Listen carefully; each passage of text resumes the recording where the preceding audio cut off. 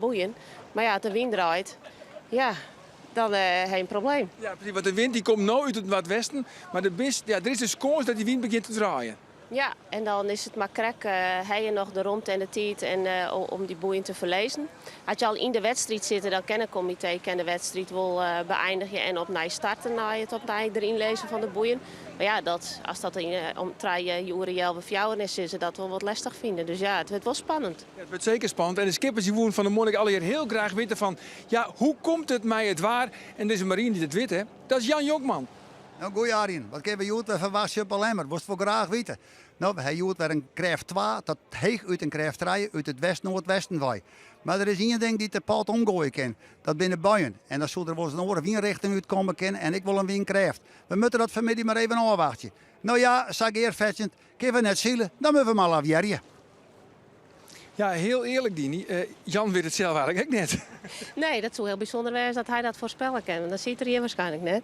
Maar die buien, ja, die kennen alle kanten nu gaan. Dus ja, we moeten het maar afwachten. En ja, de wedstrijdcommissie die heeft een drege dag, denk ik. Ja, en is er misschien enige kans op Tonger? Dan wordt de wedstrijd gelijk stil aan. Ja, dat is te gevaarlijk. Als die recht tongerbuien heen komen, dan met z'n stopje. Die scootjemeesten die binnen te volle leidend voor de tonger. Dus dat wil je net. Nee, zeker net. Goed, nou, laten we hopen dat het Safir net komt. Laten we eerst even zien naar het klassement. De top van het klassement. Want het zit al hier best nog wel dicht bij elkaar. Op Ian Grauw, met 18,9. Het verschil met Ljouwert is 6,7. Ljouwert heeft dus 24,6. Dan de Lemmer, 28 zoon. Snits, 32,8. En Jereveen, 22,9. Maar met Snits is er wat bijzonders onderhoorn. Want die staan nu op het 4e plak, Dini. En er rint nog altijd een protest. Dat protest dat wie op Staren van Snits Drachten. In eerste instantie is Snits in het ongelijk gesteld. Toch de wedstrijdjury. Maar Snits het hege beroep ondertekenen. En wat is nou de gong van zaken? Want Do wist alle ins en outs. Ja, nou het is zo dat de Silrie, die had dat hege beroep in behandeling noemen. En die had zijn, wij vinden dat het protest nog net helemaal goed uitwikkelen is. Dus eigenlijk is het een soort van beriepening. Dus ze moeten naar de wedstrijd weer naar de protestcommissie om het verhaal te doen. Ja, want Jim had nog een tjoegen. Of Jim, Snits had nog een tjoegen. Ja, Snits had Dat is onafhankelijk, hè? Dat is objectief. Ja, hartstikke. Ja, het is de tjoegen die wij hier, die is net jet inderdaad. En nou ja, de uitspraak van de jury jouwt ik aan dat er wel wat hiaten zitten. Dus dat vond Snits ik. Dus dat kunnen ze nou opnieuw in behandeling nemen. En dan moeten we maar zien wat de uitslag wezen zal. Ja, en waar is die tjoegen? Dat is iemand van het scootje van Lemmer. Was dat nou maar net zezen? Ja, Jasper. Jasper, toekomstig skipper. Ja, ik nog, ja. Ja, natuurlijk. Dat moet goed gaan. Ja, de zoon van Albert Visser, Takkum hier dus de skipper van het scootje van de Lemmer. Die maar dus nog jet worden. En dan zou het misschien nog wel wat verhoringen komen in de top van het klassement. Want dan doet Snits, als ze in het gelijk gesteld worden, dat is het weer echt mooi om plak 3, plak 2. Ja, er gebeurt wel wat inderdaad in de puntentelling dan. Dus we kunnen zeker maar wel voor een podium. Ja. Zeker. Het scootje wat het hele kampioenschap nog Bob Onstien het. Dat is het scootje van Grauw. Ja, die binnen natuurlijk nou ook al een beetje zijn onder de concurrentie. En we vregen van de morgen aan Douwe Visser. Bist nou echt continu, maar nog 3 wedstrijden te gaan. Bist nou echt al onder het rekkenje? Ja, nou begint het wel dat je precies weet wel hoe het stiert. Aan de andere kant nog net 100 punten, wist wel. Want je moet gewoon goed varen. Want daarachter sta ik nog weer... 2 op een punt of 8 het zien. Of lauw zelfs op 6,7 lauw. Maar het hoofdidee is er gewoon goed zielen, lekker zielen. En een eerste plakje is er al goed voor. Het is goed voor de moraal, is goed voor het klassement. Dus dat is het doel. Maar natuurlijk weet je nou weer hoe de punten verdeeld binnen tot nou en daar. Nou, de wedstrijd van Jood, het waar. Dat is wat dreig. Ja, dat is jammer natuurlijk. Dat is voor iedereen hetzelfde, maar de gelukfactor die komt een beetje om mijn hoekje heen en dat hebben we lauwer net. Maar ja, het is voor iedereen hetzelfde, dus we hebben maar uit te doen. Dat zei Douwe Visser van Grauw. Hij weet al die punten uit te halen. Hier staat het ook altijd. Dan wist ik alles van de concurrentie. Nee, ik ben mijn eigen uitslagen de volgende dag al haast weer vergeten. Echt wier? Ja, het is echt verschrikkelijk. Ik ben er heel slecht in.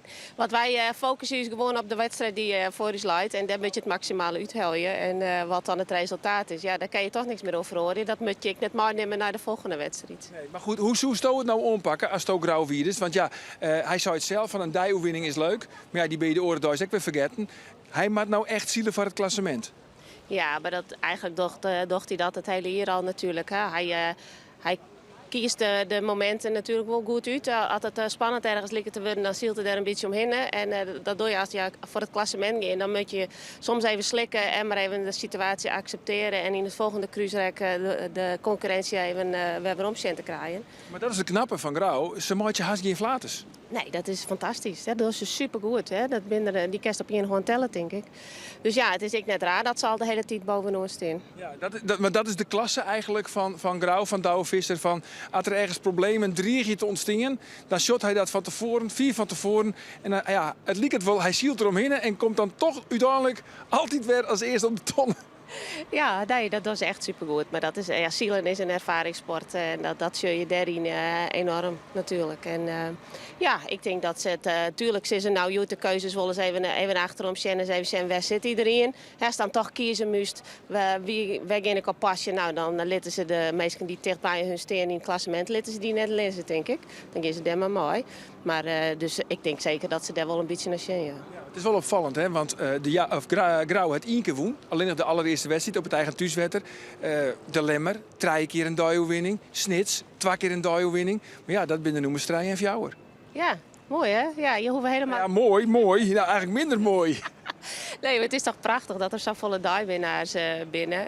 Want ja, dat maakt de competitie wel heel interessant natuurlijk. Als Grauw alles winnen zou, dan wie er net volle mee hoor. Nee, dat klopt. Maar wil je echt mooi, want wil je echt een rol spelen in het klassement, dan moet je dus wat zwaar dat je dus ja, snel en dan wel een dijoewinning pakken, maar ook wat constanter. Ja, je moet er gewoon, dat is de truc, constant zielen. Dus behoudend varen. Dus net voor dat ene plakje gaan, maar even een keer slikken en denken van nou ik pak daar in het volgende rakje wel weer. En dan komst op het einde van de rit wel bovendruwen. Dan nou naar de nummer 2, dat is Ljouwert, met een verschil van 6 punten. Wat is het advies van die om Willem Zwaga? Toch een verstandig advies, want hij luistert mooi. Nou, ik hoef Willem helemaal geen advies te hebben. Wat zo stoot van? Ja, nou inderdaad. Ja, die moet gewoon in de onval. Die heeft geen keus. Hè? Die moet gewoon zien dat er zo volle mogelijk voor Grauw zit. Zo simpel is het. Maar hoe ging je hier op dit wetter in de onval met deze wien?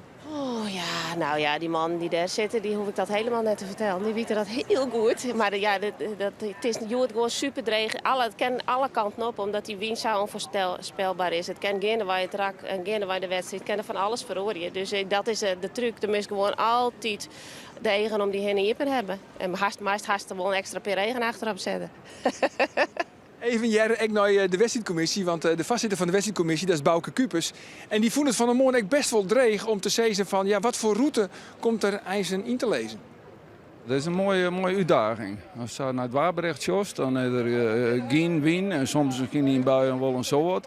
En het kan van alle kanten komen, dus we weten echt nog net wat de baan weer zal, maar straks even beschen. Ja, want ik zit in de auto hierheen, doe jij de Sibo Mollema, uw orenwaarman. Zezen Wien Zuideerst en dan jij hier Noordwest. Dat is 180 graden om. Klopt, straks is het kan van alle kanten komen. Misschien krijg ik net van onder en van boven, maar nee, dit is voor een comité het lastigste scenario, maar toch maar dat komt wel goed. Kom voor goeie, nou echt lemstere uitdrukking. Maar hoe doe je dit dan? Hoe stierst dan op zo'n startskip? Wat dost? Nou, de host in ieder geval de wien en de wienverwachting moest steeds een beetje alert op wijzen, maar moest vooral reageren op de heersende wien. En dat er om 12 uur een noordelijke wien stiert, ja, dan lijst een noordelijke baan uit. En als die wien net echt fut valt, ja, dan kan je de wedstrijd eruit zetten. Dan moest je weer even opnieuw. Maar als de wien een beetje steenbloedt, maar hij draait sterk, ja, dan moest je proberen mijn ton te verslepen en eventueel gebruik van de blauwe tonnen. Met de baan toch een beetje de inwien raken in die wien te houden. En als het zo gek is dat het naar het zuidoosten gaat, ja, dan moest de baan er ook uitzetten. Dan moest ik weer opnieuw. Nou, de baan leidt er nou in elk geval in van Bouke Kupers. We hebben een songles. Ja, we hebben songles. Het is mooi. Hij is wat kwad. Hè? Dat, is dat komt door de vorm van de baai met winselen. Dus in feite wordt het weer lekker spannend als hij bij Starem. Alleen dan gaat het een beetje zunniger, denk ik. Dus, Dit is slow motion. Ja, je doet wat in slow motion, maar qua baan is het een beetje hetzelfde. Ja. En dan de finish bij het publiek. Ja, dat enigszins kent, dan doen ze dat natuurlijk. En als hij dan voor de win of in de win is, of heel win, dat weten we nog net, heb ik. Dus ja, dat wordt spannend. Ja, en verwachten ze dan nou ook nog misschien dat er nog dingen verrooien of net? Want ja, als ze beginnen te slepen, het dus alles te krijgen mooi de wienrichting. Ja, dat zou samen kennen. Hè? Want hij stiert nou, zat hij stiert, maar had die buien echt komen en er viel dan wel wat verhoring in de lucht, het wordt wat frisser, ja, dan gebeurt er wel wat. Dus als die wind dan echt heel erg draait en ze kennen hem net meer zou houden terug de boeien te verslepen, ja, dan zullen ze hem eruit zitten en dan zullen ze een baan erin gooien. Ja, want les Ian is altijd van werd de buien binnen, daar komt de wienwaai. Nou, daar komt in ieder geval een windverhoring. En ja, wat dat voor richting wordt, dat weten we nou nog net. Nou is het zo, want elke keer dan moet de analist versissen wat je hoe de grootste en de beste papieren hebt. Nou ja, de Ian doet dat wat beter als de oor. Maar ik heb begrepen, Dini, dat we ook al bellen terug vriend, vriendin, familieleden van Dini. Daar is het 2 keer goed gewoon. Ik mag mijn scootjepool nog invullen. Wat is die advies? Ja, dat is wel heel erg dreig vanzelf, maar ja. Geen Ian het zijn dat het makkelijk is, hè? Dat is weer, dat zo iedereen het wel natuurlijk. Ik zeg, De eerste keer Roelof Bouwmeester het ek. Eerder Roelof. Nou, ik zie toch maar, omdat Lemmer, het is de baai van Lemmer, dus ik jou Lemmer de beste papieren. Maar ja, jou het zal ik heel goed want denk ik. Want ja, dus het zal een beetje tussen die beiden gaan en nou, dan ga ik toch voor Lemmer. Van de Lemmer. En, want is Lemmer wel op de eigen baai, vies dat uit je ziel op je eigen thuiswetter, ben je dan in het vaardiel? Nou, maar dit soort omstandigheden wel, denk ik. Ik denk dat je dan vlugger herkennen. Hè, als er een wolking aankomt of een windshift, dan denk je van nou, dan moet ik nou aan die kant wijzen. Of dan komt, hè, dan die keuzes die kan zij sneller maken als wij, denk ik. Ja, en dat is dan net de skipper die dat bepaalt. Ja, die gaat wel die kant op, maar het is vooral de adviseur die dat bepaalt. Die houdt dat in de gaten. Die zit de hele tijd te zien van wat gebeurt er in de lucht en op het wetter om de vlagjes. En die houdt dat in de gaten, ja. Ja, hoe is dan krijgt die rolverdeling tussen de adviseur en de skipper? Want het is gewoon, als de adviseur zei van we moeten die kant op, dan is het gewoon, dan doet de skipper dat ook? Of heeft hij ook nog een beetje zijn eigen mening? Nou, ik denk dat ze wel hun eigen mening hebben. Grif, dit is de skippers van de SKS kennende, ja. Het is een advies, maar ze zullen in de meeste gevallen, ja, dat is een wisselwerking. Hè? Als de adviseur zei van er komt der wienwaai en dat we met nou terug de wien, dan zitten we skipper even om hem heen en dat lijkt het inderdaad op wat de skipper zelf op beeld heeft, dan zal het terug de wien gaan. Ja, of misschien wel skippers wezen die blind varen op de adviseur en als een soort van ja, tom-tom. Nee, dat geloof ik net. Nee, dat geloof ik net. Nee? Nee, daar kan ik me niks van denken. Nee, dus je is toch zelf even voordat dat helemaal uit omgooit. Nee. De skipper is de baas. Vanzelfs, ja. De skipper is gewoon de baas. Nou, we zijn heel benieuwd. Het wordt hier al wat, wordt je nou een beetje tjuster of net? Het begint wat, ja. Het wordt al, ja, er zou wel wat gebeuren kunnen. Susanne Kin, ik ben heel benieuwd hoe het als komt. Wij gaan er nou even uit, heel kwart voor de reclame. En dan komen we natuurlijk zo gauw als mogelijk bij jou weerom voor het liveverslag van deze joggende wedstrijd hier op Lemmer op de Lemsterbaai. En het commentaar wordt nou ik weer dienteur terug Elke Dijkstra en Roelof Bouwmeester. Ontaast.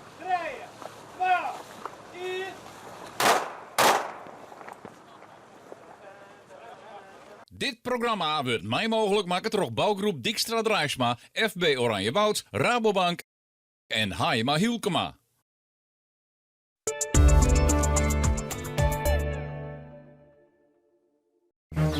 Lieve, wat hebben wij het toch mooi voor elkaar. Oh, Albertina Agnes, prinsessen van Oranje, zeker weten. En ik ben ook zo trots op de Prinsentuin. Heb ik zelf aangelegd. Oh ja. En toch, Willem, vergeet ik, er klopt iets niet. Nee, er ontbreekt iets. Kom nou naar Ultiem Buitenleven voor de allermooiste tuinmeubels, barbecues en kampeerspullen. En profiteer ook van uw summer sale. Kijk, dit is het ultieme buitenleven. Nieuwnieuw.com Droomrijp. Herenmode voor ieder draagmoment. 3 koopavonden en gratis parkeren voor de deur. Nieuwnieuw.com Herenmode Droomrijp. Je hebt een huis aan het water en wilt dit verkopen. Dan zoek je een makelaar die wonen aan water op waarde weet te schatten. En dat binnen wij, de experts van wonenaanwater.nl. De keeper van uw huis had u al voen. Nou dan nog. Wonenaanwater.nl. Nu 50% korting op de zomercollectie. Nieuw bij Kom Herenmode, Dronrijp. Plan om boeten in te juchtje? Kom naar Hego Buiten. Inruchters van Boeten. De mooiste materialen, het beste advies en de juiste vakman. Hego Buiten. De inruchters van Boeten in Hommets. Wij maken je boeten mooi. Hast het als jongen? Er is opruiming. Bij Kapen gaan wonen in Ljouwert en Boetenpost. Mij alle sterke merken onder één dak. Ja, mijn kwattingen ont 20% op meubelen, bedden en accessoires. Kom, laten we gauw gaan, want op is op.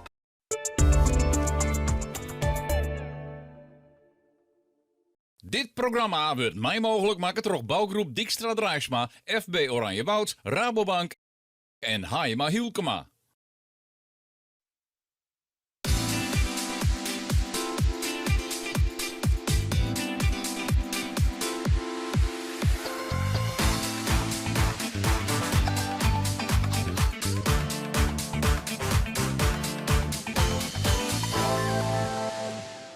Welkom, waarom hier op een Lemmer, hier op de Lemsterbaai. Ja, het 10 minuten Scott, dat hebben we al jet. Nog een liedse 8 minuten en dan gaan we hier los. Maar Westiet Njochen.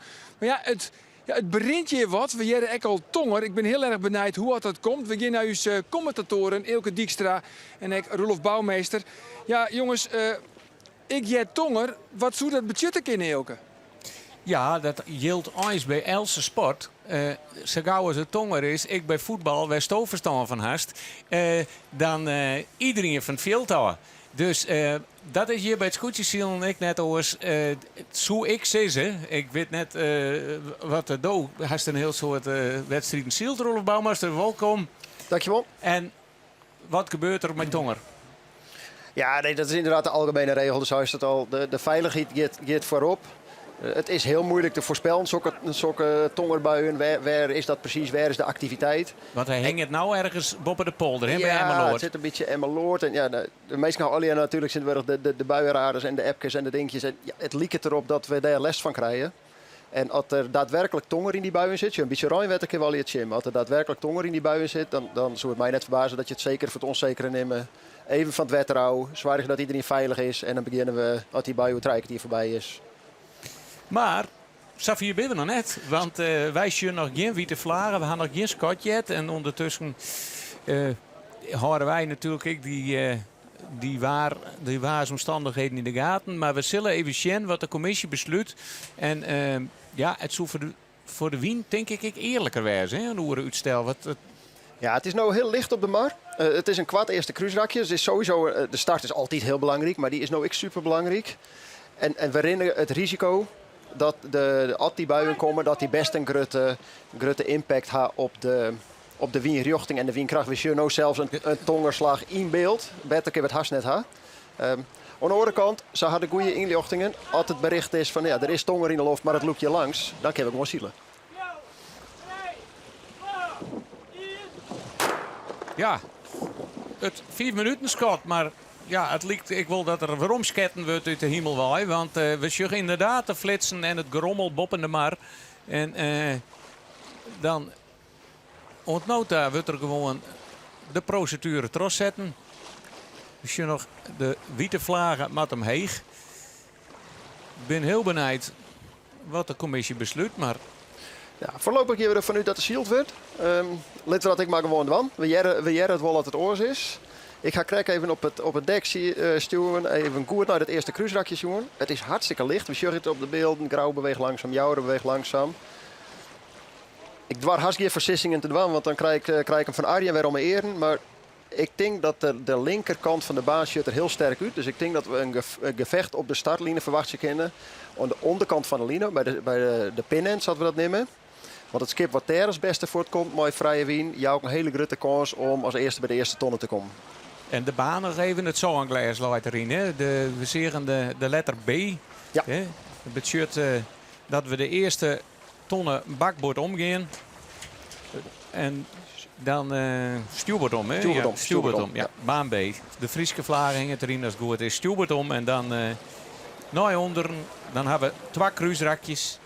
En ja, die baan die materiëer ik Hastolien, hè? Want als met deze wienrichting en dan op een deilbaan is het wel heel vier van het publiek al, hè? Ja, het is 4 van het publiek al. Ik vind dat een belangrijk argument. Want het is gewoon mooi dat het publiek het van dichtbij zien kan. Maar het is ook heel snel. Dus als er dan op een deilbaantje in gooit, dan haast het zo'n beetje wetter om uit te werken. Dus ik snap het wel. Ik ben, zat er meestal inmiddels weten, er net per se fan van. Maar het is heel goed te begrijpen. Was dat correct zo? Dus het is wel even van belang. Want dat is de eerste tonnen die ronden we over stuurboord. En ik zei ze een minuut van, ik denk dat de linkerkant van de baan misschien wel sterk is. Maar als je op de linkerkant van het eerste kruisrak binnen, maak je wel je stuurboord naar de eerste tonnen toe en ga je geen voorrang.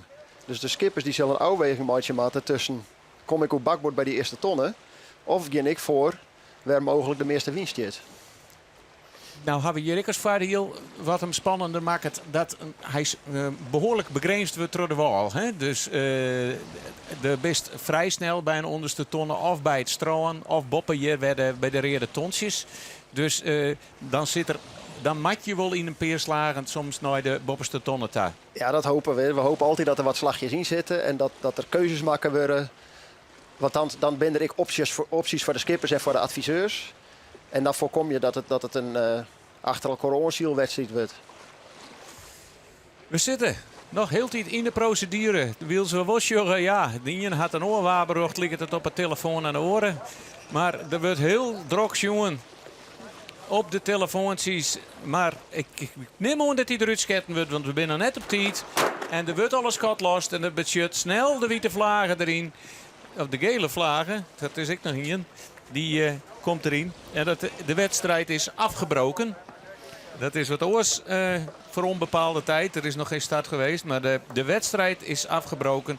En dan zal de volgende start is naar onbepaalde tijd.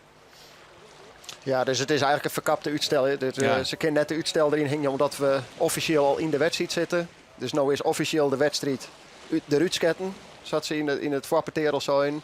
En nu wachten we tot het volgende signaal wat we krijgen van het startschip. Wel bijzonder, want Eerlehuizen zie het een zeker in het 10 minuten Scott ik al lost. En toen kwam wel de witte vlaggen eruit. En toen wie het onbepaald werd. Maar er zit net een soort verschil in. Hè? Ja, of de het hangt er vanaf wat het in de 10 minuten of in de 4 minuten is, denk ik. Ik weet net zeker dat het bij de SKS hetzelfde is. Bij de 10 minuten beginnen de wedstrijdbepalingen in. Okay. Dus, maar we zitten dus start of de wedstrijd is albrutsend in de startprocedure van de SKS. En ja. Ja, wat misschien wel even leuk is. Jedden we nou in je schot of 2 schotten? Maar de 2 schoten, ja. En dan straks is het bij het voorthelling van de gele vlaggen. Dat is 1 minuut voor het 4 minuten zijn. Ja. Dus dan beginnen we net op 10 minuten, maar dan beginnen we steeds maar op 4 minuten. Voor de wedstrijd officieel ingeet. Ja, dus nou is het eerst even een oude wachtje. Wat is het dan? Blijven we op het wetter? Daar liekt het wel op. Dus dan is de situatie net zo dreigend dat we per se even de zeil naar beneden gaan willen en meestal aan de kant. Maar wat misschien wel even leuk is, dat is om even te praten over wat gebeurt er nou met de wien, met zo'n bui die voorbij komt. Want we praten erover van, ja, waar maak je dan net aan? Hoe kun je daar je voordeel mee doen? En dat had straks, ik had we wel start binnen, potentieel invloed op deze wedstrijd. En ik denk dat het leuk is voor de mensen om dan te realiseren, als ze de buien sjuggen, dat je bewust van binnen altijd ruint. Dus als er echt ruimwetter uit een bui komt, dat er dan wien uit diezelfde richting komt. Dus sjug je een bui, mooi ruimwetter aan de linkerkant van de baan, ga je voorkeur voor de linkerkant van de baan. Sjug je hem aan de rechterkant van de baan, ga je voorkeur voor de rechterkant van de baan. Daarom maak je het iets te simpel, maar dat jouw wel een beetje... In de bui opzielen. In de bui opzielen. En wat het joert wat moeilijker maakt, en we zien ondertussen de eerste zeil naar beneden gaan. Dus het lijkt erop dat we de start voor een wat langere tijd uitstellen. Of ze brengen hier even snel, dat ze even snel gebruik maken van het moment wat ze hebben. Nog even de laatste aanpassingen aan de trim. Maar in de bui opzielen inderdaad. En het moeilijke van joert is, en dat komt net zo vaak voor, is dat de windrichting in de loft, dus op de hichte van de buien, is volledig oors dan de windrichting die we hier op wetter hebben. Dus we zeggen, krijg de buien, de windrichting uit het noordwesten. En de buien die hier aankomen, die komen uit het zuidwesten. Dus zodra het rein gaat, kunnen we verwachten dat die wind van noordwest naar zuidwest gaat. En dan moet de hele baan waarschijnlijk weer omlijn worden. Maar wij gaan nog even naar het boppendek, naar Arjen de Boer. Ja, alle 4 scootjes die keer van het wetter, Dini. Een logische beslissing van de wedstrijdcommissie? Ja, we hebben de eerste klap en tonger hier al jaard. Dus dan moest het voor de veiligheid van elke niet kiezen. En eerst maar even stoppen. En als het bouwen voorbij binnen, dan kunnen we dan weer opnieuw. Ja, er is vaker nog mooi zielt natuurlijk, altijd op een snekenpan. Wat gebeurt er nou? Wat doet de bemanning nou? Ja, nou ja, een beetje ze jou hun even delt, denk ik. Nog even een keer een bakje koffie en wacht je maar even. Maar ja, je blijft wel staan, want je wil zo gauw mogelijk weer het wetter op. Dus, Goed, een uitstel voor onbepaalde tijd, dus dat kan... Hoe lang word je? Ja, dat kan wel tot kwartier voor jou een deurje. En daarna mag het niet meer?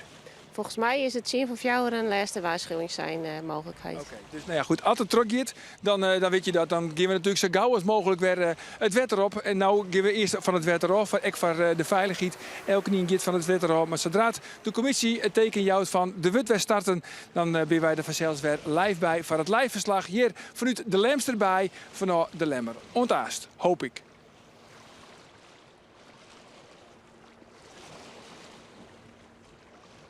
Dit programma wordt mij mogelijk maken door bouwgroep Dijkstra Drijfsma, FB Oranjewoud, Rabobank en Hayema Hielkema.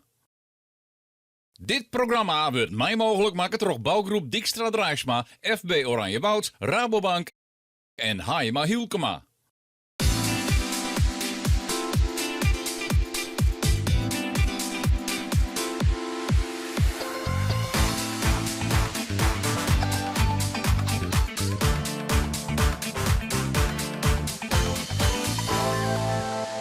Goejoen en welkom vanuit Voortzijn, hier op Hegemamar. De wut hier op een nij zielt, krijgt als juster. En dat had alles te krijgen met het feit dat er verliezen wieken bij Eerlehuizen toen koerden trok in. En dus is er nou een inhaalwedstrijd. En wordt het krijgt zo'n spectaculaire wedstrijd als juster. Je Gerrit van Ando Faber. Het houdt nog net oer met de wien van de morgen op de Hegemamar. Maar na 12 kan de wedstrijd start worden. En we hebben ook een wedstrijd in een wedstrijd. Want hier achterop staat Jaap Jongsma. Hij is adviseur op het Jereveen. Zijn zoon Jens Jongsma is adviseur op Ljouwert. Nou, ik ben deze 2 weken net thuis. Dus we hebben net zo heel veel contact. Maar bel je elke dag wel even. Maar ja, het is gewoon leuk en het is wel uniek. Je leidt mijn roots ik wel een beetje. En daarom is het wel heel bijzonder dat je nou op je eigen plek van een Perelien zit. Plus het feit dat je daar de jongens me helpen kennen. Vind ik het heel mooi dat hij dat doet. Maar net altijd veel les van elkaar hebben. Nee, dat is alleen maar leuk. Leuke strijd. Ja, tuurlijk. Maar je bent echt wel concurrenten in de strijd op een podiumplakje. Nou, ik heb vanmorgen even ook werken bij even klassement jongen. En dan staan we net zo heel veel bij elkaar wij. En dat is dan ik weer heel grappig. En we hebben beide wel ambitie. Allegaar natuurlijk wel. Dus zo zien wat het deze weekend nou brengen zal. De scootjes van het Jereveen en Ljouwert dus. Strijd in de familie Jongsma. De baan Joert op de Hegemamar is een songlas, dus net zoals juster een gate, maar toch een wat veiligere baan. Dat had te krijgen met het feit dat de wien volle minder onwijzig is als juster. De stad, we sjuggen onderin het scootje van de Lemmer, dat liek het er net goed bij te zitten. In het midden, of eigenlijk krijg ik wat heger juist, Grauw en Ljouwert. Dat sjocht er beter uit, maar... Ja, er is ook een scootje valsk. Nummer 6 is het Jereveen. Sietse Brouwer staat het valsk en mat waarom? Mat op een nij starten. En dat is een flinke te backzetter voor de nummer 2 van het klassement. Onderin kiest de Lemmer voor de stuurboordslag. Ze kwamen dus min uit de stad. Maar waar wit kunnen ze wat terugzetten. Want zij hebben vrije wien en dat hebben hier Ljouwert en Grauw minder. Omdat daar volle meer scootjes zitten. De Lemmer, ja, zij hebben de eerste tonnen al in het vizier. Maar hoe komt het uit? Is het Ljouwert of is het de Lemmer? Hokkerscootje neemt de leiding. De Lemmer kan hem in één keer onzielen. Ljouwert mat nog door de wien. En dus is Albert Visser als eerste bij de eerste tonnen. Knaps is, Sam in de stad en dan Dogs als eerste bij de tonnen komen. Ljouwert is de nummer 2 en de hele mannen drukt hem er correct voor bij Grauw. Dat binnen nummer 3 en 4. Het Jereveen, die zorgen we op het 9e plak bij de eerste tonnen. Net zoals in die valske stad had Sietsebrouwer dus al aardig wat plakken weer goed maken. Dan gaan de scootjes voor de wien op wij naar de volgende tonnen. En mij dat lietse beetje wien dat er joert is het alsnog het werkje door de bemanning. Het is alleen nog wat op een oren wiezen als de oranje dagen. Voorin is de Stoorn nog net wieziger. De Lemmer als eerste, Ljouwert als tweede en de hele mannen als derde. Maar jongens, hoe staan er gewoon de lemsters om die tonnen heen kroepen is het haast. Rechts in beeld dan in de F-terrein. Druwen de scootjes in waar. De giek van het scootje van het Jereveen hing het oer het dek bij Akrum. Ja, als je dan mijlkoor daar zitten, dan is het lastig om er weer bij te komen. Mijn Sam biedt je wien. Wilst de lemsters het er even van nemen. Op het dek. Het Jereveen kijkt bij die drillpartij belutsen. Ze verliezen weer wat plakken. En dit kost het Sietse Brouwer zijn kampioensaspiraties. Want altijd Sableeuwt zakje ze voort in het klassement. Hielendal omdat rechts in beeld Grauw een onval docht op de hele mannen. Dat docht vertuten, ze gaan er al voorbij. Zorgen ek disse jongbazen. Dan begint de wedstrijdcommissie mij de ton te slepen. Zo dat budget te kennen dat de finish erin komt. Bij de Limmer hoegen ze er net zo volle met wanden te wezen. Want ze hebben nog altijd een riante vastsprong op Ljouwert en Grauw. In die de finish komt erin te lezen. En dan budget het dat Albert Visser op wij gaat naar zijn derde dijoewinning van dit kampioenschap. Mooi gezicht, je. Boppen in nummer 3 Grauw. Nummer 2 Ljouwert in de midden. En Lemmer onder op wij naar de finish. De derde oerwinning dus voor Albert Visser in zijn laatste jaar als skipper. Nee, draagt er het helmhout door, ons zijn zoon Jasper. Maar dit pakken ze Albert Visser net door.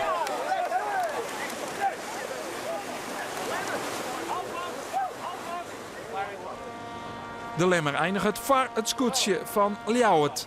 Dat tweede wordt. Grauw eindigt de refter als derde. Ja, dat is zwier. Zwier qua wien, maar wel opletten. Hè? Ze zitten vlak achter me Ljouwert en Grauw. Ja, je mag niet verslappen, maar die man. Hè? Mentaal zwier. Ja, moet ik niet weg hoe druwen. Grauw eindigt het als derde en behoudt het terug de voorsprong in het klassement. Willem Zwaga en het Ljouwter scootje is op dit stuit de nummer 2. Ja, dan hebben we nog een plakje vooruit. Ken dat nog? Wat denkst? Nou, ja, dat was asiel denk ik net. Ja, met wat fouten maatje, maar ja, hij heeft wat marge. Hè. Ik ken hem nog een goede dikke en een oude Luca natuurlijk. Dus ja, het zal moeilijk worden. Maar wij met gewoon geen fouten maatje meer hebben we net wel. De grote verliezer van Joert is het scootje van het Jereveen. Dat eindigt als 9e en zakt het in het klassement van 2 naar 4. Het zelf gewoon beter dan op het moment. En, maar ja, het is wat het is. En als we dat net doorgaan, dan van die foutjes maatjes in bloeien, dan wordt het nooit wat. Nou, dan is dat wel leuk en aardig. Dan vecht je elke wedstrijd weer en dan krijg je dit. Maar ja, je hebt er al bij, het is wedstrijd zien en baal ik gewoon al in de hartstikke van. De Lemmer, mijn skipper Albert Visser, die komt hier als allereerste oer de finish hier op het wetter van de Hegemermar. En zij pakken dus alweer de derde dooioerwinning in dit klassement. Hij had zelfs een geweldige dooi achter de rug. Willem Zwager, maar Ljouwert, die finishte als tweede. Vond het echt een geweldige zielerij. Vond je het eigenlijk een geweldige zielerij? Nou, ik denk dat het voor het publiek net de mooiste wedstrijd weer. Ik snap wel dat die man dat hier, want ze hier wel de voorste rij hier wel een beetje die oorsluiting en dan ga je toch die spanning en je maakt die keuzes maatje. Dus dat snap ik wel. Ik denk dat voor de neutrale taskorder is het, ja, je wilde net elke keer beginnen, maar het is toch jammer dat die allereerste onderste tonnen, dat die alle dezelfde kant op rond worden maat. Want dan valt het eigenlijk voort in de plooi. Alles maakt op elkaar wachtje, het loopt uit elkaar, de voorsten die rennen voort, die gaan ze eerst naar je wien. Ja, en daarna gebeurt er net zo volle meer. En dat is gewoon heel jammer. Ja, dat gebeurt alleen bij die onderste tonnen. Dus zeiden ze het al van, ja, die onderste tonnen, dat wordt een griebus. Dat wordt steeds maar staren, maar dan in slow motion. En als je die dan voorbij binnen, ja, dan wordt het een optocht. Dan wordt het een optocht. Ja, het is gewoon het hoor. Dat je voor de wien is, zeker als je zo weinig wien, dan heb je les van elkaar. De wien komt van achteren. Dus altijd iets extra wien bij komt, dan had de achterste schip die als eerste. Die hel je een beetje in. En dan komt het al je nestkort te lezen. Want zodra je denkt, oh, ik ga wat winnen. Ja, vergeet het maar. Want het komt voor de oorlogsschepen te lezen. En die hel je dus weer in. Dus het is heel logisch dat dat langzaam opbouwt. En dat wat nestkort komt te lezen. Ja, en dat je dan al hier om 1 ton heen maakt. Mooi zo weinig wien. Dan gaat het in slow motion eromheen en daarna vertrekt het. En dan wordt het toch een beetje een optocht. We hebben wel een uitslag. Ja, zeker een uitslag. Laten we die eventjes erbij pakken, jongens. De uitslag hier op Hegemermaar. De inhaalwedstrijd hier op Voortzijn. Ian dus, Albert Visser. Hij krijgt er 0,9 punten bij. De Lemmer dus voor de derde keer alweer de sterkste van dit SGS-kampioenschap. Van Ljouwert, Treije Grauw. Fjouwen de hele mannen, dan wordt zijn Drachten, Akrum, Jennewoord en de Zuidwesthoeken. Dat is de die-uitslag dus van deze wedstrijd hier op Hegemermaar. We pakken het klassement erbij. Nou, na 8 wedstrijden op plak 1 staat nog altijd Grauw met 18,9. Dan Ljouwert, 24,6. Treije de Lemmer, 28 zoon, Snits 32,8 en Heerenveen die is de zakken van plak 2, nou op plak 5, had nou 32,9 punten. We gaan nou 2 keer naar de Lemmer en dan de finish op Snits. Ja, het is nog net uiteten, want ja, Grauw, ze hebben ja, één keer meer zielen en het is weer heel de liepen. Ja, het zit nou een beetje. Het is wat spannender. Grauw had Jort fantastisch hield. Laten we dat voorop stellen. Die echt als kampioenskandidaat was, zaten we ze kennen. Geen grote fouten. Ze hadden het geduld. Want ze lieken een beetje verslezen te komen terug lang waar in het eerste kruisraak. Ze hadden het geduld om daar te wachten. Ik nooit de eerste keer door de wien Harem heeg en daar werden ze voor beleend.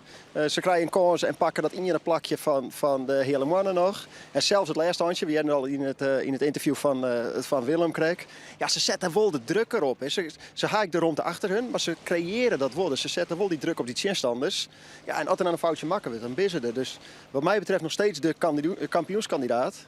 Maar wat er wel gebeurd is het kind nou in één wedstrijd om. Dus lees even uit, want... Nou, stel dat Grauwmoorn een slechte wedstrijd hield, slechter dan dat ze de nota die in hadden, dan krijgen ze het 8e plak van Juster erbij. Mocht het nou zo wezen dat dat gebeurt terwijl jou de wedstrijd wint, dan hebben we naar je koprenner in het klassement. En als het in één wedstrijd omkent, ja, dan bloot het spannend dat de laatste dag. Dus de spanning is wat dat betreft wel wat waarom terug de wedstrijd van Juster eigenlijk. Ja, Douwe Visser van Grauw die griest ervan, maar ja, voor het publiek is het leuk. Ja, voor het publiek is het leuk. En ja, nee, absoluut. En ik vind het mooi om te zien. Het lijkt dat ze op jou echt wel mooi bezig binnen. Ze vielen dat die twaststrijd een beetje aan het ontstaan is. Ze benimmen het weer Juster, het weer Joert werd. Dus ja, ik zou het mooi vinden als we dat koppeltje, dat een beetje een strijd ontstaat. Het zit erin. Het zit erin dat dat gebeuren kan de komende dagen. Oké, nou ik ben heel benieuwd. Die dank voor die kundige analyse, Roelof. Morgen dus geven we Zielen in de Lemster bij. 2 keer naar de Lemmer en dan vanzelfs de laatste dag op Snits. Dat is pas op vreed. Ik zou zeggen van heel graag morgen op naar Lemmer. Dan, dag.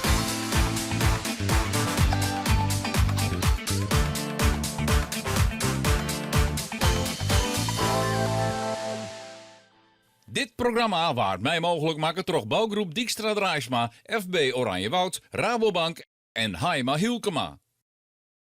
Dit programma wordt mij mogelijk maken door bouwgroep Dijkstra Draaisma, FB Oranjewoud, Rabobank en Haima Hielkema.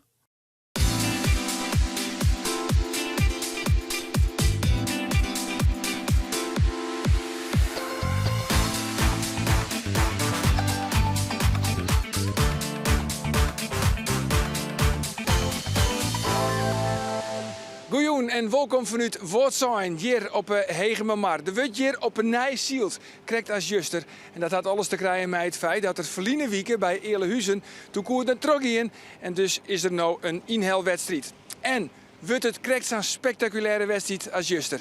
Je hebt het van Ando Faber. Het houdt nog net oer met de wien van de morgen op de Hegemermaar. Maar na 12 kan de wedstrijd start worden. En we hebben ook een wedstrijd in een wedstrijd, want hier achterop staat Jaap Jongsma. Hij is adviseur op het Heerenveen. Zijn zoon, Jens Jongsma, is adviseur op Ljouwert. Nou, ik ben deze 2 weken net thuis. Dus we hebben net zo heel veel contact, maar bel je elke dag wel even. Maar ja, het is gewoon leuk en het is wel uniek als je, je leidt mijn roots ik wel een beetje. En daarom is het wel heel bijzonder dat je heid nou op je eigen plek van een periolien zit. Plus het feit dat je daar de jongens mee helpen kennen. Vind ik het heel mooi dat hij dat doet. Maar met net al te veel les van elkaar. Nee, dat is alleen maar leuk. Leuke strijd. Ja, tuurlijk. Maar je bent echt wel concurrenten in de street op een podiumplakje. Nou, ik heb vanmorgen even ook werken bij even klassement jongen. En dan staan we net zo heel veel bij elkaar wij. En dat is dan ik weer heel grappig. En we hebben beide wel ambitie. Allegaar natuurlijk wel. Dus zo zien wat het deze weekend nou brengen zal. De scootjes van het Jereveen en Ljouwert dus. Striet in de familie Jongsma. De baan, Joert op de Hegermar, is een songlass. Dus net zoals Juster een gate, maar toch een wat veiligere baan. Dat had te krijgen met het feit dat de wien volle minder onwijzig is als Juster. De stad. We sjuggen onderin het scootje van De Lemmer. Dat liep het er net goed bij te zitten. In de midden, of eigenlijk krijg ik wat heger juist, Grauw en Ljouwert. Dat sjocht er beter uit. Maar ja, er is ook een scootje vals. Nummer 6 is het Jereveen. Sietse Brouwer staat het valsk en mat waarom? Mat op een nij starten. En dat is een flinke te backzetter voor de nummer 12 van het klassement. Onderin kiest De Lemmer voor de stuurboordslag. Ze kwamen dus min uit de stad. Maar waar wit kunnen ze wat terugzetten. Want zij hebben vrije wien en dat hebben hier Ljouwert en Grauw minder. Omdat daar volle meer scootjes zitten. De Lemmer, ja, zij hebben de eerste tonnen al in het vizier. Maar hoe komt het uit? Is het Ljouwert of is het De Lemmer? Hokkerscootje neemt de leiding. De Lemmer kan hem in één keer onzielen. Ljouwert mat nog door de wien. En dus is Albert Visser als eerste bij de eerste tonnen. Knaps is, Sam in de stad en dan Dogs als eerste bij de tonnen komen. Ljouwert is de nummer 2 en de hele mannen drukt hem er correct voor bij Grauw. Dat binnen nummer 3 en Fjouwer. Hey, het Jereveen, die sjoggen we op het 9e plak bij de eerste tonnen. Net zoals in die valske stad had Sietse Brouwer dus al aardig wat plakken. We goed maken. Dan gaan de scootjes voor de wien op wij naar de volgende tonnen. En mij dat lietse beetje wien dat de Joert is het alsnog het werkje door de bemanning. Het is alleen nog wat op een oren wiezen als de oranje dagen. Varien is de stoorn nog net wieziger. De Lemmer als eerste, Ljouwert als tweede en de hele mannen als derde. Maar jongens, hoe staan er gewoon de lemsters om die tonnen heen kroepen is het haast. Rechts in beeld dan in de F-terrein. Druwen de scootjes in en waar. De geek van het scootje van het Jereveen hing het oer het dek bij Akrum. Ja, als je dan met elkaar daar zitten, dan is het lastig om er weer bij te komen met Sam Bietje Wien. Wilst de lemsters het er even van nemen op het dek. Het Jereveen kijkt bij die drillpartij belutsen. Ze verliezen weer wat plakken. En dit kost het Sietse Brouwer zijn kampioensaspiraties. Want altijd zableeuwt zakje ze voort in het klassement. Hierondal omdat rechts in beeld Grauw een onval docht op de hele mannen. Dat docht vertuten, ze gaan er gewoon voorbij. Zorgen ek disse jongbazen. Dan begint de wedstrijdcommissie mij de ton te slepen. Zodat budget te kennen dat de finish erin komt. Bij de Lemmer hoegen ze daar net zo volle met wanden te wijzen. Want ze hebben nog altijd een riante vastsprong op Ljouwert en Grauw. In die de finish komt erin te lezen. En dan budget het dat Albert Visser op wij gaat naar zijn derde dijhoewinning van dit kampioenschap. Mooi gezicht, hier. Boppen in nummer 3 Grauw. Nummer 2 Ljouwert in de midden. En Lemmer onder op wij naar de finish. De derde oerwinning dus voor Albert Visser in zijn laatste jaar als skipper. Jenij draagt er het helmhout door, ons zijn zoon Jasper. Maar dit pakken ze Albert Visser net door.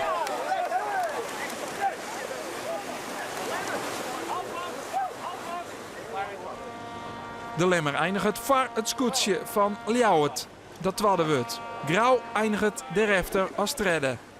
Ja, dat is zwier. Zwier niet qua wien niet, maar wel opletten. Hè? Ze zien ze vlak achter me Ljouwert en Grauw. Ja, je mag niet verslappen met die man. Hè? Mentaal zwier. Ja, moet ik niet weg goed ruwen. Grauw eindigt het als derde en behoudt het terug de voorsprong in het klassement. Willem Zwaga en het Ljouwte scootje is op dit stuit de nummer 2. Ja, dan hebben we nog een plakje vooruit. Ken dat nog? Wat denkst? Nou, ja, dat was Asiel denk ik net. Ja, hij met wat fouten maatje, maar ja, hij heeft wat marge. Hè. Hij kan hem nog een goede dikke in een oude Luca natuurlijk. Dus ja, het zal moeilijk worden. Maar wij met gewoon geen fouten maatje meer hebben we net wel. De grote verliezer van Joert is het scootje van het Jereveen. Dat eindigt als 9e en zakkert in het klassement van 2 naar 4. Het zelf gewoon beter dan op momenten. En, maar ja, het is wat het is. En wat dat net doorgaan, dan van die foutjes maatje in bloeien, dan wordt het nooit wat. Nou, dan is dat wel leuk en aardig, dan vecht je elke wedstrijd weer en dan krijg je dit. Maar ja, je hebt er al bij, het is wedstrijd zien en baal ik gewoon al in de hartstikke van. De Lemmer, mijn skipper Albert Visser, die komt hier als allereerste oer de finish hier op het wetter van de Hegemermar. En zij pakken dus alweer de derde dooioverwinning in dit klassement. Hij had zelfs een geweldige dooi achter de rug. Willem Zwager, maar Ljouwert, die finishte als tweede. Vond het echt een geweldige zielerij. Vond het eigenlijk een geweldige zielerij? Nou, ik denk dat het voor het publiek net de mooiste wedstrijd weer. Ik snap wel dat die man dat hier, want zij hier wel de voorste rij hier wel een beetje die oorsluiting en dan ga je toch die spanning en je maakt die keuzes maatje. Dus dat snap ik wel. Ik denk dat voor de neutrale taskoger is het, ja, je wilde net elke keer beginnen, maar het is toch jammer dat die allereerste onderste tonnen, dat die alle dezelfde kant op rond worden maat. Want dan valt het eigenlijk voort in de plooi. Alles maakt op een kwachtje, het loopt uit elkaar, de voorsten die rennen voort, die gaan ze eerst naar je wien. Ja, en daarna gebeurt er net zo volle meer en dat is gewoon heel jammer. Ja, dat gebeurt alleen bij die onderste tonnen. Hè. Dus zeiden ze het al van, ja, die onderste tonnen, dat wordt een griebus, dat wordt steeds maar staren, maar dan in slow motion. En als je die dan voorbij binnen, ja, dan wordt het een optocht. Dan wordt het een optocht. Ja, het is gewoon het oor. Als je voor de wien is, zeker als je zo weinig wien, dan heb je les van elkaar. De wien komt van achteren. Dus als er iets extra wien bij komt, dan gaat de achterste schip die als eerste. Die hel je een beetje in. En dan komt het al je eerste kort te lezen. Want zodra je denkt, oh, ik ga wat winnen, ja, verjet het maar. Want het komt voort voor de oorschepen te lezen. En die hel je dus weer in. Dus het is heel logisch dat dat langzaam opbouwt. En dat wat naar score komt te lezen. Ja, en dat je dan al hier om in je tonnen heen maakt, mooi zo weinig wien. Ja, dan gaat het in slow motion eromheen en daarna vertrekt het. En dan wordt het toch een beetje een optocht. We hebben wel een uitslag. Ja, zeker een uitslag. Laten we die eventjes erbij pakken, jongens. De uitslag hier op Hegemermar. De inhaalwedstrijd hier op Voortzoin. Ian dus, Albert Visser. Hij krijgt er 0,9 punten bij. De Lemmer dus voor de derde keer alweer de sterkste van dit SGS-kampioenschap. Van Ljouwert, Treije, Grauw. Fjouwer de hele mannen, dan Voortzoin, Drachten, Akkerum, Jennevoort en de Zuidwesthoeken. Dat is de die-uitslag dus van deze wedstrijd hier op Hegemermar. We pakken het klassement erbij. Nou, na 8 wedstrijden op plak 1 staat nog altijd Grauw met 18,9. Dan Ljouwert, 24,6. Treije de Lemmer, 28 zoon, Snits 32,8 en Jereveen die is de zakker van plak 2, nou op plak 4, had nou 32,9 punten. We gaan nou 2 keer naar de Lemmer en dan de finish op Snits. Ja, het is nog net uiteten, want ja, Grauw, ze hebben ja, één keer meer zielen en het is weer heel de liepen. Ja, het zit nou een beetje. Het is wat spannender. Grauw had Jort fantastisch schild. Laten we dat voorop stellen. Die echt als kampioenskandidaat was, zaten we ze kennen. Geen grote fouten. Ze hadden het geduld. Want ze lieken een beetje verslezen te komen tro lang waar in het eerste kruisraak. Ze hadden het geduld om daar te wachten. Ik nooit de eerste keer door de wien Harem heeg en daar werden ze voor beleend. Ze krijgen een kans en pakken dat in het plakje van de hele mannen nog. En zelfs het laatste handje, we hebben al in het interview van Willem kreeg. Ja, ze zetten wel de druk erop. Hè. Ze haken er rond achter hun, maar ze creëren dat wel. Dus ze zetten wel die druk op die tegenstanders. Ja, en als er dan een foutje maken wordt, dan bissen er. Dus wat mij betreft nog steeds de kampioenskandidaat. Maar wat er wel gebeurd is het kind nou in één wedstrijd om. Dus lees even uit, want... Nou, stel dat Grauw morgen een slechte wedstrijd hield, slechter dan dat ze de nota die in hebben, dan krijgen ze het 8e plak van Juster erbij. Mocht het nou zo wezen dat gebeurt terwijl jou de wedstrijd wint, dan hebben we naar je koprenner in het klassement. En als het in één wedstrijd omkent, ja, dan blijft het spannend tot de laatste dag. Dus de spanning is wat dat betreft, waarom, terug de wedstrijd van Juster eigenlijk. Ja, de oude Visser van Grauw, die griest ervan, maar ja, voor het publiek is het leuk. Ja, voor het publiek is het leuk. En Ja, nee, absoluut. En ik vind het mooi om te zien. Het lijkt dat ze op jou het echt ik wel mooi bezig binnen. Ze vielen dat die twaststrijd een beetje ontstaan is. Ze benimmen het wie juster, het wie joert werd. Dus ja, ik zou het mooi vinden als we dat koppeltje, dat een beetje een strijd ontstaat. Het zit erin. Het zit erin dat gebeuren kan de komende dagen. Oké, nou ik ben heel benieuwd. Diege dank voor die kundige analyse, Roelof. Morgen dus geven we Siele in de Lems erbij. 2 keer naar de Lemmer en dan vanzelfs de laatste dag op Stits. Dat is pas op vreed. Ik zou zeggen van heel graag morgen op naar Lemmer. Dan, dag.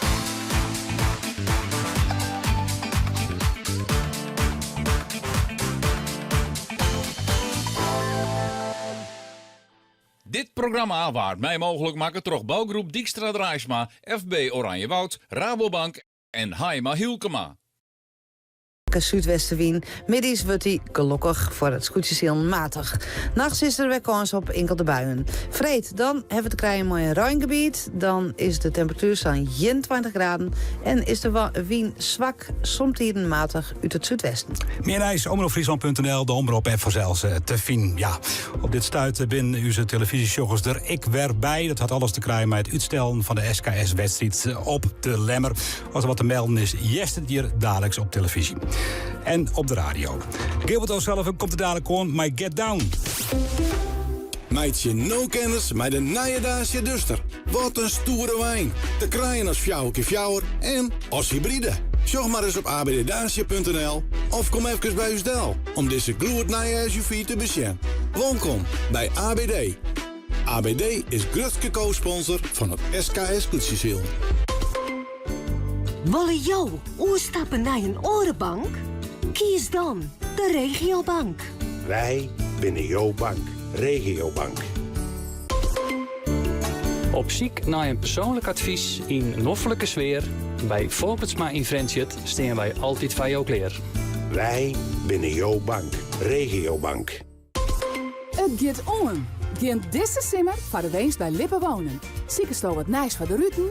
Bij Lippe scoort 20% korting op jaloezieën, rolgedien, duettes en nog volle meer. De mooiste collecties, altijd op maat maken. Lippe inspireert, adviseert en monteert. Ontgauw! Nieuwnieuw.com Dronrijp. Herenmode voor ieder draagmoment. 3 koopavonden en gratis parkeren voor de deur. Nieuwnieuw.com Herenmode Dronrijp. Kleer voor een uitdaging? Martin Visser Mechanisatie op de Jouwer ziet het magazienbeheerders en trekkermonteurs die blierd worden van sleuteljen. Bestoot die techneut die uw klanten verder helpt? Bezoek de vacatures op martinvisser.nl. Nu 50% korting op de zomercollectie. Nieuwnieuw.com Herenmode Dronrijp. Goeiemiddag. Maar Johan Terpstra. Omroep Friesland.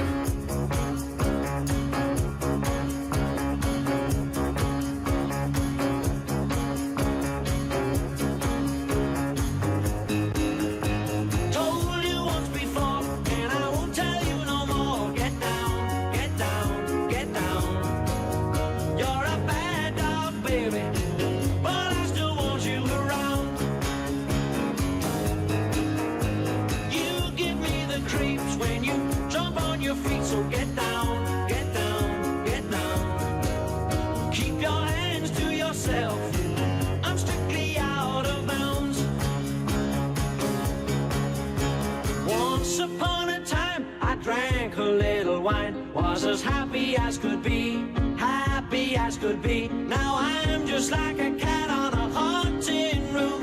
Baby, what do you think you're doing to me? Told you once before, and I won't tell you no more. So get down, get down, get down. You're a bad dog, baby, but I still want you around, around. I still want you around. Yeah.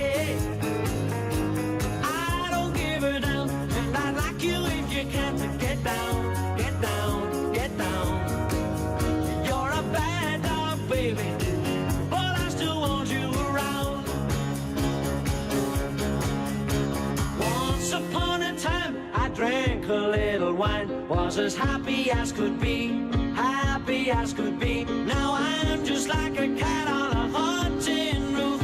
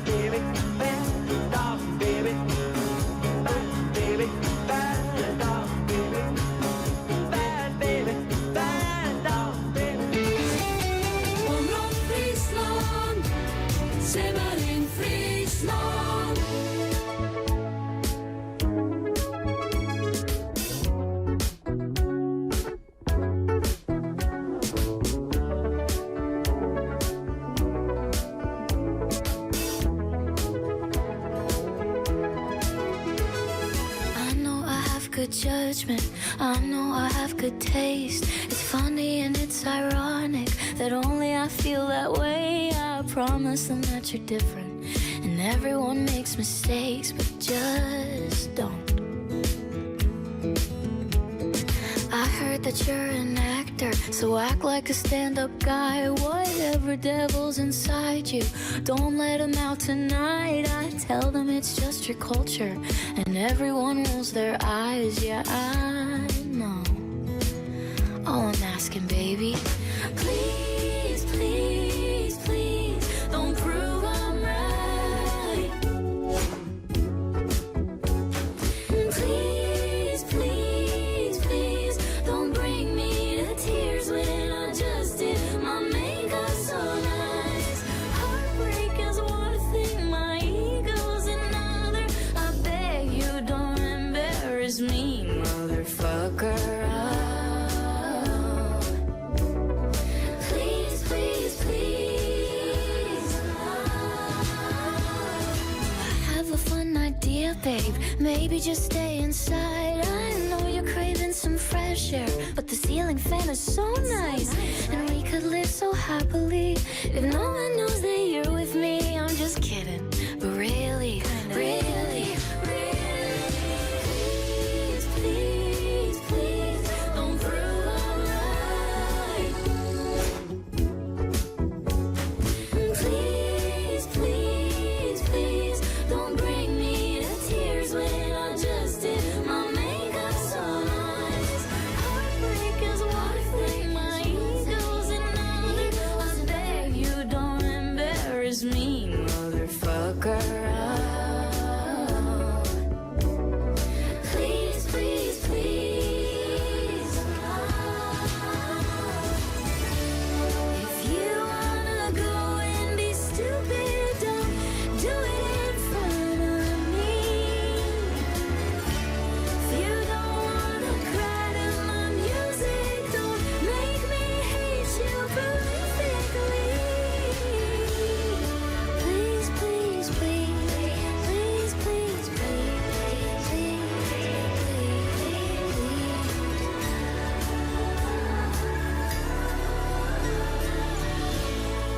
Greta Sensage op dit stuit. De hit van Sabrina Carpenter. Please, please, please. En Gilbert O'Sullivan van Therefore My Get Down.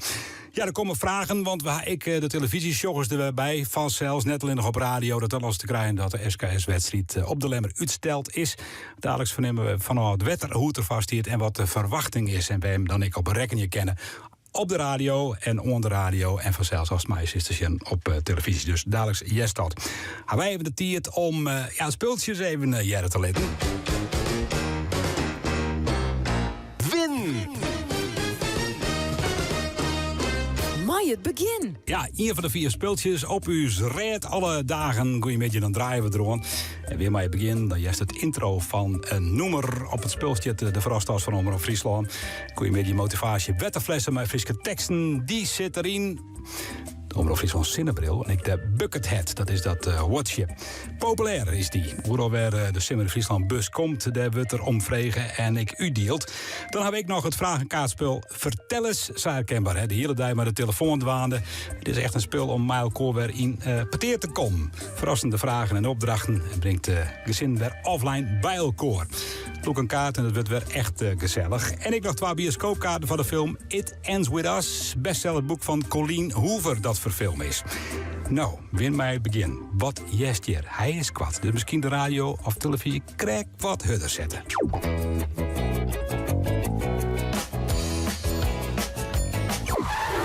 Oeh, ja, kwad hè? Heel erg kwad. Nog een keer.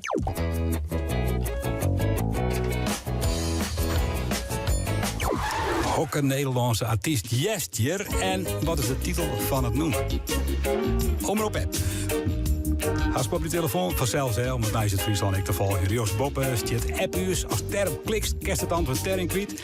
WhatsApp mij ik 0620 499 199. Ik ben benijd. June Lotz, Prins Mohammed, Yes No. Hier in goeiemiddag. Someone Loves You Honey. I wanna share your life. Every minute, every day and night.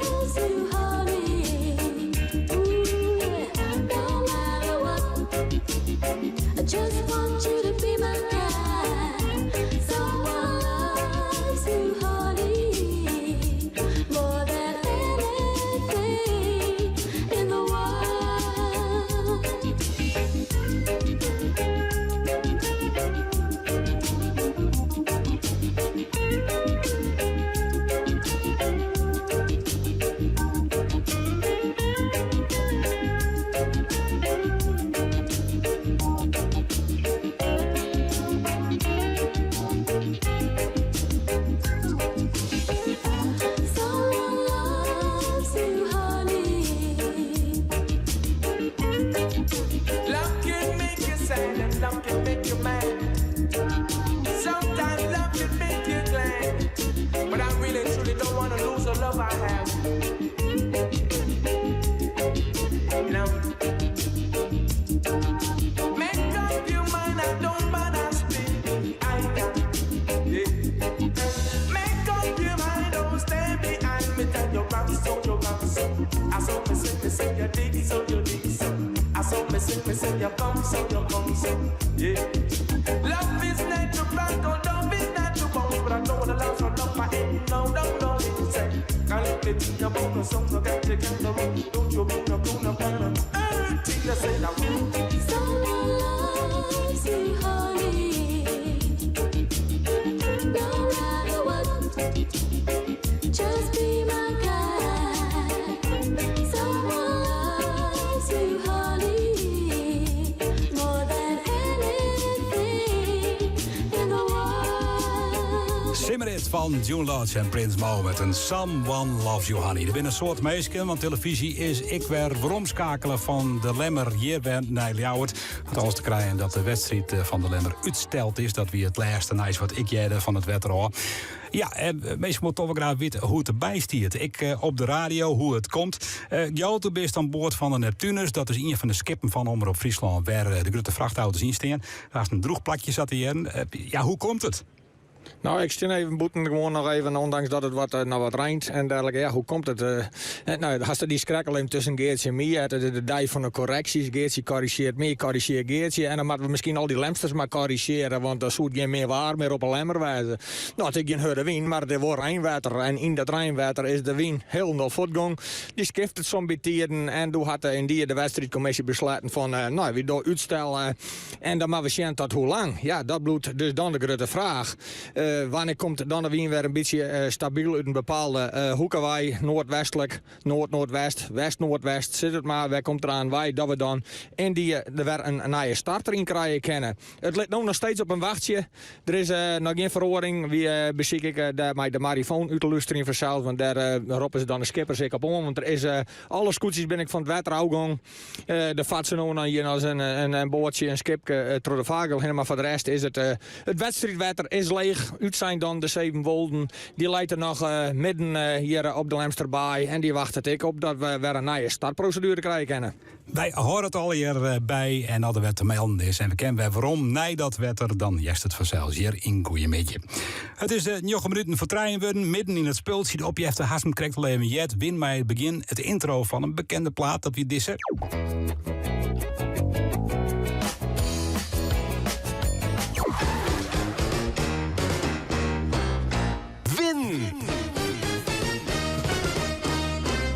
Het begin. Erik Jan, goeiemiddag. Hoi. Goeiedag. Ja, dus is van het scootje Ziel. Ja, daar heeft ik geen vertrouwen in of het wel trok is, hè? Nee, ik denk het net, nee. Ik zeg een beetje het waarschuwen dat ik denk net dat dat wordt gebeurd. Ja, dus is het in elk geval droeg voor de televisie. Ben jij neer toch nog aan, hè? Nogal, ja. Hey, vakantie, Simmer in Friesland, hoe zag dat er voor jou uit, dit hier? Nou, ik ga geen vakantie, maar ik ben altijd, hoe duidelijk altijd vrij, want ik werk heel niet nachts. Oh. Dus dan ben ik ook duidelijk altijd vrij. Dan kan ik duidelijk altijd mogelijk zo worden, hè? Erik Jan, ik ben heel nieuwsgierig, dat wist, hè? Wat voor werk doe je dan 's nachts? Nou, ik ben een nachtcourier. Nachtcourier, oké. Ja. En wat bezwaar je dan 's nachts? Nou, ik bezwaar je protheses voor kunstgebit en bloedconserven voor de dierenarts. Aha. Ja, dan kan ik me vaststellen als dat 's nachts is. Is er dan haast de sleutel van al die locaties west uit de aflevering, maar de meeste locaties houden je een eigen bakje en een soort kistje wat dan ingeet. En daar maak ik dus alles in levering. Ja, en hoe is vrij en nachts aan het werk. Ja, dus, ja. Ja. Hey, en het goede antwoord zeg ik in de omroep-app van die. Want wat jij is het intro van, wat voor plaat wie dat? Nou, van mij als de zon schijnt van André Verdonk. Het is goed, ja, als de zon schijnt. Ja, hij is er even net, maar hij komt weer waarom. Wanneer weten we dat, hè? Ja, dan laten we dat al hopen, ja. Die mooie prijzen bij van die sturen we naar die op, man. Ja, natuurlijk goed. Zonnebril, buckethead, die waterflessen mooi mee in de auto. Hè? Genoeg drinken. Ja, dat is ideaal, zo is. Het mooie vragenkaartspultje. Vertel eens. En 2 bioscoopkaarten. Nou, en een soort wel. En ik zou zeggen, hou de radio, televisie er lekker bij on. Want als het wonder losgaat, dan best bij u vanzelfs op het plak, hè? Ja, zeker, zo is. Ja. Erik Jan, leuk die sprutsen te hebben. Zet hem op, bedraai hem nog even, hè? Oké, ja. Bedankt voor je. André Verdonk, als de zon schijnt. Als die boven aan de hemel staat is het net of alles beter gaat. Alles ziet er anders uit als de zon schijnt. Iedereen komt uit zijn winterslaap, door die mooie rode koperen knaap. Alles ziet er anders uit als de zon schijnt. Niemand is zich meer van kwaad bewust, alle narigheid wordt uitgeblust. Oh, wat is het leven fijn als de zon schijnt. En de allergrootste pessimist wordt een veelgevraagde humorist. Oh, wat is het leven fijn als de zon schijnt.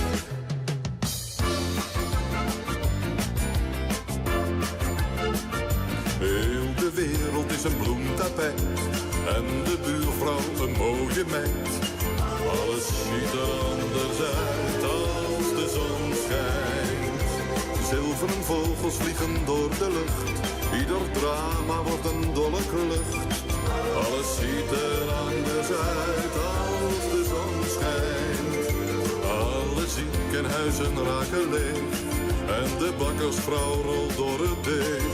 Oh, wat is het leven fijn als de zon schijnt. Ja, de wereld krijgt een nieuwe kleur. Overal hangt zo'n zalig zoete geur. Oh, wat is het leven fijn als de zon schijnt.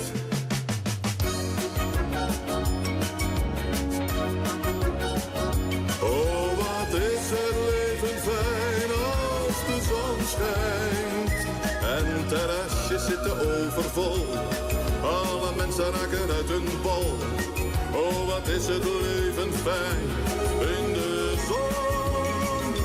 Als de zon er toch niet was geweest, was er nooit een reden voor een feest. Oh, wat is het leven fijn als de zon schijnt.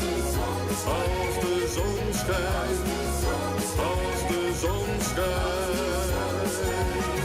Tja, jammer, hij er even net bij. Hoi jongens, het Willem. Jongen, het eerste sakrek bij de baai van de Lemmer. Het publiek zit massaal te schooling onder de gevels van de kantoren bij de pier. Lokkig blote patatboer nog even. De buienraden kregen dorsgelijk. Wat een pers is. Nou, we beginnen ervan uit dat hij letter nog verzield wordt, Willem. Simmer in Friesland. Wat is een drukke jaar de vraat worden net je?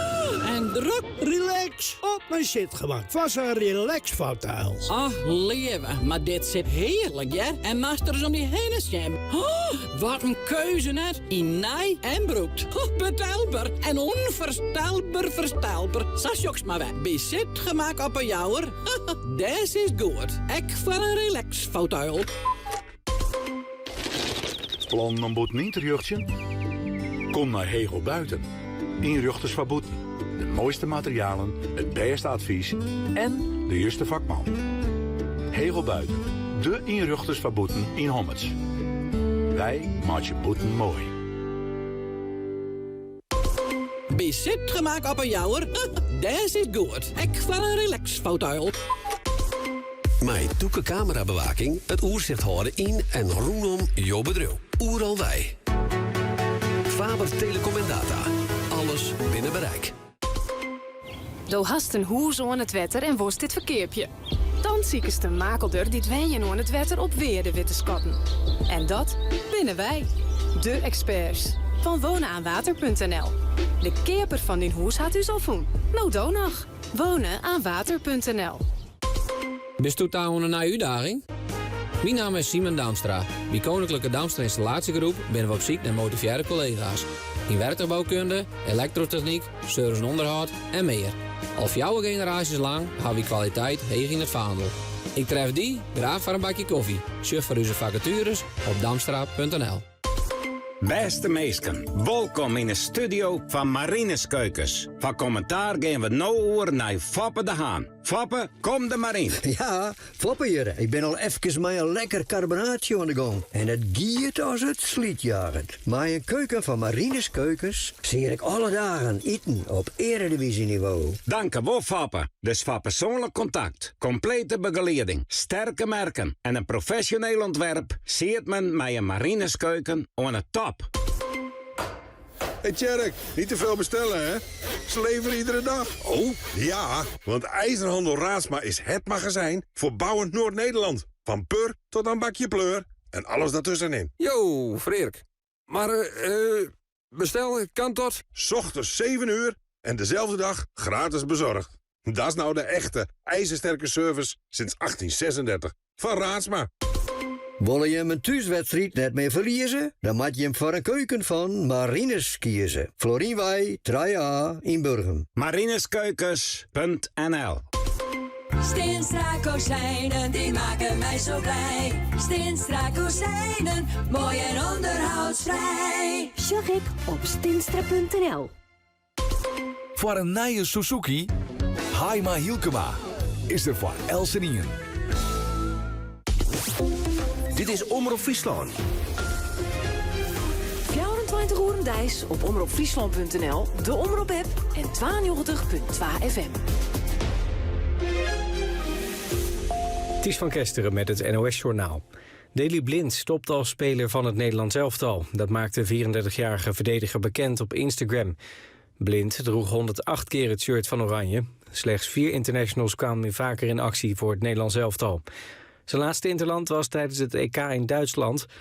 Blind deed in zijn tijd bij het elftal mee met 2 EK's en 2 WK's en speelt nu nog bij Girona.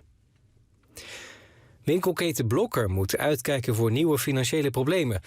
Daarvoor waarschuwt boekhouder KPMG in het jaarverslag van het moederbedrijf.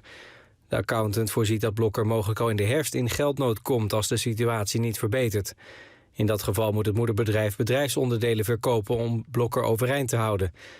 Het gaat al langer niet erg goed met het bedrijf. Begin dit jaar werd er nog gezocht naar een koper voor Blokker.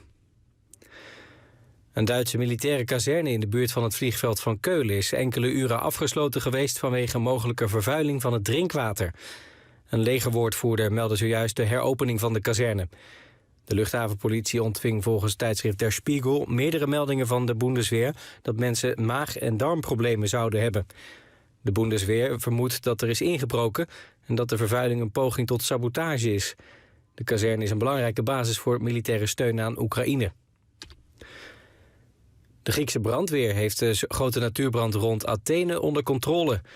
Door de brand die zondag uitbrak is een gebied van ongeveer 10.000 hectare verwoest. Doordat Griekenland de laatste maanden kampte met droogte kon de brand zich via een sterke wind snel verspreiden. Tienduizenden mensen in de regio moesten het gebied verlaten. Ook inwoners van voorsteden van Athene moesten hun huizen uit omdat het vuur te dichtbij kwam. 1 persoon kwam om het leven. Het weer in het noorden en oosten wat zon. De rest van het land meer bewolking met buien bij een graad of 25.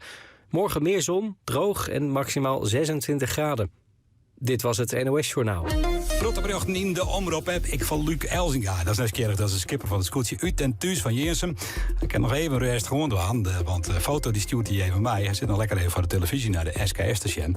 Ja, nog even rust gewoon aan, maar na je weekend dan gaat het los, hè, maar die FKS, Luc.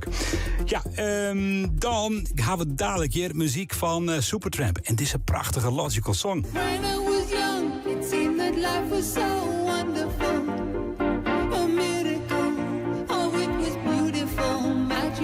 Skreun toch Roger Hodgson zelfs. Hij gaat door het verlies van onschuld en dan zie ik toch naar identiteit in een wereld die meer belang hecht aan logica als aan een gevoel. Komt erom.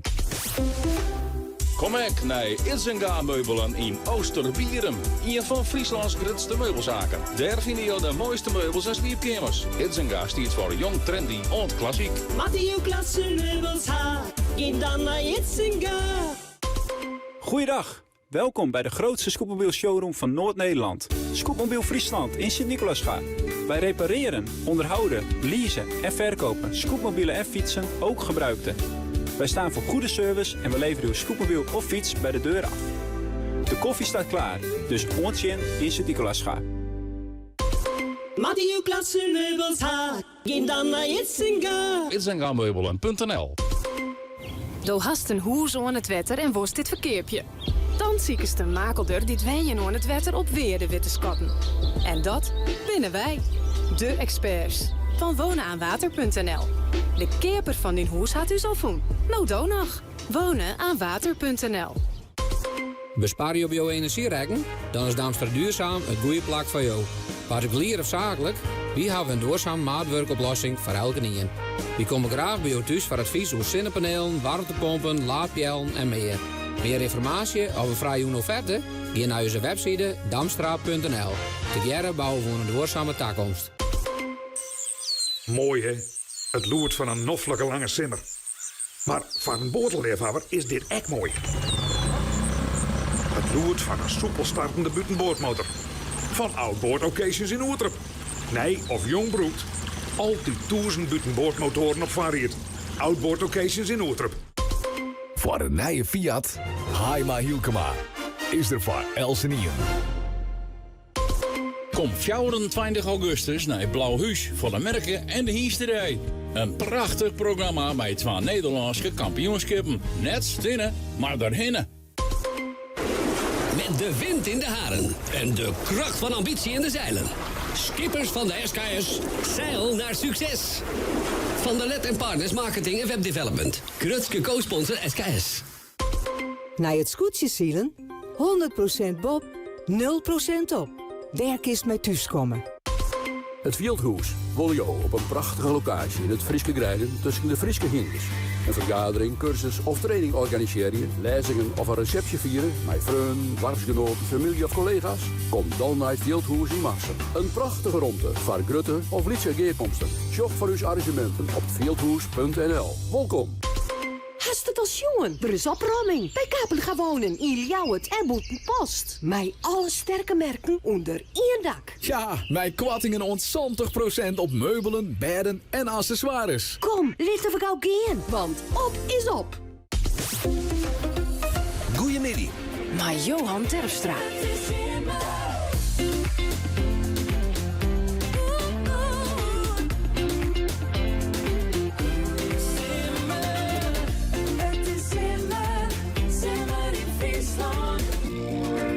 Omroep Friesland.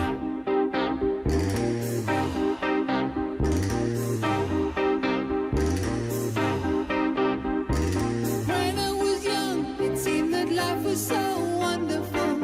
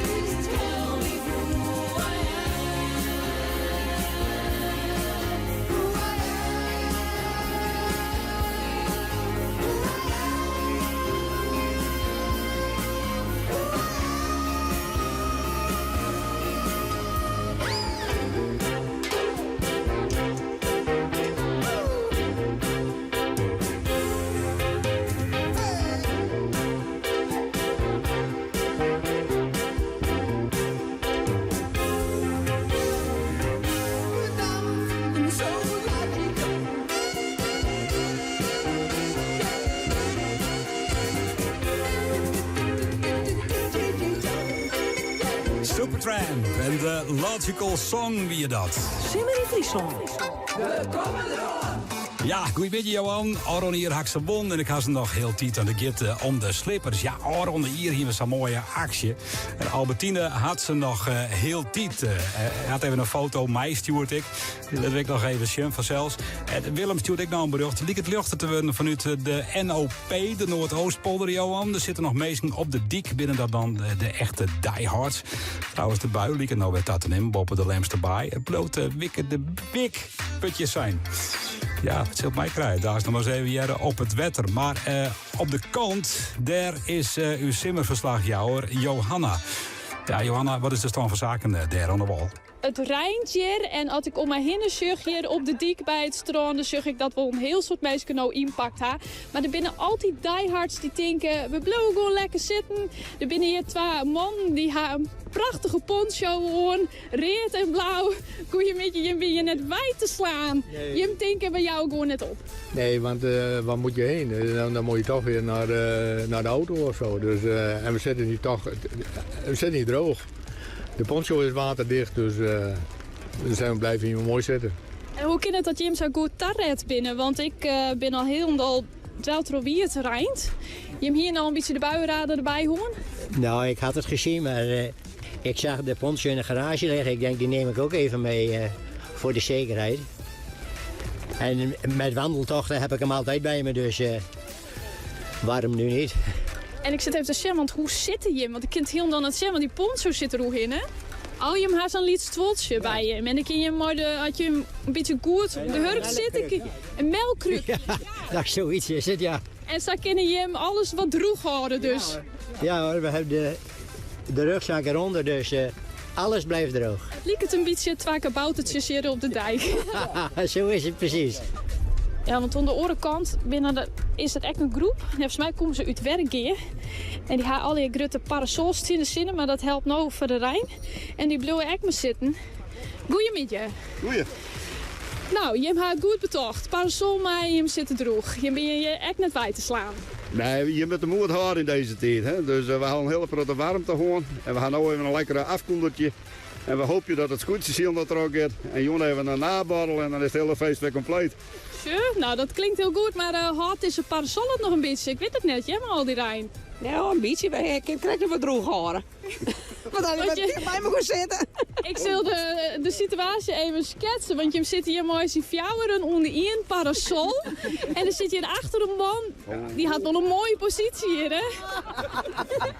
Jo, lezen de zuur voorbij. Ja, heerlijk, heerlijk. En je koen deze groep al? Of ben je jou even ongeslept? Nou ja, helaas al. Helaas koen ik deze groep al. Maar ik heb hier wel het minste plak. Ja, ik lees hier wel lekker, maar al het wetter komt van die parasol naar mijn kant. Ik lees in het hoekje. Ja, joh, maar het hele tijd die parasol omheen horen, hoor. Nou, joh, het wetter in de skutten. Ja. Het zit er net droger op, inderdaad. Even Jisje, hè? Want hoe kan het dat de sfeer er hier zo goed in zit? Nou slaan ze dicht, dat is echt wel wat, hè? Wij zijn op vakantie, hè? De sfeer is goed. En dit is een gezellige ploeg hier onder de parasoltjes. Ja, want in totaal binnen Jim hier even rap tellen, stikkers 10 meisjes hier. Ja, ik denk 12, 3 parasols keer fjouwen. En wij moeten even zien wanneer al die meisjes voortgaan. Gewoon zien wat meisjes doen. Nou, dat hebben we jongens, ze rennen eigenlijk gewoon. En wat vind je ervan? Nou, dat is gewoon wij dat net. Je bent geen skieper, je bent echt net van zoeker. Nee, nou houden we het veld in de gaten en jouw aas wil trouwen wanneer we terug gaan.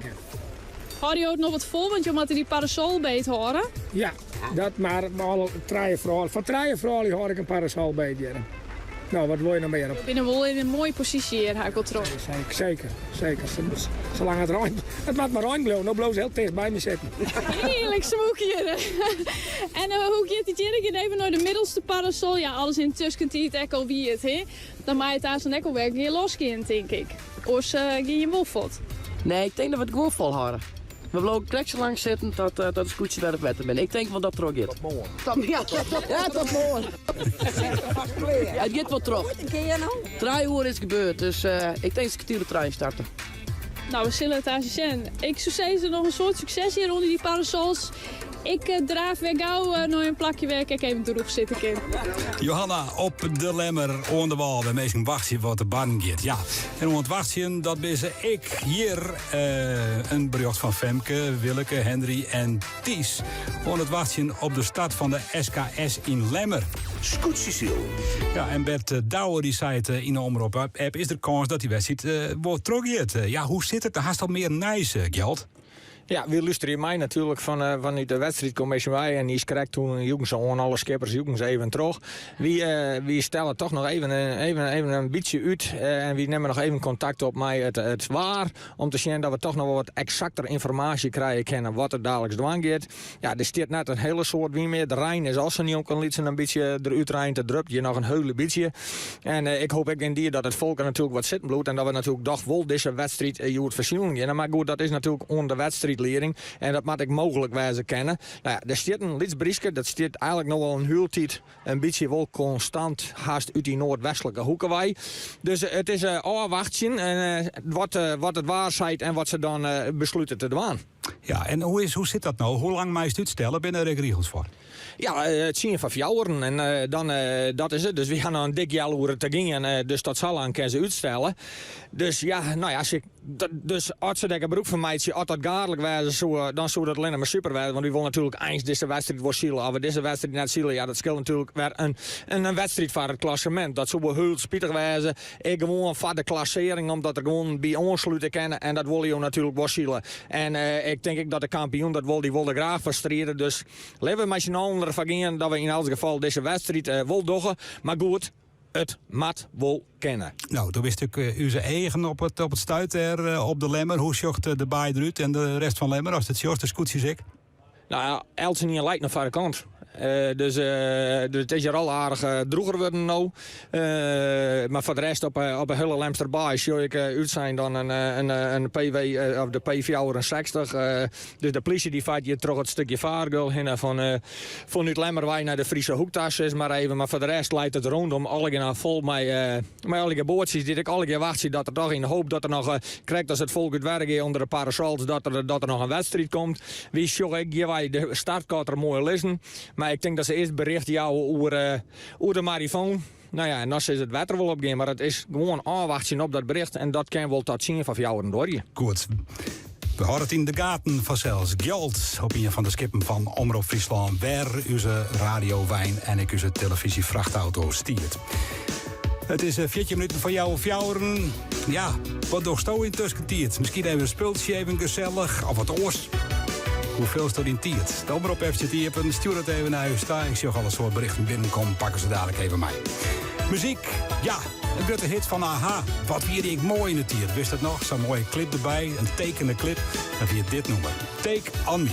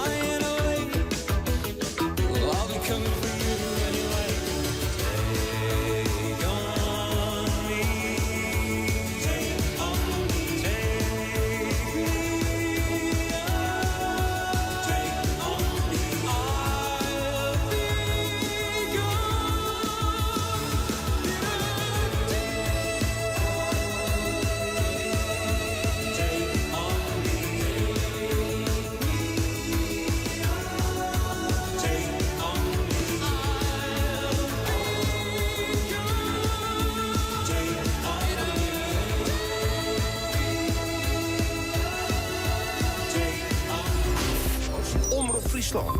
Simmer in Friesland. We komen eraan. I know that this could hurt me bad.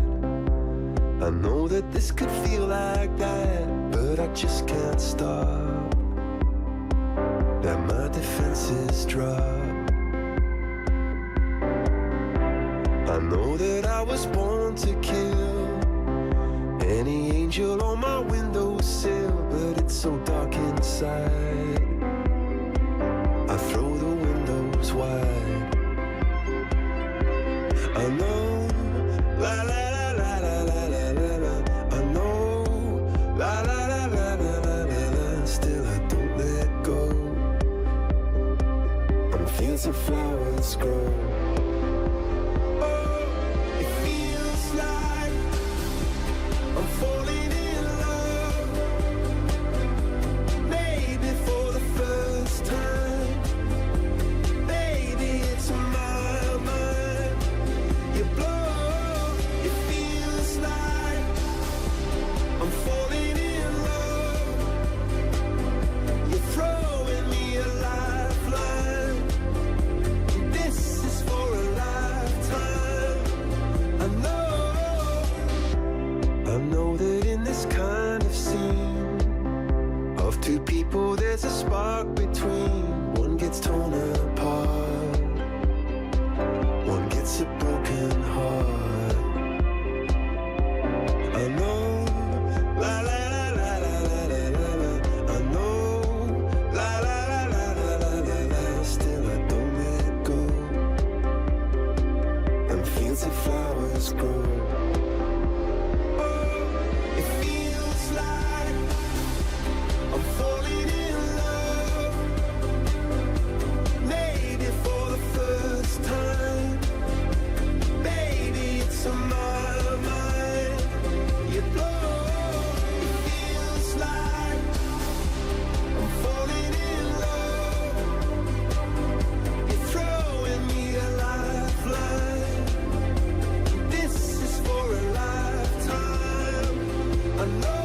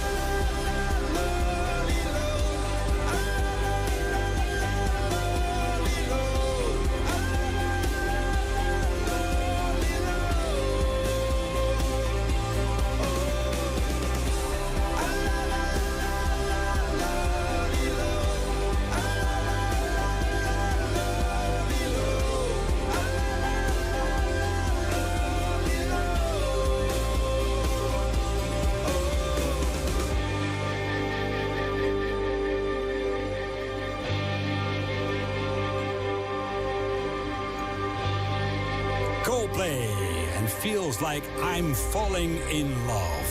Hier de Radio On. Omroep Friesland. Simmer in Friesland. Foto's, ik uit Lemmer en oren plakken in de Omroep heb. Willem zei het grappig, Johan, dat je hem gewoon hier op het scherm te zien bent bij de patatboer. Ja, och, ik zag mezelf even waarom. Nice dictie. Heel mooi, Willem. Als de televisie aanhaast, dan keest er mij geniertje wat er al hier bad. Ik hier op de radio. Griet zei het in de tuin dwaan de West. Omdat de bui kwam en het rijdt in kwam. De radio zit altijd op de omroep voor zelfs. Willeke zei het, Ties en Henry haar safel zin in het scootje omdat ze net meer stil zitten kennen. Wacht je het even. Oh, Femke en Willeke, Ties op dank van het sturen van de foto. Hanneke zei het, ik zit lekker te wachten dat ze beginnen kennen en maaien. Mariette zei het, ik had de televisie on en het loert van de radio en ik ben de green aan het naaien. Met hulp van de kot er even bij. Oh, dat nou echt helpt, Mariette, dat weet ik net, hè. Ah, dan druk ze hem er wel even af, denk ik, hè. En Gabe zei het, Boetelaan op vakantie, Twente, ja. Ja, dat valt er wat hè. Gisteren terug, Johan, we luisteren en joggen voor zelfs mij en hopen dat het nog even losgaat. Mooie foto erbij in het Abelenstra stadion. Cor op de Limmer, ja, Wij had bier koud. Cor van het Jereveen. En de Rijtsma stuurde ik nog een foto op. Skoelje in de auto in de Lemmer. En dadelijks hopelijk weer naar het stroom voor het scootje Silm. We houden daar helemaal op de hichte hoe het komt daar in de baai van de Lemmer. Met de SKS. 4 voor jou fjouweren, hier is Toontje Lager. En stiekem gedanst. Ik stond maar wat te drinken, wat te hangen. Ik dacht en keek en dacht waarom me heen. Niemand om me even op te vangen. Niemand bijzonder, niemand in het algemeen. 3 uur 's nachts, 7 januari. Het panterbloesje en de spijkerbroek. De armen blote, korte, zwarte haren.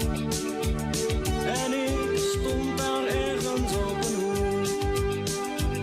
Ik heb stiekem met je gedanst. Ik hoop dat je het leuk vond. Ik heb stiekem met je gedanst. Stiekem met je gedanst. Ik denk niet dat je me hebt zien staan kijken. Ik was die jongen met die vage blik. Ik was die jongen die losjes wou lijken. Niet te onschuldig en zeker niet te dik. Ik heb stiekem met je gedanst. Ik hoop dat je het leuk vond. Ik heb stiekem met je gedanst. Stiekem met je gedanst.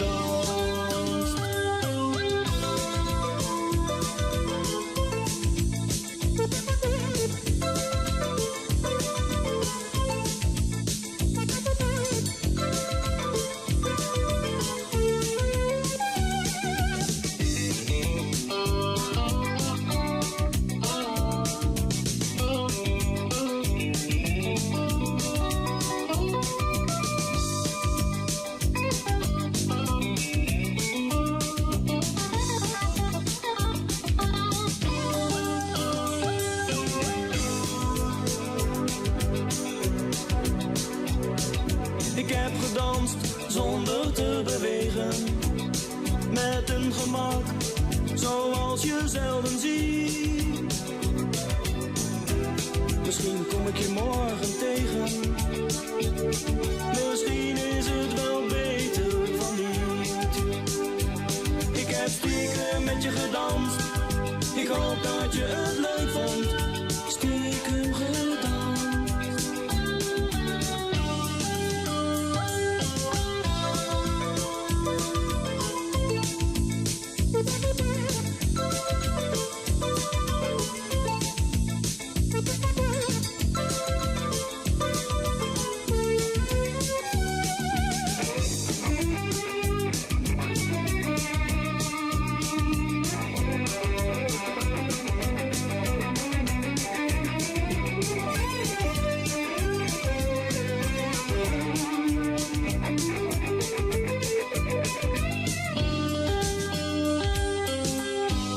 Toontje Lager en stiekem gedanst. Het is nice. Het te lemmer, want hoe zit het Geertje? Gaat het trouw, ja of nee? Ik heb heel goed nice. Het gaat terug. Wij zullen aansen zielen om kwartier verfjouwen. Zullen het 10 minuten skot klinken. En om 10 verfjouwen het 4 minuten skot. En dan gaan we om 4 minuten verfjouwen echt van start. Oké, en als naar Boetensjocht op de Lemmer, is het droeg daar bij die of net? Het is op dit tijd weer even droeg. Er is nog wel wat buienactiviteit. Dus we kunnen straks nog wel even een buik op een kop krijgen. Maar dat is net heel slim. Het gaat vooral om de wien zelfs. En om de tonger. Maar de tonger is nou uit de loft. De waar ik zijn door de marifoon van de buienactiviteit. Die neemt au. En die buienactiviteit neemt au. En de wien die neemt ta. Dus is hier een mooi koeltje. We kunnen prachtig zielen mooi dit waar. Goed nice, aansten get het los, de SKS op de Lemmer. Ja, dat had ik gevolgen voor de televisieuitsturing. Ze is op dit stuit mij te zien, dus naar de radio-uitsturing. Voor de radio-uitsturing verloren het er neer, want de eerste aansten Geertje en Gjald gewoon mij het vanzelfs het wedstrijdverslag. En aansten schakelen we de televisie weer naar de Lemmer en neemt de televisie het aparte programma. Dames en heren, het Nijs uit Friesland. Sneeuwen bij Omroep Friesland. En dan is er wat je gebeurt. Als je krap in de stok en versturen. Live uit Weensum. Het Fries kampioenschap 4 En dat ligt het goed te gebeuren. De hele middag op de radio. En van Jan van Twaan naar ek live op televisie. Nee, hij weigert te volle in deze sprong. Sneeuwen bij Omroep Friesland. Live uit Weensum. Het Fries kampioenschap 4 De hele middag op de radio. En van 1 uur aan live op televisie. Simmer in Friesland. We komen eraan. Mooi de bieten in de keeper, is tot droog het platteland. Van de boer naar de fabrieken, alles maakt weer van het land. Ik zocht de jongens alweer rieden, als chauffeurs onder elkaar. De campagne zal beginnen, dag en nacht de kop ervoor. Was rieden in de bietencampagne? Kom op de meet and greet en sjog op werftalent.nl voor de data en locaties. Friesland Lease. Om het rijden altijd makkelijker, scanner en aardiger kind. Friesland Lease. Voor auto's, fietsen, busjes of een toekencombinatie. Je boot verzekeren doe je via mijnbootverzekeren.nl. Een uitgebreide dekking tegen een scherpe premie. Mijnbootverzekeren.nl. Friesland Lease. Het meeste rietgemak voor privé en bedrijf. Biesterbaarlijke opbromming. Bennerie de boer, goed en het joer. Big Green werkt het simpeltje in kalkonslag, maakt het skiermeidje makkelijk. Zorg het voor een leger energieverbruik, verbruikt geen zout en die wetter smaakt het heerlijk. Sjoch op big-green.nl. Op zoek naar een communicatiespecialist of dagvoorzitter? Sjoch op tinekejorritsma.nl. Ik ben Harmen Brouwer, skipper van het Langwadderscootje. Tijdens een wedstrijd houd ik wel van een lekker windje, maar thuis zit ik liever uit te wind. Daarom hebben we gekozen voor een dwarsame schoopai van Kunststof Fabriek Jerveen. Kunststof Kozijnenfabriek Heerenveen. Zo goed is er maar één.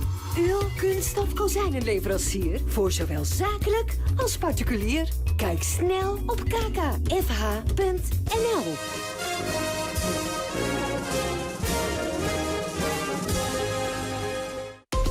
De wijnloods en de eco-keuken en de pompmakkersvief op het Jerveen. Des de mooiste meubels en keukensysteem. De broeren van Holtrop voor een meubel op maat. Ek voor een keuken van idee en resultaat. Dit is Omroep Friesland. 92.2 FM. Dat krijg je over jou in West. Dat betekent het Nijs uit Friesland. Simone. Goedemiddag. Ex-minister David van Weel van Justitie en Veiligens had reageerd op het in de brand steken van de auto van burgemeester Buma van Ljouwert. Hij zei dat hij het vreselijk vindt. Agressie en intimidatie tegen politieke ambtsdragers en hoeders van de rechtsstaat is onacceptabel. De rechtsstaat is van ons allemaal, zei het van Weel. Rietsleden jou omdat ze botskrokken binnen van het Nijs dat de hybride auto van de burgemeester in de brand stutsen is. Fractievoorzitter Jan-Willem Tuninga van de FNP, wat zelfs ik bedriegen onder de discussie over Zwarte Piet. Dan vrees je de adresgegevens op en dan wil je bedriegen. En dan kom je onder beveiliging te staan en dat heeft natuurlijk impact. Hè. Dan ben ik zelf net zo benauwd, het kan me zelf net in je sapvolle schelen, maar je hebt een huishouding achter je.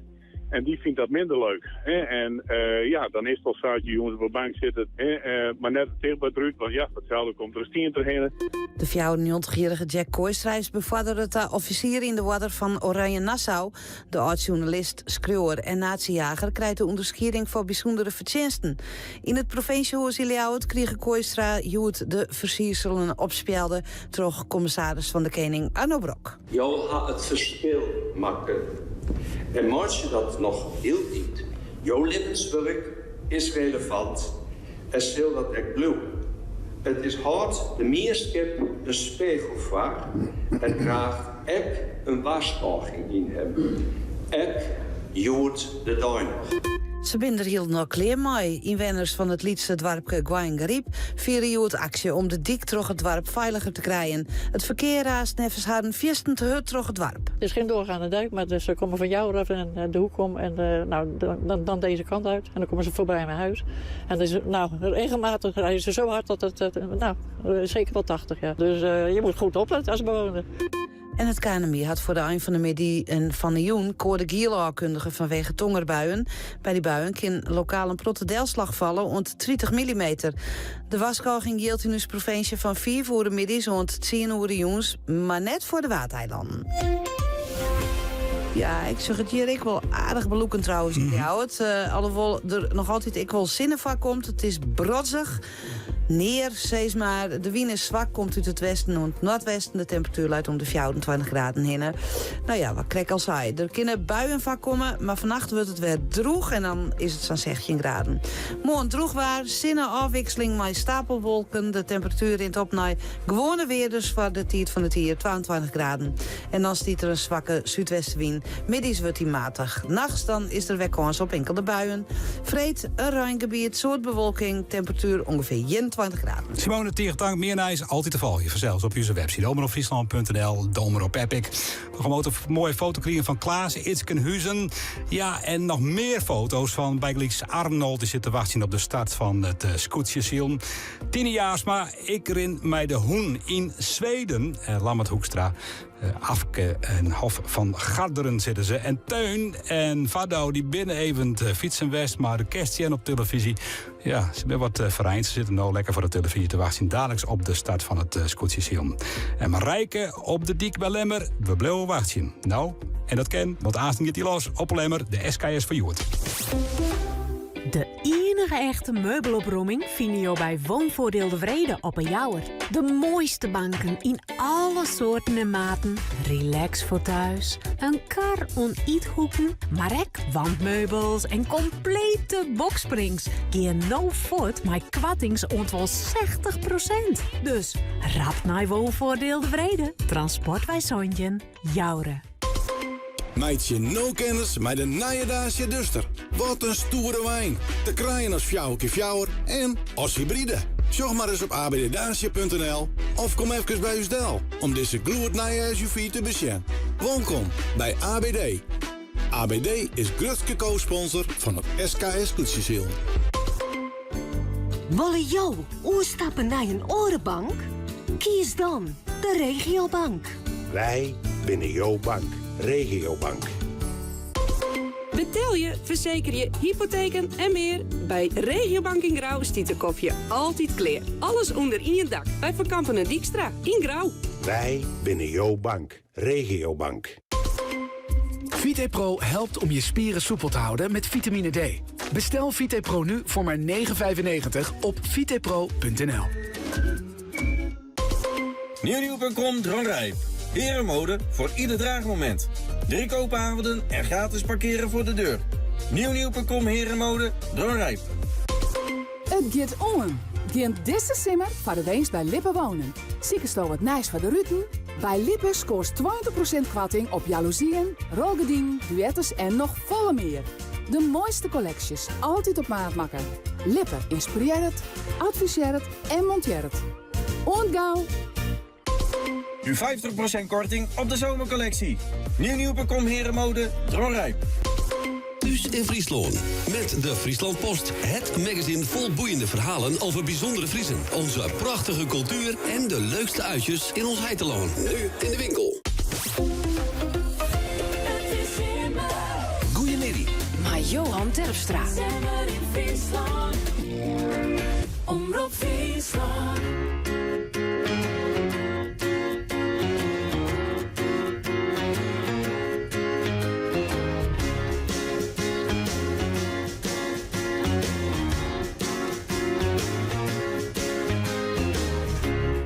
I'm not surprised, not everything lasts. I've broken my heart so many times I stopped keeping track. Talk myself in, I talk myself out. I get all worked up, then I let myself down. I tried so very hard not to lose it. I came up with a million excuses. I thought of every possibility. And I know someday that it'll all turn out. You'll make me work so we can work it out. And I promise you, kid, that I'll give so much more than I get. Dit programma wordt mij mogelijk maken door bouwgroep Dijkstra Drijfsma, FB Oranjewoud, Rabobank en Hayema Hielkema.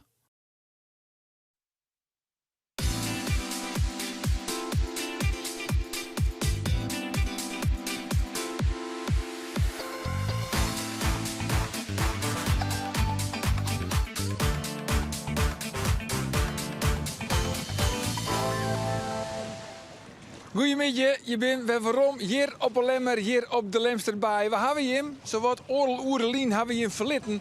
Want ja, de koe net zield worden, de wedstrijd nummer 9 hier op de Lemsterbaai van het SKS-kampioenschap. De wie tonger en dat is te gevaarlijk. Maar nu hebben we het goede nijs niet gekregen om Jelve of jou en kan het nijs via de wedstrijdleider.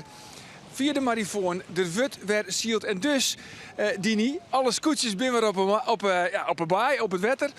Dat ziet er dus goed uit. Ja, geweldig hè. Ja, het is echt mooi gezicht dat iedereen weer eruit gaat. En mooi dat ik iedereen in blauw is te wachten. Dat ze weer het vertrouwen erin hier. Want er liggen nog al je bootjes en er zijn nog al je meisjes op elkaar kant. Dus ja, mooi. Ja, maar de omstandigheden zijn wel een beetje verloren. Dat wil zeggen, er is geen tonger. Er is meer wien, toch? Ja. En minder ruim. Ja, lekker hè? Ja, dat is op zich wel aangenaam. Het is eigenlijk ideaal zielwaar. Zo is het wel zissen, ja, vind ik. Het is, de wien ligt ik wel redelijk constant. Ik weet net of die zou bloeden. Ik heb de laatste berichten nog net helemaal voor de bril. Maar hij zit nog steeds in dezelfde hoeken. Dus de baan die erin lag, die kan ze weer gebruiken. Het bloot dezelfde baan? Ja, zat het nou ligt het, ja. Het bloot is dat zonglas? Ja, zeker. Ja. Dus ja, de baan leidt er mooi in haasten en ze kan los. Dus nou, mooi op tijd. Ja, daar is natuurlijk hele hoge verwachtings van de Lemster. Laten we eerst nog even heel gauw zien naar het klassement. Op nota voor de meesten die het misschien net meer van de bril, staat die niet dan altijd zo uit. Hebben we op 1 Grauw 18,9, dan Ljouwert 24,6, De Lemmer 28 zoon, Snits 32,8 en Jereveen 22,9. Maar het gat tussen Grauw en Ljouwert is maar 6,zo'n punten. Ja, wat zou nou een goede tactiek wezen van Ljouwert? Want zij maakt echt een onvalziekje. Ja, als ze goed starten, hè, dat is het begin. En als ze er toevallig wel achter zitten, volledig in de onval. Elke slag mispakken, denk ik. Want de 3 wedstrijden, het wordt nou wel spannend. Ja, we zitten echt in de eindfase van het kampioenschap. Als je nog wat willen, dan moet het nou haast wel gebeuren. Ja, Ljouwert die moet daar nou in de bak. En Grauw die moet controleren, consolideren. Dus Sjen dat ze dus zo dicht mogelijk bij in de buurt blijven. Zult Douwe Visser van Grauw altijd een Sjen werd in concurrentie zit? Nou, hij weet dat wel, ja. Maar hij giet vooral ziel, is het mogelijk. Maar hij heeft genoeg capaciteit in de holle om te zien waar de Ljouwert ik zit. Ja. Dus zij is niet gezegd van een goede start is weer cruciaal. Nou ja, laat dat vooral een tip wezen voor jou, dat denk je? Rinus de Jong van de Jouwer. En Rinus die kwam van de morgen bij de routebespreking Geertje de Vries in. En Geertje, in ieder geval een tip voor hem. Ik zou zeggen, maar eens goed oefenen op dat starten. Dat is dezelfde vraag, ja. Ja, we starten op zich wel knap, hè. Alleen het komt er net helemaal uit. Vooral juist erin, een hele mooie start. En we kregen de gang. En lang waar het boven is, kregen we ook even de gang. Ja, die rond de scène. En toen moesten we verder al en dan iets de verkeerde slag in. Ja, en dan moesten we opnieuw beginnen. Eigenlijk hetzelfde als Menje, hetzelfde verhaal. Maar dat we timers zoen, dan zielst je misschien wel het rapst van alle jaar. Ja, we gaan hartstikke hard. Ja, en mijn adviseur en ik hebben een hele goede klik. Je ziet de goede plakken op, vooral wat ik verder win. En dan worden we de goede slagen en krijg even wat door de rest. Ja, en als een beetje geluk maar heeft natuurlijk ik, dan ziet het heel hard vooruit. Het is toch veel leuker om voorop te zielen in plaats van heel tijd maar in te hellen? Ja, dat is zeker het leukste. En dat moet in deze dagen nog wel lukken, hè? Dat kennen het mensen. Ja, hij is net zo volle kans meer, hè? Nog 3 wedstrijden. Nog 3 wedstrijden, ja. En nog 2 dagen maar een bulde wien. Die hoort we het een beetje, wachten. Maar nog 2 dagen een knaap water bij. Dus ja, dat moet dan lukken. En dan krijg je net maar. Dus je favoriete Mark. Dus er zijn nog kansen. Dus de Giers nog wel voor een dagoverwinning? Zeker. Zeker voor de vlaggen nog een keer in top. Ja, daar gaan we voor. Succes, Jord. Dankjewel. Ja, dat zei Rinus de Jong, de skipper dus van de Oereltuus, van het Jouster scootje. Ja, Geertje zei ik van, hij had er misschien het scootje wel van elke niet het best onder praat. Maar ja, die start, ja, dat is echt een onderdeel. Dat is heel wichtig. Dat is, daar kerst alles maar winnen of verliezen. Kun je daarop oefenen? Ja. Ja, je kan daar in je trainingen echt wel tijd aan besteden van de systeemkussen met elkaar uitpraten. Want het is altijd heel chaotisch in zo'n start. En als je daar een bepaalde structuur in bouwt, jouwt dat rest en dan is dat rest voor de bemanning. En dan heeft de grootste kans op een goed resultaat. Is het exact dat ze altijd weer de wedstrijd van die ze dan krijgt vingen hebben, dat ze die altijd weer analyseren? Is dat echt altijd zo? Ja, dat ken ik voor jou natuurlijk moeilijk sissen. Hoe ging je dat vroeger bij Snits? Ja, natuurlijk. Ja, wij praten altijd na de wedstrijd even met elkaar terug. Hè, de adviseur en de skipper natuurlijk. Maar de hele bemanning van wat goed en wat goed beter. En ik met beelden erbij? Nee, zelden maar beelden. Dat is meer voor in de winter als dan denk van een bepaalde situatie die we misschien nog eens even een keer terug en je kan het trainen in het variëren of zo, dan pak je zulke beelden er eens even bij. Maar in deze hectiek, nee, daar heb je helemaal geen tijd voor. Nee. En dan geven die start, want toen zeiden ze die start is cruciaal. Ja, want elke niveau wil natuurlijk goed lezen. Maar waar moet je dan vooral om denken bij die start? Wat is echt heel erg belangrijk, cruciaal? Nou, dat je ruimte hebben om zelf te bepalen hoe je de start gaat. Als je machinaal op een beeldje leest, is dat heel dreig. Dan heb je zelf de regie net. Dus ik zou zelf de voorkeur hebben voor een beetje ruimte en maar gang over de startlijnen. Dan ben je altijd eerste. Ja, maar goed, het punt is natuurlijk wel dat er nog tredjes scootjes binnen die er precies op die wie zo denken. Ja, nee, dus juist het, als je een beetje risico nemen kerst, dan dat hangt er van hoe leidt de startlijn erin. Als hij mooi rug in de wien leidt en dat is het, dan maakt het plak haast net uit en kerst dus zei ze van ik wil aan de goede kant zitten of bij de bovenboei, want dan moest al vast naar daar. Dat zien ze wel vaker. Ziel is krijg skaken, dan moest je even van tevoren bedenken van hoe wil ik bij die boei omkomen. Nou, dan wil ik als hij echt mooi rug erin leidt, maakt het plak eigenlijk niks uit. Nou, en dan kun je nog tactisch kiezen van wie zit er bij me en wie leidt er en ja. Hoe leidt de startlijn er nou in? Dat heb ik nog net zo, maar ik denk hartstikke goed, want de wedstrijdcommissie heeft dat helemaal voor de bril. Natuurlijk, voor de bril, daar is hij weer. Nog eventjes wat niet kijkt, hier met Grauw, met Douwe Visser. En Geertje die kwam, Douwe Visser, de koprenner, want hij zit eigenlijk van hij in al boppen on in het klassement. Vregen hem van, Douwe, bist je ook al wat on het rekkenje? Ja, nou begint het wel dat je precies weet wel hoe het stiert. Aan de andere kant nog net 100 punten, wist wel, want je moet gewoon goed varen. Want daarachter sta ik nog weer twee op een punt of 8, het zien.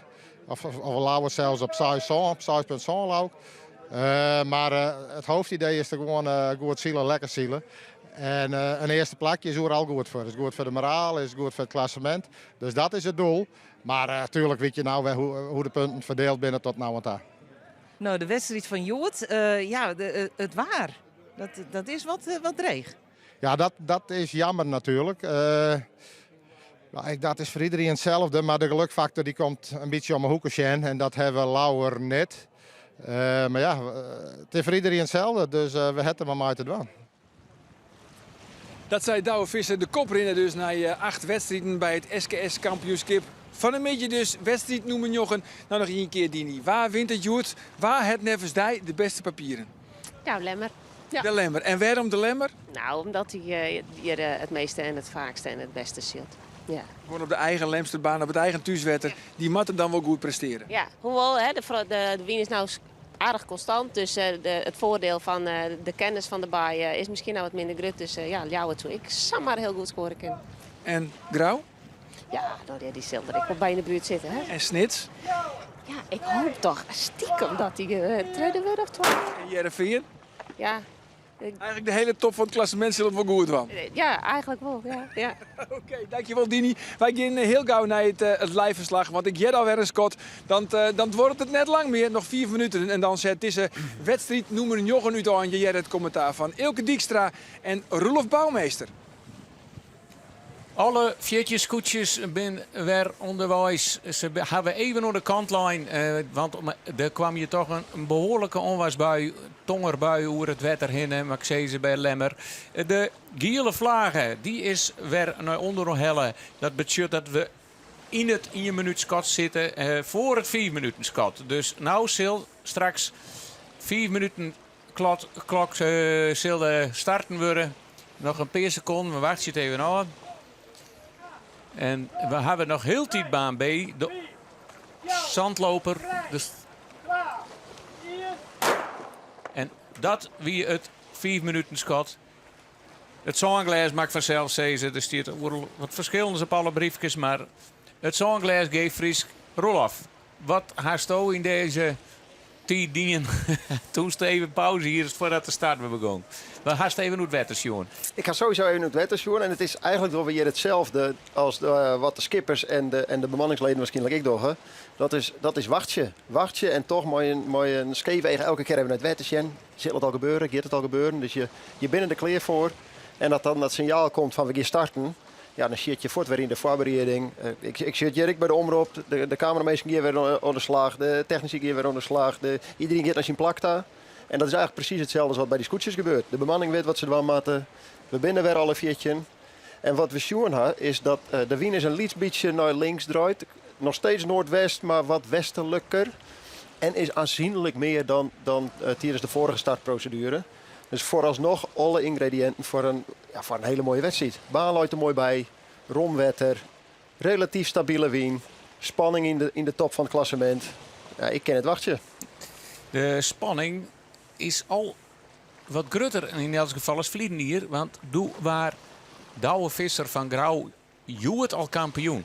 Dus dat zullen hem net slagje, denk ik. Dat is haast onmogelijk. Dus, maar er kan gekke dingen gebeuren. Dan moeten al zijn concurrenten wel aardig op achterstand zield worden. Maar hoe lang zitten we nog in de startprocedure? Nog 2 minuten 20 te gaan. Dus dit is het moment dat de skippers en de adviseurs die al besluiten waar ze starten willen. En we hebben het krijgen in de voorbeschouwing. Dat start een keer daar op trainen. En het wordt structuur, werd broekt Rodini. En daar ben ik het helemaal mee eens. Die start kun je oefenen en daar word je een hele constante manier van aanpak voor haar. Je wil daar een soort van discipline in haar. Elke keer hetzelfde. Constant. Maar 4 minuten meer, maar 3 minuten meer. Iedereen moet weten waar die ontdaan is. En dan ga je consequent goede starts. En ik denk dat dat een heel belangrijk ingrediënt is voor stabiel goede starts. En dat toont wat mij betreft ik wil dat de ervaren scootjes, de ervaren bemanningen vaker dan oren een goede start hebben. En is het nou, want als het zelfs ik altijd die lietse boordjes ziet, een groot verschil, want dit ben wat tragere skippen. Ze kan snel varen vanzelf, maar komen traag begon. Ja. Dan moet je een hele hoorde tactiek had, denk ik, hè? Ja, maar het doet niks aan de routines. Dus de skippers die moeten weten hoe lang wordt het voordat ik uit stilstand of bijna stilstand op vol gas ben. Hoeveel seconden doe ik erover? Hoeveel afstand lees ik al in die tijd? Want dan weet je waar je lezen moet. Het doel van een goede start is altijd om vol gas aan de wind over de lijn te gaan. En zij moet berekenen, als er een heel soort wind staat, heb ik iets minder tijd nodig om op volle gang te komen. Maar als het heel weinig wordt, zodat we juist te zien hebben, dan wordt het volle langer. Dus op basis van de omstandigheden, hoe de lijn erin loopt en de oren binnen, er zijn heel soort variabelen. Maar op basis daarvan moet je besluiten kunnen wanneer we beginnen. Ondertussen zitten we al in de laatste minuut. Leuk, kijk het goed, Jurg. Ja, nog 40 seconden te gaan. Nog 40 seconden, dus wij gaan heel snel over de startlijn zien waar de verschillende scootjes starten. Want waar we de keus maken. Het Veen zit boppen in. De Geren, mooi, Huzum, Drachten en de Jouwer.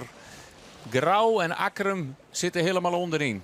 Het is Huzum hier al heel dicht op de startlijn. Hè? Dat is al heel dicht. Maar nog 15 seconden. Ja, het waait wel wat, maar het is nog net een heel soort. Hè? Het is een krachtje 2 draaien. Heel goed. En dan binnen nou al een peer die het net zo mooi lezen. Dingen die er al achter alles deel gaat. Ik weet net precies waar dat is, maar dat is de Zuidwesthoeken ligt het. Ja, ik had de verkeerde tiertje laten, Elke. Mijn excuses daarvoor, want de tiert die ik hier weer de 6 minuten en net de 4 minuten. Oh, oké. Ja, sure. Dus we dorp maar zien 12 en ik hier mijn klokje net goed zetten. Dus dan zitten we nou in de laatste minuut.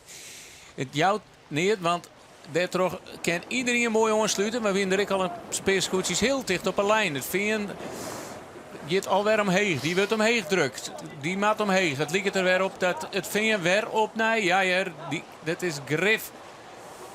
Dat die al over de lijn is. liep het mij dat dit voor de commissie een hele moeilijk besluit is om te zien waar er nou wel of net op tijd is. Maar wij kennen die pinend net zien als dat dan hiet die onderste ton. Maar in elk geval kunnen we ook concluderen, Rolf, dat Heerenveen te betiet is. Heerenveen is te betiet. Huizen is inmiddels waarom. Drachten is te betiet. Er ben meer jaren en ze proberen nog even te dippen, maar er is geen ruimte om onder die lijn te komen. Dus er bent zeker een peer te betiert. De vraag is, wordt het een individuele terugroep? Wordt dit? Individuele valse start budget dat we gewoon begonnen binnen Joert maar de wedstrijd. En nou geven we de bootjes zien. Dat is zoals, ja, dat wie wel bekend, dat wie het Heerenveen. En dan hebben we nog een bootje. En dat is Viertjen en dat is Woordzijn. En dan hebben we verderop nog een bootje, maar dan weten we net waar daarop staat. Dan ligt je draaien te betiet. En dan zal Drachten grif ik een hele grote kans voor haar. Waar je wel het vingertje toch weer om. Die kan gewoon onder de lijn terug en weer opnieuw starten. Hoed net boeten om.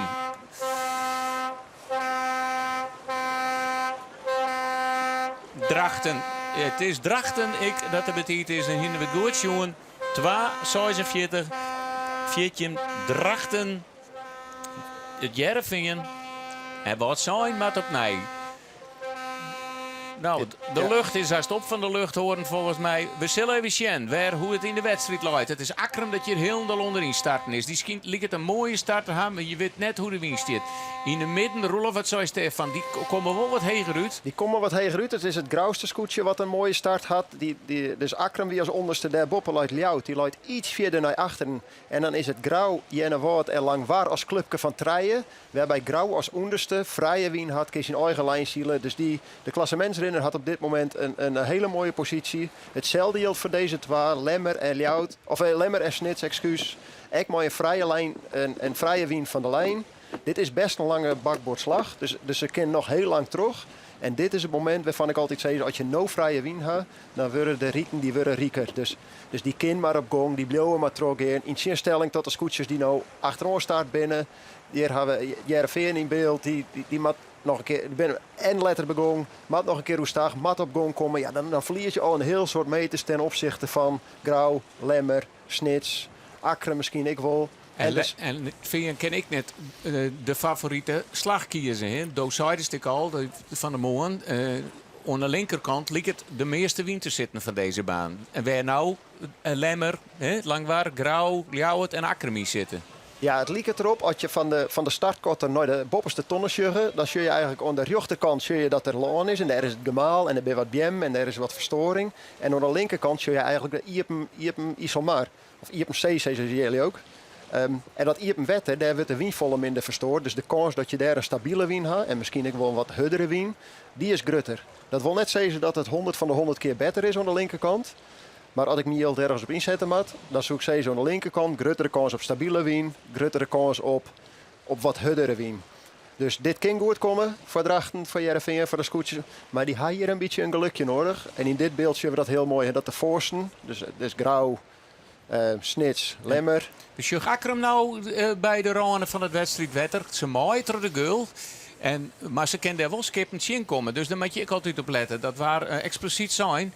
Maar zij met het Rodewien. En omdat het toch wat een lange slagje is dat romte voor de wal. Dat gaat net heel nog meer op, hè? Nee, en ik denk dat Akram er alles ongelegen is om deze slag zo lang mogelijk uit te zetten. De wien is nou best wel wat naar rechts. Dus de bakbordklap is wel heeg. Dus als Akram nou hoe stag of door de wien gaat, dan moet ze haast overal achter del. Dus waar ik krijg zou dat die onderste mooi grauw voorop een hele goede start hier. Zien we nou dat het scootje uit Snits in één keer een stuk heger zielen kind daar in het midden. Die zielen volle heger dan Akram hier onderin. Ja, en zolang dat gebeurt, moet je meer meters richting de tonnen. Maak eens gewoon een kwarterpaard. Best gewoon meters aan het win. En dat zien we net voort. Maar straks als we kortje inkomen, dan ben die meters wel woon. Ljouwert en Grauw. Ik mooi uit de start. Die lezen hebben ik de vrije wien. Geen last van mijn koor. Grauw nog wat mooier dan Ljouwert. Die leidt er weer voor. En die besluit nou door de wien te gaan. Die ken voor Langwaardel. Die ken voor de Lemmerdel, denk ik. Want oors zien ze nog wel even trots zetten. Oors zien ze waarschijnlijk net die. En ze zien waarschijnlijk ik het gevaar van die wien die in het midden krijgt wat heger is. Waar vooral het scootje van Snits van profiteert. En een eervolle vermelding. Dicht achter het scootje van Snits. Ze komen dan net zo hut op gang. Ze komen dan net zo hut op gang. En als die wien een beetje chin zit, want daar boppen, daar komt de Lemmer aan. Daar komt de lemmer aan. Komt dit goed tussen Grauw en de lemmer. Het is... Ja, dit liep het goed te gaan.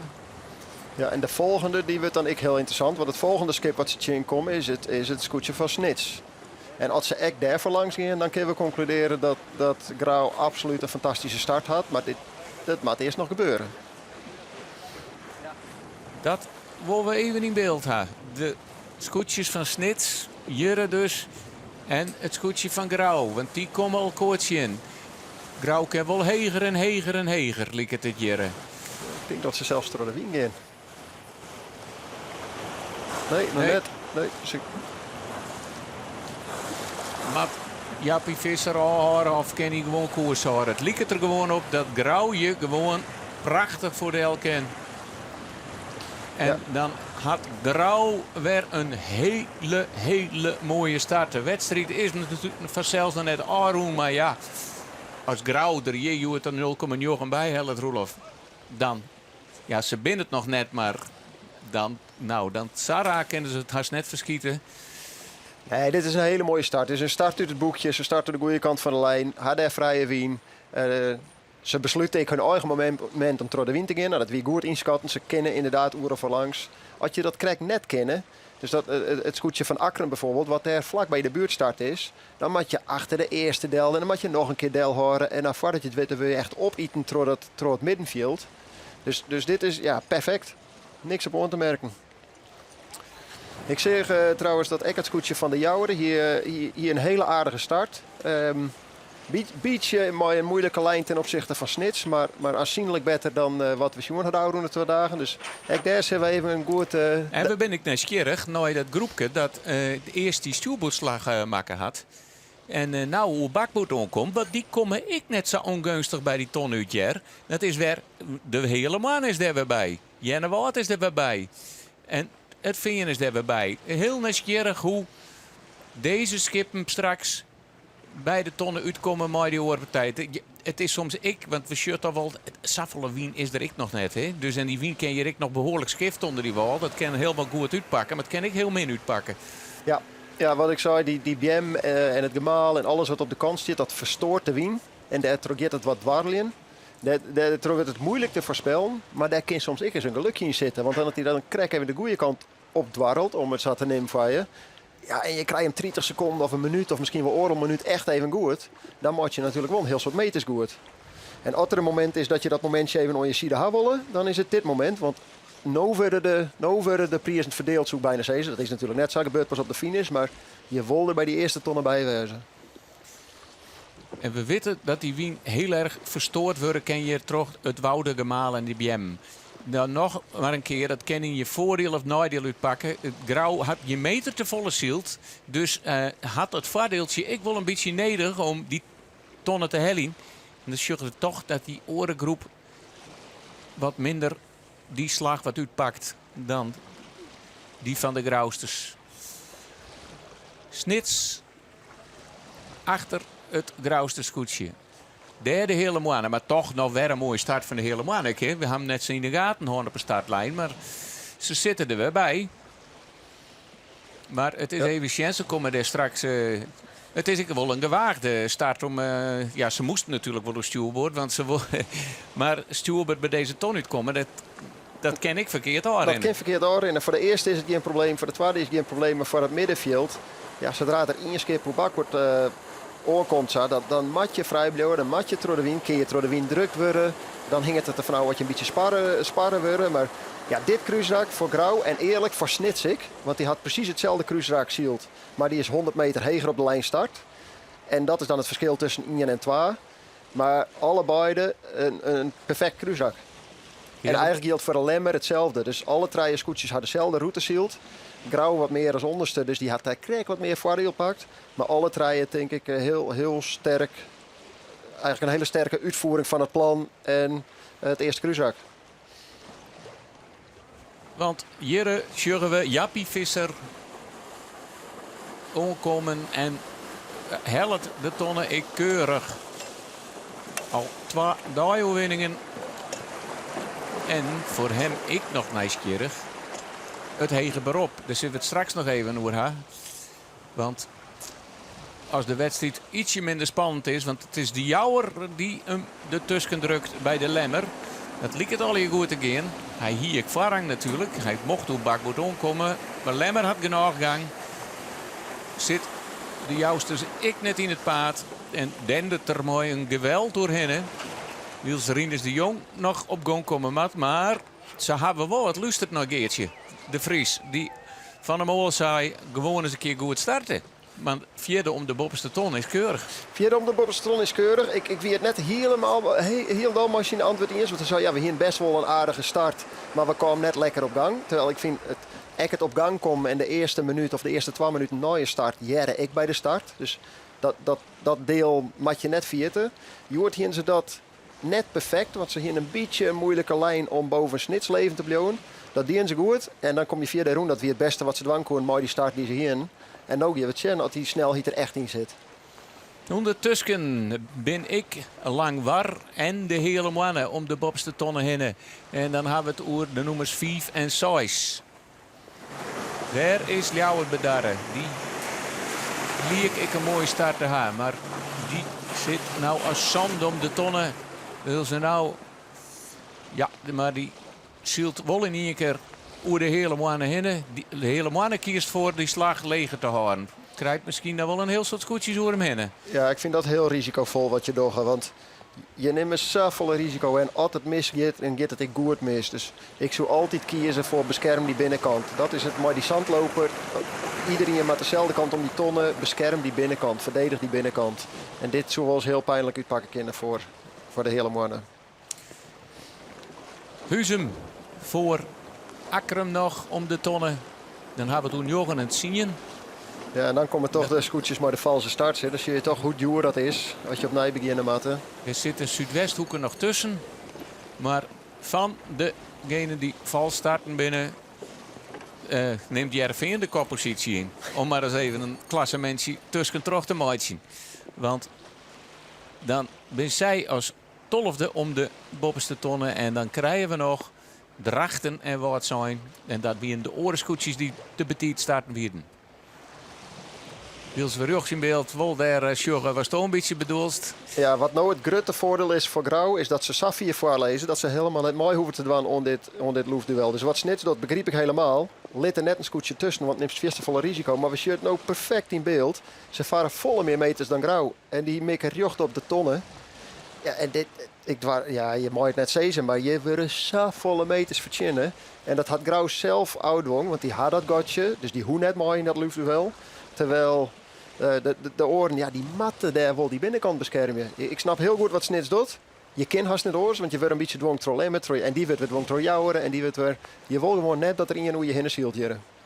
En waar kan je van profiteren? Is dat bijvoorbeeld Jenne Wout of het Ljouwerterscootje wat daarachter zit? Want die tjuwen net, maar dat hele Lietse brune stikje wat boven Jenne Wout zit, ja. Dat is het Ljouwerterscootje. En ja, die gewoon zei, die loopt nou wel een beetje op Jenne Wout natuurlijk. Maar als hij nou verstandig binnen, dan is hij misschien al niet de koers van Grauw. Ja, en wat dit ik doet, wat hier ik terug ontsteert, is dat we een herhaling krijgen van de situatie op Starem. Want door dit loefduel met alle skip me afvallen tot voor de wien om weer bij die ton uit te komen, lezen ze alle in eerste koor, er wordt één grote chaos en daarna valt de wedstrijd in een plooi. En we zien het nou al een beetje gebeuren. De eerste die vallen al een beetje oud, die jou al een beetje del. En Snits die had heel duidelijk maken, ik ga net één aan de binnenkant van mij litten. Die mat straks rond te krijgen. En ik denk dat we ons opmaatje kunnen voor een herhaling, hopelijk mooi wat minder skeer. Als de situatie op Starem. Omstandigheden binnen. Wel wat oors. Daar winnen ze hartstikke aan het brandingsurven. Hoe de weer en heen. Mooi een pittige windkracht. 4,5. Dus de skippers had het scootje nou wel beter onder controle. Ja, en ik hoop dat ze... Want er is wel tiert. Het feit dat wij dit nou dwaren te sezen, betekent dat zij dit ik weten. Dit is een fantastisch plaatsje om te zien. Grauw is voort. Grauw is net druk om te maken. Die leidt nog wel skof op kop. Snits, helemaal links in beeld. Die had de binnenkant verdedigen. Maar is het nou, had hij nou al net een heel soort scootjes naast hem? Je kent het van dit plaatsje al net zien. Maar het ken ik zo wezen dat hij gewoon nou wel onder die hele vloot komt te lezen. Hè? Ja, dat zou kunnen. Maar de kans dat ze er omheen zielen, dat zou kunnen. Maar die is net zo grut. Want ze maakt het hele skip voorbij. Terwijl als ze aan de binnenkant zitten, hoe ze bij wie ze van de opstekker de naast te hebben en dan hebben ze recht op rondte. Dus daarom was ze net aan de binnenkant, want dan is het zodra ze ernaast zitten, masto rondte Jan. Terwijl via de boetekant, ja, knappe jongen als er omheen ziels, maar die kans is net zo super grut. Ze rennen nou absoluut wel dat risico natuurlijk, want er is saus en het is een grut wienskerm, maar in principe. En Lemmer kennen we het al. Dekker vanzelfs nou, wie ik hoor die boeg zielt. Ja, maar Lemmer had wel hetzelfde probleem met de jouweren die daar hebben boppen uit. En die had weer hetzelfde probleem met Langwaar. En dan mat wij misschien het scootje wat hier een lietse kans had op een hele groot succes. De jouwere scootje. En de hele mannen. Want die zijn we van wat doet hij nou? Maar die had wel voort bij de eerste tonnen de ronde opzocht. En als die het redden, dan pakken ze hier saai in één keer voor jou of 4 of 6 skip in één keer. En hier zorgen we mooi de boord-en-boord situatie. Snits had al geen vrije draai meer. Er zit al een heel soort scootjes tussen. En daarachter daar zorgen we de hele mannen. Ja, die had een goede kans. Die had een goede kans, want deze 3 scootjes, 4 scootjes, 4 scootjes, die zijn langzaam. Die gaan lest van elkaar. Die kind net volle hudder. De hele mannen had vrije wien. Maar, zat we zijn, hij maakt er helemaal voorbij. Want als er maar een heel iets beetje boord aan boord is, maakt ze de hele club voorrang, Jan. Wat ziet er goed uit. En dan had er natuurlijk een voordeel gewoon dat als ze gigantisch ontloeven binnen. Precies. Als dat maar een lietsbietje is, dan. Hier het volle moeilijker voor hem worden. Ja. En hetzelfde geldt voor Jereveen. Dat eigenlijk hetzelfde als de hele mannen. Maar die hier natuurlijk die dramatische start. Die maakt hier een heel soort meters goed. Maar die maakt aan bij die tonnen iedereen rond die aan. En dan is maar de vraag hoe volle die ervan profiteren kunnen. Maar we zullen eerst even zien naar hoe deze situatie straks uitpakt. Ik snap heel goed wat Snits dien had. Ik zou dat ik nooit hier aan de binnenkant litten. En het volgende belang wat zij had is dat ze genoeg ruimte voor zichzelf creëren. Dat ze die ton echt goed ronden kennen. Want ze haar jocht op rondte en nu is het zaak om te roepen naar die orenscootjes. Wegwezen heren, ik wil mijn bochtmaatje kennen. Ja, en dit is, ja, je valt echt helemaal niks op auto dingen. Had je dan toch, je merkt het in de interviews voorhouden, van, ja, komt er nou een beetje spanning op, houdt rekening met het klassement. Komt het wel goed, hier is een fout 2 dagen lien en dan, dit is het antwoord. Snits leidt nog wel op de beste positie. Want voor de duidelijkheid, we maken een bakboordronde. En dan is het maar even de vraag, ken de hele mannen, als die de cirkel in komt, leidt hij dan voor op die orenscootjes. Ze krijgen natuurlijk een beetje meer gang, hè, als je plat voor de windshield of gaat hem een beetje skever in. Ja. Ja, en dan is het de hele mannen die de optie had om daar krijg wat meer gang te maken. Dus de scootjes die plat voor de wind zitten, die gaan in principe wat langer. Zodra de hele man in de buurt komt en ze beginnen met loeven, dan krijgen ze nog wat extra snelheid. En met loeven bedoel ik dan ze sturen richting de tonnen. Ja, en van alle beelden die wij tot nota hier zien hebben, ja, dit gaan ze gewoon redden. En gaan ze een hele mooie keuze maken. En maak je ze goed gebruik van het feit dat er zo'n relatief stevig loefduel weer bij de oren. Er komen straks een heel soort scootjes tegelijk met tonnen. Dat horen we wel te versissen. En het is het grauwste scootje wat op kop leidt dat nou al van geen les meer had. En hoe pakt het uit met de hele mannen en hoe pakt het uit met Jereveen? Daar ben ik wel benieuwd naar, want ja, die had ik die slagkeersen. En ja, dan is het, er komen nou straks wel een heel soort scootjes in één. Ja, Jereveen zit rechts had die slag ik maken. Of de slag is het al eens net eens. Die hele rechterkant van die baan pakt. En als die derde wien wat had en wat gong, die zielt ik de hele tijd nog hoe stuurboord. En ja, deze scootjes nemen elkaar, die remmen elkaar ik al. Hè? Ja, we hebben nou een sjurg is in een grut gedien. Er is gewoon, er is geen wien. Zowel aan de voorkant als aan de achterkant van zo'n gardien is minder wien. Ja, dit is... Helemaal lijkt het safe. Maar daar hebben we het net over. Nou, ja, daar hebben we het wel over. Maar die sjuggen we net. Het is wat we sjuggen is het grauwste scootje. En dan hield hij net zo'n soort gong, hè? Nee, de wien die liet het ik net echt lekker trots te zetten. Ben ik bang dat dat wel een risico is voor de media. We hebben een fantastische wien tijdens de start. Maar het zou me net verbazen dat hij gedurende de wedstrijd toch wat ouw neemt. Ja, dat maakt het... Hij is wel stabiel. De richting is wel redelijk stabiel. Maar dat maakt het vooral dit soort situaties als bij de ton. Dat zien we natuurlijk juster. Als je manoeuvreren matte, maar zo weinig druk in de zuil en zo weinig wien. Ja, je geen scootjes, ging je heel langzaam lezen. Grauw is aan bij de volgende tonnen voordat je de nummer 6 leest. Nou, het is een beetje dreun, maar je geen scootjes heel lang parkeerd lezen. Wat zei je? Wat voor versissing had je? Het vind je, helemaal liep het gewoon echt vrij van alles. Daardoor ik me hield wel op in te zetten. Maar vind je, dat ik een risicootje rennen. En nou, Vliet, juster de wedstrijd verschieten. Maar vind je nou alles op alles zetten om dat te bezieken? Dus moet je gewoon verlang sturen. Ja. Gewoon, en hoor ze maar omheen, want hij weet ik dat je slachtoffers komen. Mooi gong. Als hij uitvalt, is hij gegarandeerd. Dus in dit shot Sjövet. Ik ken net helemaal zien hoe vier ze komen kunnen, maar als hij hier rond de jang gaat en hij stuurt uit van de boei, dan is de wedstrijd voorbij. Dan is hij, terwijl hij moet ervoor gaan. En dan maar boeten om en hopen dat er net een botsing ontstaat. Maar hij moet ervoor gaan en hier een strijder om die tonnen komen. En dan willen wij graag naar de voorkant van dit hele grote brede vloot van de Skippen.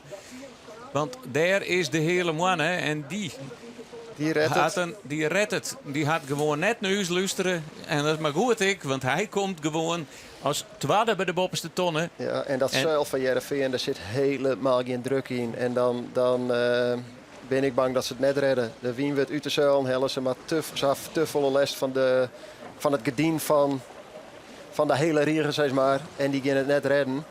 Misschien kunnen ze in de boetebocht mooi zielen, maar ik ben er bang voor. Ik denk dat het gewoon Snits, Lemmer, de Jouwer. Ja, en dan moet je tweede, derde, vierde rij daar mooi zielen. Kan de Jouwer nou in het gatje prikken? Want het is hier toch wel Lemmer wat een hele rommebocht maatje maakt. Ja, maar het lijkt erop dat ze alweer de lessen van Starum goed leert hebben. Want het lijkt wel dat je niet in het oor doet, maar er ontstaat grif altijd een gatje. Hè? Dat er skippen te vier, alleen ze kiezen alweer wel, de Snitsers, een rommebocht te maken. Ja, maar we hebben nou een juggen is te volle scootjes op een te lietse romte die nog een bochtmaatje matten. En je gaat een aantal ging je echt de dupe van worden. Ja, het Heerenveen kun je net echt van spreken dat hij daar de dupe van wordt. Want die had natuurlijk een heel soort goed maken, maar die hier daar iets meer geluk gaat in. Vooralsnog liep het er inderdaad op dat het heel gedegen in je vrije roem gaat. Maar via het net dat hierachter komen de volgende scootjes, die komen mooi wat meer gong. En die maat ik rond die aan. Dus het is in ieder geval duidelijk dat de skippers je weten, doe eerst, dan ik, dan de volgende. Dus als iedereen weet wie wanneer aan de beurt is, dan gaat het heel netjes. En dat gaat vooralsnog eigenlijk heel keurig. We zullen jou zelfs een beetje remmen. De knocker uit, die zit een beetje ongelukkig onder het langwaterscootje. Ja, en het lijkt het heel tjenstrierig dat ze remmen. Maar je wil hier oude remmen, zodat je echt langs die tonnen kan. Als ze hier te hut gaan, dan komen ze in de boetebocht. En dan komt het onder de zuilen van die oren. En dan haast net alleen nog een slechte ronding. Maar dan haast ik nog daarna een heel soort les. Dus als je op zijn minst mag strak langs die tonnen kunnen, dan ga je in ieder geval, zodra je in het kruisrak zit, een vrije wien. Ik moet zeggen dat het tot nota echt keurig verrint. Alle scootjes hadden nog een hele nette ronding, zonder dat er een heel soort chaos ontstaan is. Deze actie van jou kan ik heel erg waarderen. Gewoon even de rem erop, op die te turen er bij en dan strak ohne wien langs die tonnen. Dus ja, absoluut lessen leren van Starum. We sjuren het net zo vaak. Dat de nokker uit gaat. Meestal was ik maar Jerk Amersbroek achter het schip om te remmen. Maar ja. de oornokkie dat remt het meer dan een Amer achter het schip, liep het mij. Ja, en het verbaast mij net. Want ik vind de interviews die we van Willem Sjoen hadden, ouder in de dagen.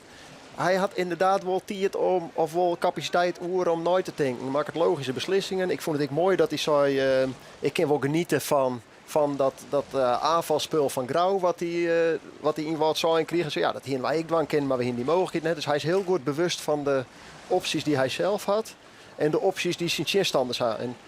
En dat vind ik wel mooi om te zien. Dat tekent in ieder geval dat hij in die wedstrijd zit, dat hij weet waar hij mee bezig is. Ze hebben nu wel een zwier dobber, want dit is een moeilijke positie om van waarom te komen.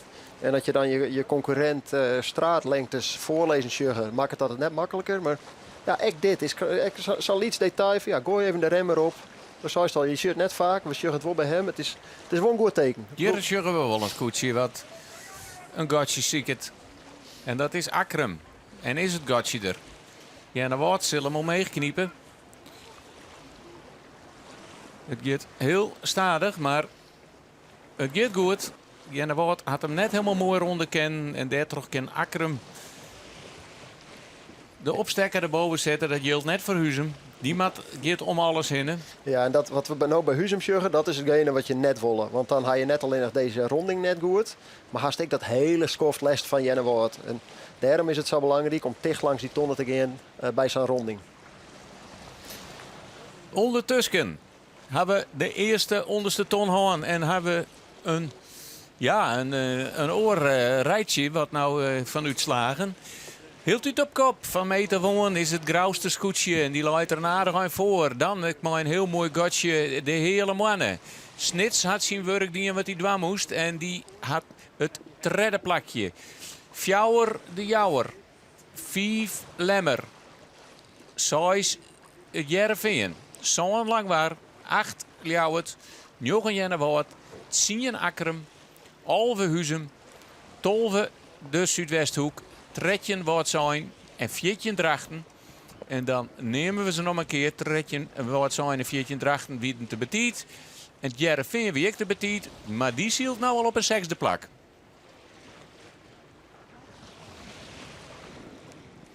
Ja, en dan aan het begin van het tweede kruisrak, dan zien we eigenlijk Lemmer en Ljouw direct naar de ronding van de onderste tonnen door de wind gaan. Vrije winterziekje. Ljouw is inmiddels al weer om. Dat snap ik wel, want je wil even uit dat rijtje, je wil even uit de drokte. Het gaat wat ten koste van extra meters die je kwijt binnen omdat je door de wind gaat. Dat kost het nog steeds, die 20, 30 meter, mag ik mij vertellen litten. En die moet je wel weer ergens weer om vertjennen. En na zoveel wedstrijden mag je ik een beetje naar het klassementje gaan. Nou, het zal duidelijk zijn dat Grauw zijn koppositie verstevigt als we eindigen zoals ze nou lezen. Maar is Lemmer Ljouwert voorbij in het klassement als we op het stuit lezen in de wedstrijd.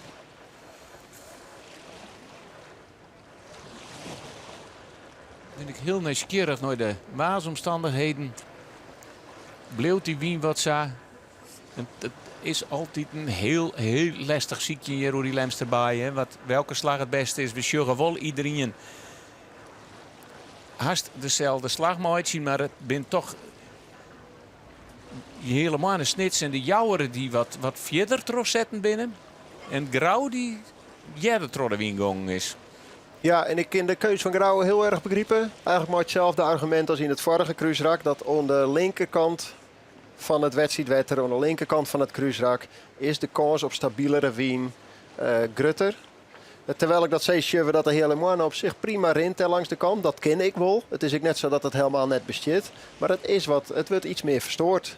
Dus de keus die Grauw maakt, de keus die Lemmer maakt, wordt te begrijpen. Maar, daar zei het van de week alles, zo'n wal die doet soms wel eens wat. En dat je daar krijgt even een paar graden heen zielen, ja, dan is het wel weer een kwartier afstand. Maar het is wel nieuwsgierig, want het lijkt toch het Lemster scootje dat wel heel dicht in de buurt komt bij de hele mannen. En Lemmer had nog jetter als Grauw die slag naar de midden van de maar maken. Of van de baai is het je, in de Lemster baai. Het is de wedstrijd van Ljouwert. Die is de organiserende commissie. Joert hier op de Lemmer. Dan heb je 2 wedstrijden. Nou, dat weet haast ietsje. Iedere scootjeszieler. Maar 1 wedstrijd. En dat is deze Joert. Wedstrijdcommissie van Ljouwert. Ja, en wat Lemmer goed die had is dat is toch dat slagje wat ze snel maken. Haast gewoon heel lang vrije wien. En dan zie je dus heel lang je eigen snelheid. Heb je les van de oren. En als ze het nou wel of net redden ten opzichte van de hele mannen, je hebt in ieder geval dat tempo. Want je wil een beetje afstand maken naar die middenmoot. Je wil net weer in zijn rijtje terechtkomen als wij je krijgt weer. En dat je dan tweede of derde lezen op dit stuit van de wedstrijd is nog net eens het allerbelangrijkste. Maar het zou lekker wezen dat je een beetje een gotje slaan kunnen. Snits als 2 met tonnen kan die zijn positie houden. Het vindt lijkt er echt heel goed bij te komen. Wils deze scootjes nou sjuggen, hebben we een mooi beeld. Grauw boppen in, Lemmer, oerstuurboord. Mat achter de hele mannen het los als het nou lijkt. Pakken wel Snits, want volgens mij wint zij achter Snits bij de tonnen. Ze pakken pakken Snits, ja. We gaan in ieder geval een soort meters goed maken. Hele mannen nog voor Lemmer. Ja, en de volgende tonnen die moeten we bakboord ronden. Dus dat betekent dat je toch richting die wal moet. En de vraag is even, wanneer doe je dat? Hoe dicht wil je bij die tonnen uitkomen? En helemaal doet het keurig. Draait boppen het Lemster scootje. Helpt wat wien uit zijn tuigwaai. En is dan in houdershand dat er straks bij de tonnen komt. Ja, dat is weer de oude regel. Hè. Blijf tussen de chinstander en de volgende ton. En dan kun je net zo vol gebeuren. Ja, dit liep het heel logisch. Het is redelijk agressief. Je shirt net zo heel vol. Meestal litten ze elkaar wat meer leven. En zeggen van, nou ja, we moeten nog maar elkaar erin door. Dit is eigenlijk zat het jet. Want ik lees tweede doelui strijden. Als je een boordlengte verliest, dan is dat voor mij hartstikke goed. Het Heerenveen. Te betiet starten. Kopje net hing je litten. Sietse Brouwer, dat doet er ik net. Want hij zielt je keurig mooi al in de top. En kan samen weer even een paar plakjes pakken. Ja, en hij creëert kansen. Hij creëert kansen voor zichzelf. Dus het eerste kruisrak, of die eerste voor de wien, koos hij dezelfde route als de hele mannen. Daar creëert een kans. En nu doet er hetzelfde weer. Eigenlijk maakt het iedereen die slag naar de wal. Maar Heerenveen stelt het nog even uit. Zonder nou te weten dat het goed is of net. Het is wel een logisch moment om dat te doen. Want je creëert hier een beetje separatie. Ik denk wel dat krijgt wat meer druk stiert. Dus je laat weer een kans om een paar meters te winnen. Zal op stuurboord op die tonnen aankomen. En dan is het even alles of niks. Hè? Als het meters maken en Oosje is direct net voor Del kennen. Nee, precies. En het risico is nou iets minder groot dan in het eerste cruiszak. Want dan wist dat alle 4 scootjes dicht bij elkaar lezen. Dus als dan eentje net hel is, dan is de kans dat er de volgende komt en de volgende. En de volgende is heel groot. Nou zit er wat rond ertussen. Het is een beetje verspreid. Dus als je dan een keer krijgt net helle, ja, dan kun je altijd achter in deel of achter 2 deel. En dan is dat net voor een protestsituatie of net voor een desastreuze situatie. Ja, en dan is Grauw er alweer. Ik vind het wel mooi om te zien dat je toch wel wat een cruiszak in zit. Hè. Er zit wel wat in, er weer wat mogelijkheden. Er zit wat verschillende druk op verschillende plakken. In dit shot zien we dat heel goed. Lang net iedereen had dezelfde win. Dus het ene scootje maakt wat heger, de oren wat leger. En eigenlijk dit beeld vertelt alles. De win is net zo hut meer. Er zit wat verschil in. Het beste kist het was je bij de hele mannen en Lemmer daaronder. Ja, die haken gewoon net meer dezelfde hoek. En dat betekent dat er kansen ontstaan. De hele mannen, die get ik ree en die shit dat hij een gotcha-slijn had met de Lemmer. Want die maakt nog wat verder, die koer net zo heeg.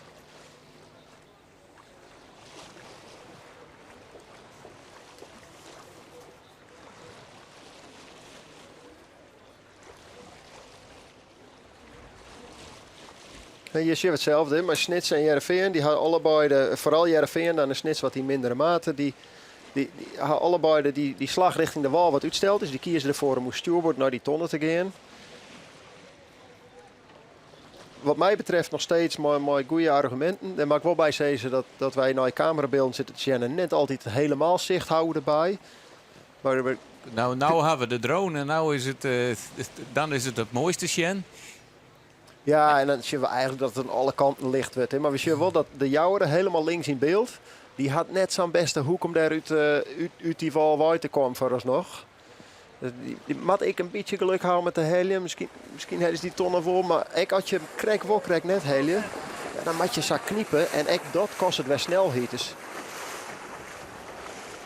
eigenlijk als je op je eigen tempo die baan rond zielen kennen. Ja, dat wil iedereen wel natuurlijk. Het is niet op door. Maar als je op je eigen tempo die baan zielen kennen. Zonder dat je al te volle last hebt van oren. Ja, dan ben je al een heel eind.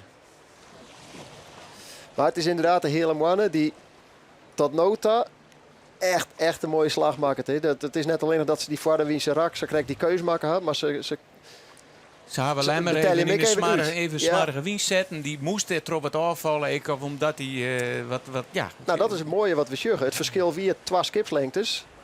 Niet 2, 3 misschien. Maar totdat ze er bovenop lezen, dus echt de verzwaring dat Lemmer de les van had, werd dat gatje van 3 wordt 6. En dat betekent dat ze nou helemaal vrij zielig in de vader wien. En dan zien ze er dicht achter zitten. Dus ja, hartstikke logisch. En ondertussen zien we toch dan dat die slag van Heerenveen, daar zeiden ze het al, slecht beginnen, achterom beginnen, ja, die zit er wel lekker in. Die moet je echt die betel ik zichzelf echt uit voor die beslissing die ze krijgt namen. Want het is het vinden dat de Snitsers hier voorbij stekt. En die komt dan als vierde om de tonnen. De Lemsters er nog voor, maar die zit binnen als derde om de tonnen gong. Maar dit had ik alweer aansluiting op elkaar. Dus je zult nog een heel soort gevjochten uit wij komen. Snits, die zak het wat voort. Ja, daar is het zaak om rustig te blijven. Ze maken de logische keuze om de binnenkant te beschermen in dat Vaardewiense rak. De pech die ze hier weer dat er zo hard lucht werd dat ze heel 4 keer moesten. Daar toch verleren ze de hele mannen. Dat kan een keer gebeuren. Want je kiest voor die binnenkant. Dat je dan dat risico neemt, kan een keer gebeuren. Maar er is net heel volle snelheid om die onderste tonnen. En dan komt er nog een langs. Dus dit is het moment om rustig te blijven. Logische beslissingen maken. Als je geen hut genoeg. En dan heb je nog wel de kans om van het 5e plakje misschien een 4e of een 3e te maken. Als je dat net doet en je geen nou rare ding van. En je komt in dat middenveld terecht. Ja, dan kan het de verkeerde kant uit gaan. Maar ik verwacht dat ze wel rustig koppen bijhouden. Wat geven we nood van. Net al te druk maken. Dit kan gebeuren. Rinus de Jong die stekte me tussen bij de boei en de snekerpan Jappie Visser. Jappie Visser verliest dit rakje een aantal plakken.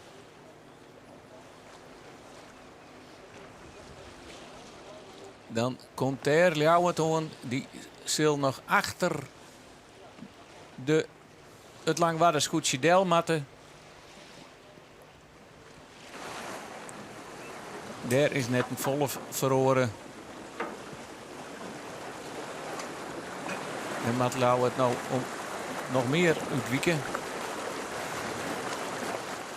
Ja, voor jou geldt hetzelfde.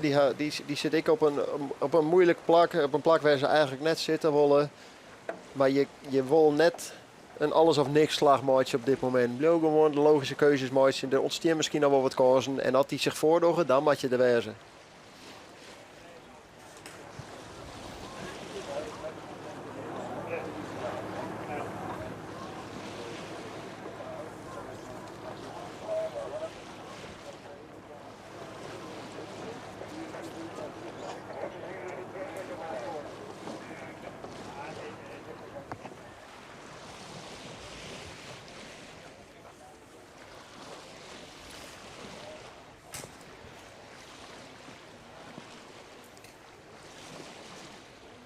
Hast alle scootjes nou om de tonnen. Grauw nog een eind voorop. En je tussen de Vaardewiens in het klassement staan. Ja, we gaan ook even met rekenen geweest. Voor mij scheelt het 15 punten. En dan staat ze met Lemmer samen op het 5e plekje. Ja, spietig. Maar ja, het gebeurt. En dat begon eigenlijk al in Grauw, de opening. Dat was eigenlijk al het segment al neerzet. Ja. Nou, om eerlijk te wezen, bij alle keren als het protest wie Akram erbij belutsen. Is dat zo? Ja, nou misschien wie de meesten wat consequenter bij de vlaggen staan laten. Want ik heb zoveel protesten doen.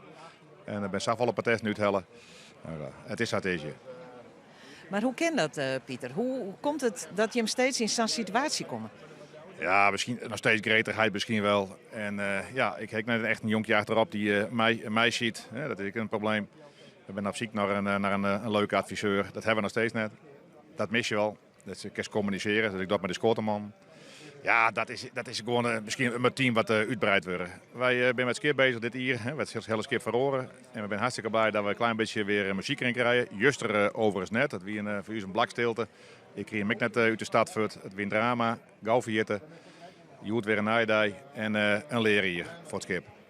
En een adviseur dus nodig. Nou, ik zou zeggen, Friesland, Zielprovincie, daar ben je nog. Ja, daar moeten we even in komen. Die zei, jongens, Pieter, we hebben een mooi skipje, leuke club. Ik wil graag meedoen. Ik heb hem net ingevoerd. Ik heb nou wel voorpees mijn technische man van de zeilmakerij. Hartstikke leuk, ik kan goed trimmen. Maar ik moet ook één hebben waar ik mee kan communiceren. Dus dit is een hyper sollicitatie? Dit is een hyper sollicitatie voor volgend jaar.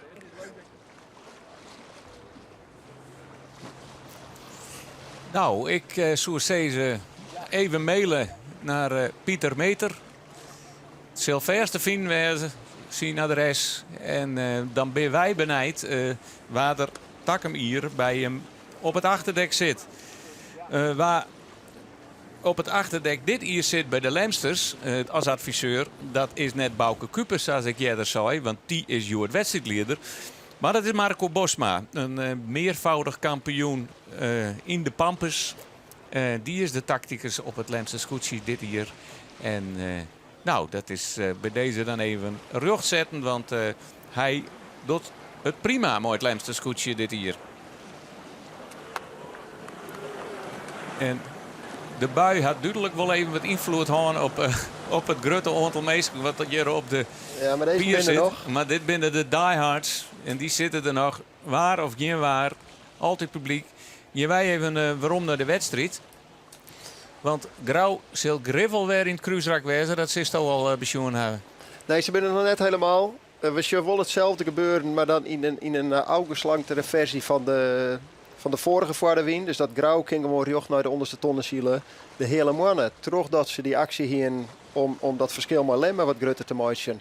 Kan ik gewoon jocht op de tonnen mikken, maar daarachter hebben we de fjouwerscootjes, maar lemmer op het derde plakje. Ja, dan vind je via de snits en jouweren 4 en 6. Die komen toch weer wat naast elkaar te lezen. En het is natuurlijk net zo'n grote situatie als Krek, maar je ziet wel weer een beetje hetzelfde. Deze fjouwer haalt les van elkaar. Dus jochs in beeld, jouweren, snits, Jereveen en lemmer. Die zielen net de route die ze zielen zoen, dat ze helemaal alleenig wezen zoen. En dat is eigenlijk wat je willen. Je willen de route zielen alsof we net in je oor weer. Want dat is de snelste. Dat is wat je denkt dat het beste is. Maar dat kan net, want je haalt les van die oren. En terug dat deze fjouwers er dicht bij elkaar lezen en les van elkaar, maar ze concessies doen op die ideale route. En dan is het nou in dit geval net alleen nog Grauw, maar ook de hele mannen die daarvan profiteren kunnen. En mogelijk, maar dat is het nog net, mogelijk Langwaar en Ljout. En dan zou dat vooral voor Ljout heel interessant wezen kunnen natuurlijk. Die aan van achteren dat gat wat dicht zullen kunnen. Want deze fjouwer kan net tegelijk om de tonnen. Dus die mat op elkaar wachtje. Dus nu hebben we Langwaar en Ljout op het zand en achtste plakje echt wel mooi een liets gotje naar deze fjouwer toe. Dus naar de hoe neem je dat? De subtop. En maar het zou samen zijn wezen kunnen dat ze bij de onderste tonnen een kans krijgen om dat gat in één keer een stuk licht een liedje te maken. Ze zullen er net voorbij gaan. Maar als je dichterbij bent en in het volgende cruiserakje een onvalslagje maatje kennen, dan valt er weer wat in te helen. Het Grauwste scootje van daarin met die oranje wimpel onder de opstekker budget dat hij leider is in het klassement van daarin. Giep het al en Jit zet de tonronding in naar het tweede cruiserakje. Het tweede volledige cruiserak, want vanuit de start is vanzelfs is ik en sjurgen we ik op het achterdek onze analist Gele Tadema die Joert even invalt voor een bemanningslid die wat ziek is, want ja, er heerst het wel wat griep onder de vloot. Ik vernam ik al dat Willem Zwara, die wie juist er al net zo fit, maar wie Joert nog wat minder. Maar hij zielt, hij stiert ont helm houdt. En hij joeg ik om dat hij van de paracetamol aardig rustig waren dat de bemanning dat wel bevoel. Grauw, onkop. Hele mannen had ik van geen lijst.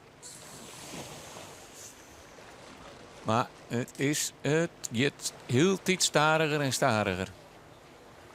Ja, dit is een aanzichtkaart waar we naar zitten te zien. Maar het is wel alle credits voor het Grauwste scootje tot nota. Die gaan ik je meter lezen litten. En van de positie waar ze nou binnen wordt het alleen maar makkelijker. Want je bent als eerste weer in het volgende cruiserak. Je kent alles zelf. Dan dus zolang de wind er net helemaal uitzakkert, dan is er echt geen veldje aan de lucht. En voor de hele mannen, ja, kunnen we alleen maar zeggen chapeau. Die hebben maar een hele mooie actie, een hele mooie manoeuvre dat tweede plakje opeist.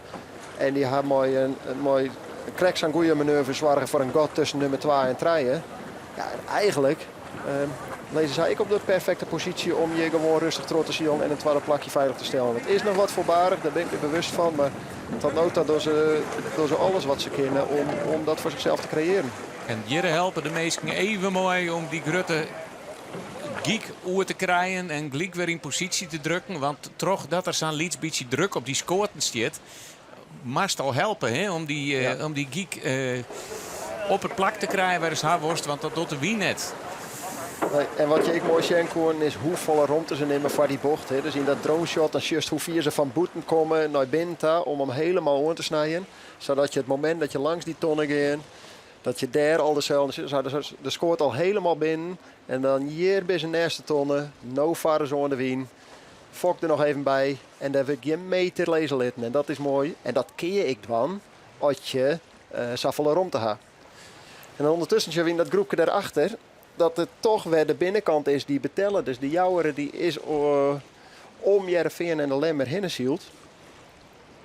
Dus er is toch weer dat loefduel wat plakken kost het. Nou ziet de jouwer daar al achter, hè? Oh, die zit al op het derde plakje? Nee, die zit nou op het derde plak. Maar het is maar de vraag, als hij die romte pakt. Ja, hij pakt hem. Ja, die is eromheen gezield. Nee, hij ziet ze krijgt. Nee, het is echt de jouwer die de oren.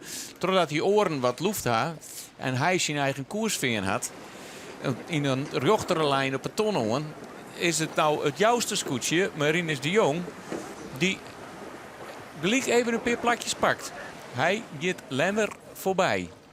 Ja, we hadden nou in beide voordewingsraken jongen dat de scootjes die dat loefduel aangaan, die eigenlijk heel logisch die binnenkant verdedigen, dat die uiteindelijk daar de rekening voor krijgen ten opzichte van de scootjes die hun eigen route zielen kennen, de minste meter zielen en die zielen dan toch eromheen. Echt eromheen, want we hebben geen gate, ze moeten alle dezelfde kant om, dus je moet er helemaal omheen, zodat je geen rond te hoeven te gaan en dat is precies wat je hier hebt.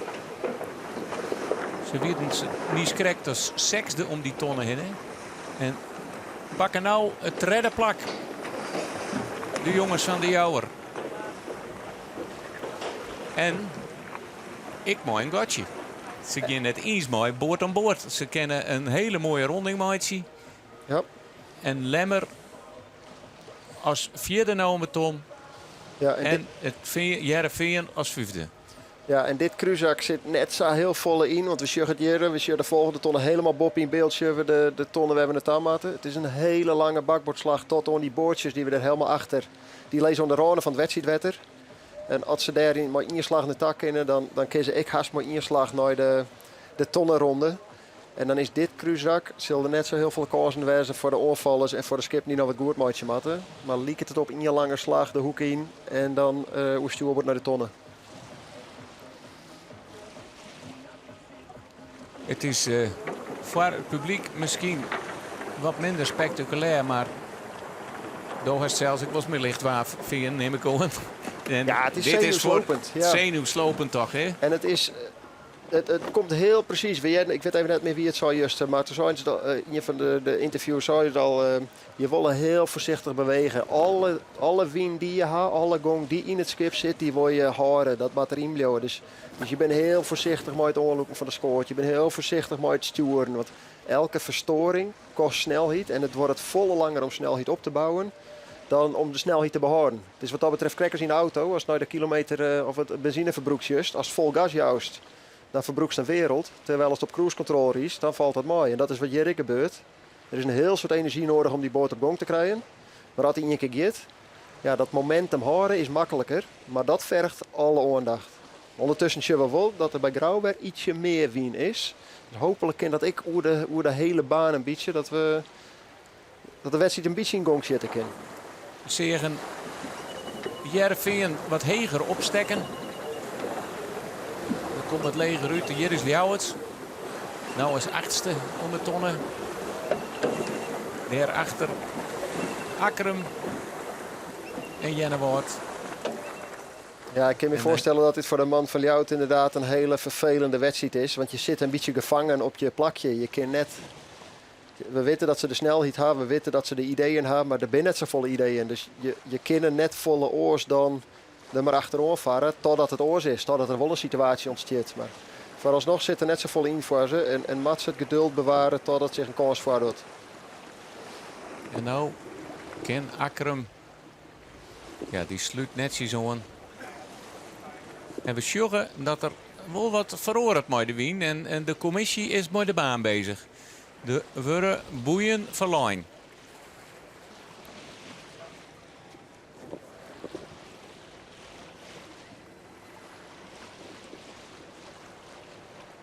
En er ben ik een aantal scootjes dit groepje dat ik volle heger uitkomt.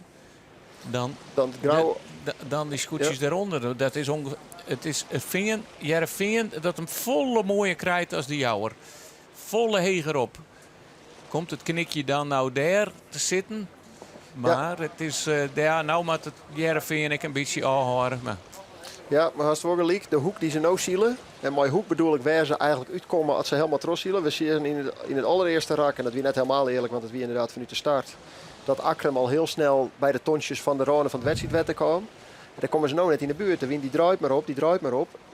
En ze zielen steeds via de richting de eerste tonnen. Dus misschien is dit wel het kansje waar de... het Heerenveen op loert, hè? Waar Heerenveen op loert, waar Snits op loert, waar Lemmer en Ljout. Ja, die zie je al naar mogelijkheden om dat gat naar grauw liedje te maken. Nou ben die wel een heel eind voort. Maar ik had grauw wint, als je daar als tweede als derde achter zitten, dan hebben we nog steeds geen beslissing in het klassement. Dan wie je dit net te doen, maar dan blijft nog steeds de druk erop. Als grauw Joert wint en de orenfavorieten eindigen in de middenmoot, dan kunnen we zeggen dat het waarschijnlijk besluiten is.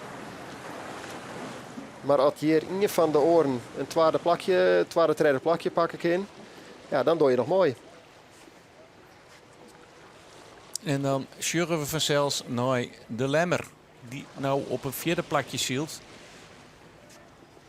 Bobbin, helemaal Bobbin in de mar. Een prachtig shot. Daar sjurren we de grauwste zo weer hoe stuurboord op de ton omgaan.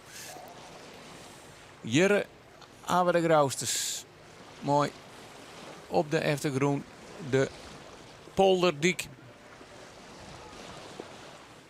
Ja, net een skip te bekennen. Die zal die heerlijk zielen. En nou hier ze eigenlijk, want dit is de lege klap. We zeggen correct, de wien is wat naar rechts draait. Dus had we hier onder in beeldje wel lang waar. Snits en Heerenveen die mikken volle heger dan dat grauw Sacré Koer, toen die op dezelfde plak wien. Alleen het grauw had er net zaf volle last van. Ze verliezen hier wel wat meters. Maar ze kon ik wat leien. Ze lijn San aan voor. Als grauw net zaf hier voorlijn hier dit het moment was dat de boel weer een beetje loskomt. Want het is het Heerenveen wat hier meters goed maakt op Lemmer. En Lemmer maakt het weer meters goed op Jouweren. En Jouweren liek het, wat die wien inderdaad zo naar rechts draait, het kind van de rekening te worden. En dat komt omdat Jouweren nou eigenlijk de boetebocht zielt. Dus iedereen draait een beetje op, die kan steeds heger. En Jouweren is de onderste. En mijn hele mannen daarbij, maar die leidt nog iets verder naar voren. En doordat ze de boetebocht zielen ze meer meters. Het kan goed komen als de wien weer omdraait, maar het lijkt erop dat het net gebeuren gaat. En dan verliezen ze hier wat afstand ten opzichte van de nummers 4 of 4 van 6. De Wiemoen op de achtergrond die draaien wel. En ondertussen zeg ik dat het Ljouterskoetje probeert om hier toch een soort van oorval te forceren. Dus ik zou krijgen bij de onderste tonnen ze kin net volle oors dan erachter zielen totdat er een momentje komt. En zij kiezen ervoor, zij zeggen deze wind draait naar rechts, die blijft staan of die draait misschien nog wel verder. Wij zien de rechterkant van het veld op. En dat is in eerste instantie tjenstrierig, want eigenlijk zeven de bakbordklap is de hege. En zij gaan op stuurbord, dat klinkt raar. Maar als de wind net weer omdraait, dan is dit de nieuwe normale klap. En dan is het eigenlijk heel logisch. Ik lees het een beetje ingewikkeld uit, maar het komt erop deel, als de wind net weer omdraait, dan hebben we een nieuwe situatie. En dan is het heel logisch dat ze eerst die stuurbordklap zielen. En de commissie gaat er ook van u dat die wien net weer omdraait, want we zeggen ze al maar de tonnen slepen. En dat doe je net heel tijd heen en weer. Nee, en Grauw die helpt het gewoon maar één keer door de wien. Dus ondanks dat dit een wat legere klap wie stuurbord, is er voor hun volledige controle. Je veldje aan de lucht. En die had nog steeds hun eigen wedstrijd in hand nam. En die had ik nog steeds in hand. Moet nota, maar in een duelwinning, maar dan toch zaf je voor in het klassement staan. Dat is heel knap. Dan ben je een klassementzieler. Maar de Silk Griff, je hoort dat er geen hele rare dingen waren. Dat nog een duelwinning bij komen.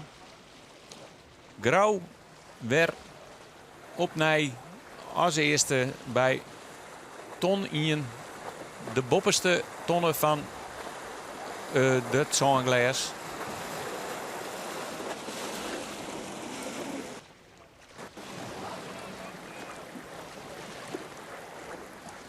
Ja, hier zie je wel het belang van de adviseur, hè, want die had zijn hand vrij. Die kan even op het dek stingen, die kan om hem heen zijn. Dus we hadden het krijgen in het interview bij Akrem. Wat je die net had, ja, als de scoorteman echt om zich heen zijn had, dan is hij twee dingen ontwan. En als je twee dingen doet, dan is de kans groot dat je ze allebei de heel doet. Je wilde er gewoon in had, die de volle aandacht bij de wedstrijd had. En dat kind net dat je ook nog een orentaak had. Dus ik zou zeggen, schreeuw zeker op die oproep, want dat je het absoluut een verschil maakt achterop bij Akrem volgend jaar. En dan had het over het feit dat hij een oproep die om een adviseur onboord te krijgen. Ja, sorry. Ja, het is al Evelien, maar ik zeg nou inderdaad bij Grauw dat er dan gewoon... dan zie je Tammo, die had de kans om even om zich heen te zien. Die hoeft zich net te bemoeien met de touwen. Die hoeft net onder de roer te zitten. Die kan het helm houden. Hij moet er even nog heen stappen en dat is het. Ja, en die 2 peer extra, of dat 1 peer 2 extra eigen. Dat is gewoon een heel soort wurg. Want je kan... het is net al in een momentje dat je even naar de wind zien willen. Je wil de ontwikkelingen zien. Dus je wil zien wordt het meer. Hij draait naar rechts, zet dat terug. Dat liep het er nou op van net. Maar dat zul je alleen nog wat je vaker zeggen. Want dan zie je het elk momentje. En dat je het maar 1 keer zegt, ga je een foto. Daar kun je net zo volle maaien. En dat is wat zijn adviseur dwam had. Die moet zwaar dat hij een video had. En daar rechts in beeld is we wat we al voor zijn.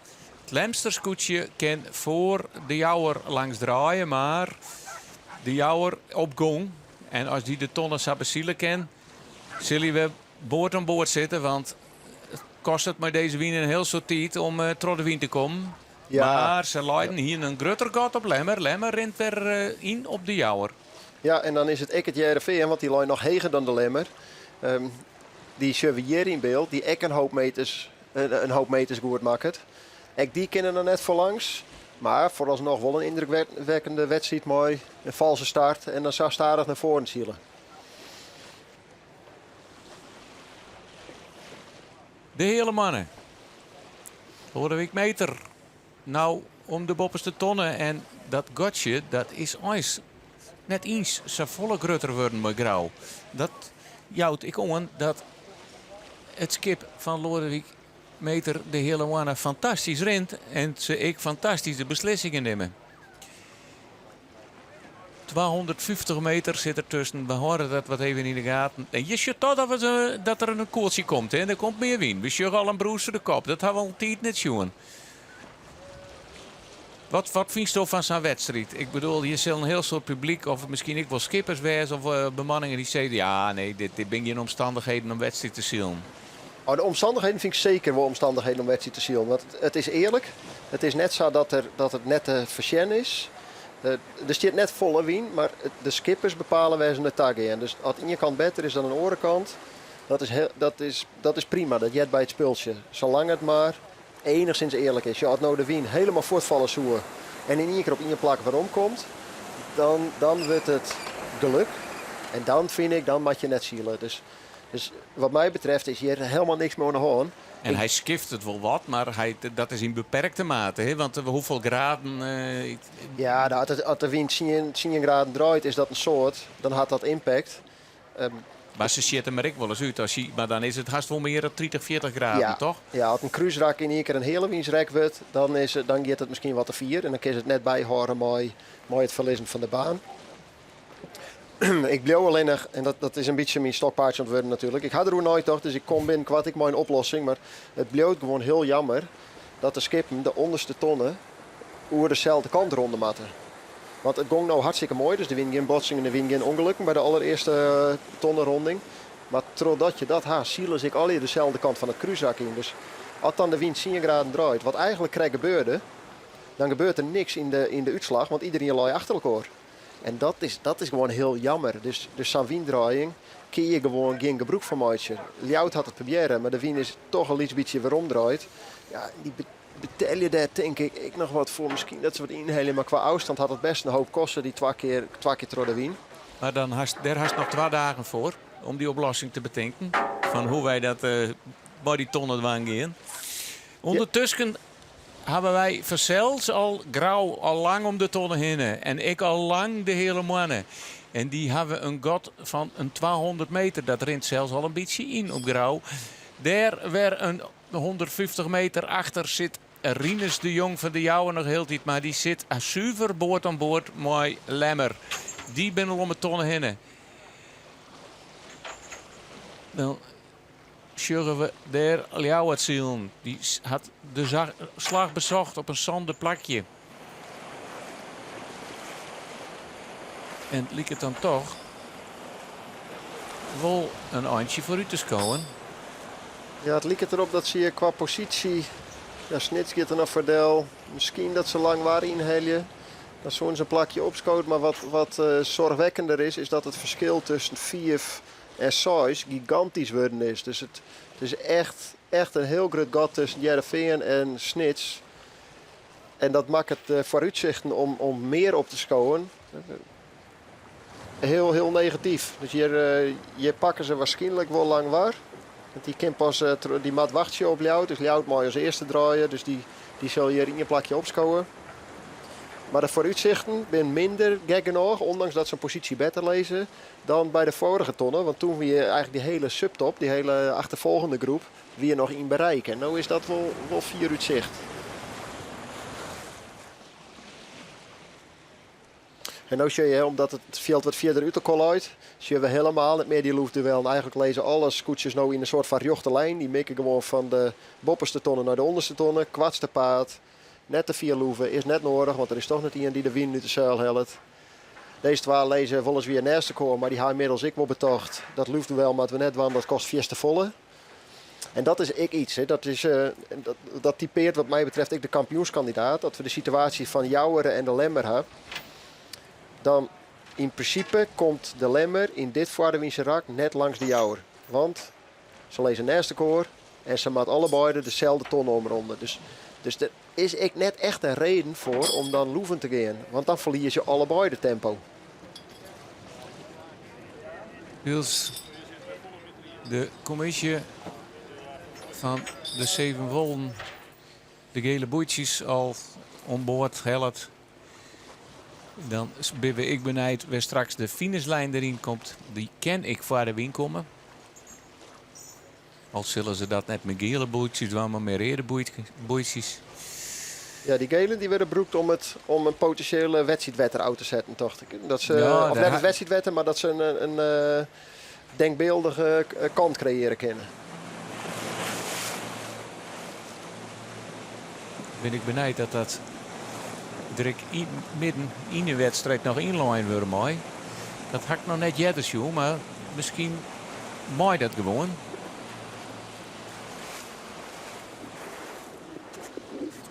Wat zijn?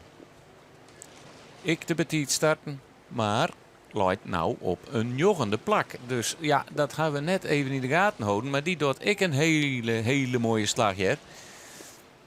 Dat jouwt dan ik wel weer een beetje moed. Hè? Ik bedoel, dat net meer voor het kampioenschap mooi. Ik net voor het erepodium. Maar als je een goede dag hebt en wat skip inhelst, dat helpt altijd, hè? Ja, en hij zei volgens mij na de eerste dag of na de tweede dag, ja, we hadden een hoop verhoringen, we hadden wat nieuw materiaal, we hadden nog net helemaal uitvoeren hoe we het erop gaan willen. Dus dan moet je dit hier al heel snel bestempelen als een leerier. Ondertussen even deze live wedstrijd, want het is het Heerenveen wat volle meer snelheid had dan Lemmer en Jouweren. En die mat nog gijpen, op dit moment tros het. En ze mat er helemaal omheen, hè, dus dat zal voort net lukken, maar ze hebben wel weer nog meer meters goed maken en een serieuze kans om de onval te iepen op Lemmer en de Jouweren. En dan zouden ze samen op het treddeplak lezen. En het is wel het vinden dat ja, het is nog boord aan boord. Al batten we dan nog een beetje niet achter hem touw. Maar het is ook nog wel een aardig handje van de tonnen A. Dus ze gaan nog even. Ja, het wordt heel lastig om te redden, maar ze hadden in ieder geval de aansluiting volledig voelen. Het jouwt ik maar aan dat het scootje van Heerenveen hut rint. Ja, ik had deze week al een paar keer zijn. Ik had ze echt heel hut gaan zien. Maar het lukt blijkbaar nog net echt om dat echt in te zetten. Of om dat echt uit te betalen. Want als ze de romte had, volgens mij ben je een van de snelste scootjes in de vloot. Maar we gaan zien dat ze nou maar een beetje vrije romte nog die 2 plakjes opschouwen kunnen. Ze zijn in elk geval in een ongeval. En we zien ze er nog maar eens even bij voor die letteringskekelen binnen. Zij hier een vals gestart. Dus ze zijn weer even onder de lijn dipt. En ben nou al in de street om het 3e, 4e of 5e plakje. Hele mannen, zeggen we daar.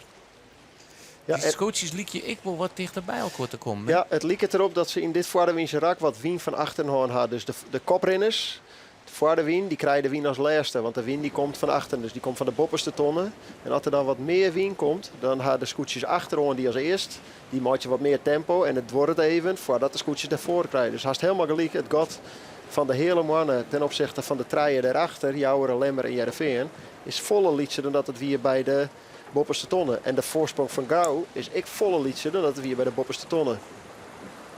En dit ben de ding, want de volgens mij krijg vindt dit, ben dat eerlijke wedstrijden, kun je maar zielen. Dit jet erbij. Dus nou had de hele mannen had een heel soort verlen. Dat is super sneu voor hun. Maar ze kennen niks aan doen. Dus als ik coach van de hele mannen was, zoals ik zei, maak je die net druk, je mag alles goed doen tot nota. Dit kan gebeuren. Maar in het volgende rak, dan ben zij weer als eerste bij de nije wien. Dus dan had zij potentieel voordeel. Dus dit is wat mij betreft volledig onderdeel van Sion en ik net oneerlijk. En ik geen fouten maatje. En ik geen fouten. Dit is gewoon, je keer net zo vol ontwan. Je moet, in het Engels zeggen ze mooi. Ik geef me net hier zo'n wagen. Ik helemaal speel je maar de kaarten die je in de hand hebt, die je deelt worden. Ja. En dat is bij Sion Nick een beetje. Ja, maak je het beste van de situatie waar je zelf binnen. Dat is alles wat je dwang kennen. En dat had de hele mannen fantastisch dien. En ik hoop dat ze nou echt de rust bewaren van oké, ze bent dichterbij komen. Die nog steeds gewoon de goede dingen doen.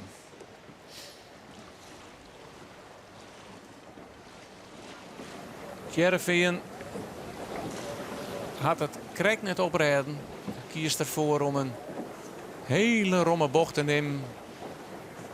Want Lemmer en de Jouwer, ja, die zitten elkaar wat meer in paard. En het is wel het Lemster scootje, loopt dat vrij voor op de Jouwer. Dat liep het net zo. Maar het scheelt net een soort. Nee, en dan wordt het nog erger. Hè, en want ze zijn nog net bij de cirkel zelfs. Nee, maar als je de krek net voorlezen, dan moet je een heel lang oorhemje om het orenskip eerst te letten. Dus je kunt er soms beter achterlezen dan de krek net voor. Nou ben ik benieuwd wat de Lemsters doen. Want ze zetten de slag al in. Ja, ze hoeven natuurlijk... Ze gaan ervoor zoals. Ze gaan ervoor en misschien boeten om mooi gong. De Jouwer met een heeksere bocht, maatje. De regels zijn heel simpel. Lemmer moet je de Jouwer rond de Jan voor het ronden van die tonnen. En daar kent straks Heerenveen wel eens een keer van profiteren. Want Lemmer komt hier net mooi uit. Nee. Die weer het wat. Maar die weer het wat te volle. Ja, ze denken dat ze ze tochten dat ze in de boetebocht mooi zullen kennen. Ze tochten dat ze rond te hielden. Ze tochten dat ze rond te hielden. Ja, nee, wij tochten van net vanuit uw perspectief. Maar het is inderdaad Heerenveen die eigenlijk dezelfde actie hier doet als wat Grauw hier op Starum. Scootjes gaan langzaam om de bocht. Vleenen eigenlijk de bocht uit. Heerenveen maakt een hele mooie romme bocht. Die komt met volle meer snelheid. En die is... die doet hier een serieuze slag om dat derde plakje te pakken. Dan denk ik dat de Lemsters toch een foutje maken. Want dat ze misschien te betiet tochten dat ze al bij de cirkel wierden. Want toen ze gewoon nog recht uitvinden, lijnen ze misschien ervoor. Maar toen ze begon te grijpen, ja, dan wordt die achterskip in één keer komt onder een hele oren hoek te lezen. Dit is weer een voor de protestkamer. Ja. En die hebben even rust gehad, deze aanroende dagen. En die ben in het begin van de week, als iedereen weet, maar bulten werk opstapelt. Hebben we nou even wat rest gehad en dan denkt Albert Visser, nou, ze kennen wel weer eens even naar de slag. Van de morgen hier we de uitspraak van de Zielrieën van het heger beroep van Snits. Waar de Zielrieën zei van ja, het protest is net helemaal goed behandelen. Het is ik weer iepening, maar het is er moeten nog feiten jet worden. Dus voor mij wel wat een nieuwe situatie, maar daar krijgen we dus deze week nog uitslag hoor. En we zeggen dat de Jouwer een protest had, maar waarom zouden zij protesteren? Want ze hebben geen ervaring gehad. Nee, dus dan zouden ze het argument herkennen van we hadden te meer om te krijgen en daarom moesten we een hele langzame bocht maken. En zie het Lemmer dus in paard. Ik denk net dat dit in een protestsituatie terechtkomt. Ja, dit valt een beetje in de categorie race-incident. Verschil van mening. Ze hadden les van elkaar gehad, maar Lemmer die roept uiteindelijk best wel hut eronder. Dus die is net echt de bietenbrug op gang hier. Ik denk dat we deze vlagjes net door de finish komen zeggen. Maar ik snap wel dat in een protestvlag hingen. Dat is toch even zoiets van mooi vriend. Maar daarin is een risico, want dan protesteren wij iets in die. Maar het zou mij verbazen dat deze twee over de finish komen.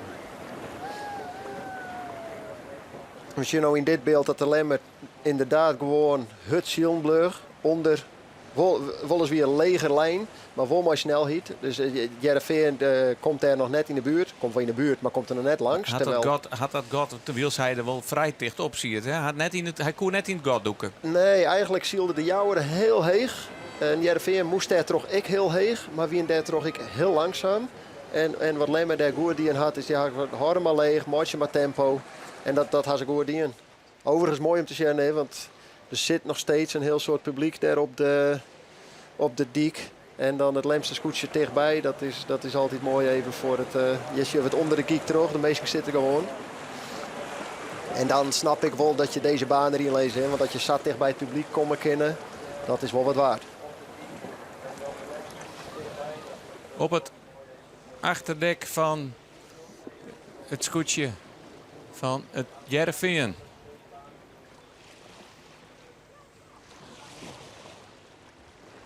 Ja, ik deed de adviseur Jaap maar bij de hand in de boezen, hoeft niks te doen. Had alle aandacht en alle energie voor waar je de meeste wien, waar we het daar. En ze bedenken dat vaak ik al vooruit. Hè. Dus ze hier nou een bakbord stuurbord met Lemmer. Lemmer komt op bakbord. Vaak bedenken ze al vooruit. Stel Lemmer gaat straks door de wien. Wat doen wij dan? Draaien we voor het mooi of zielen we erachterlangs? Als je die discussie al hoorn had en je had het al betocht, dan wil je net meer verrast. En dan als het gebeurt, dan nee, we gaan al betocht, we gaan erachterlangs, mooi trossielen. En dat houdt een heel soort rust op het achterdek en een heel soort rust aan boord. Dan hebben we het klassement er maar even bij, zoals het nou erheen leidt. Een virtueel klassement, zoals ze dat mooi zeggen. Dan van Cels, Grauw, stevig op in. Maar leidt Lemmer nou op het tweede plak. Ten koste van Ljouwert, zoals we van hem begonnen. En Heerenveen is ik een plakje omheen geschoten. Die zo nou op een vierde plakje lezen. Ljouwert te strijden. Ten koste van de Snitsers.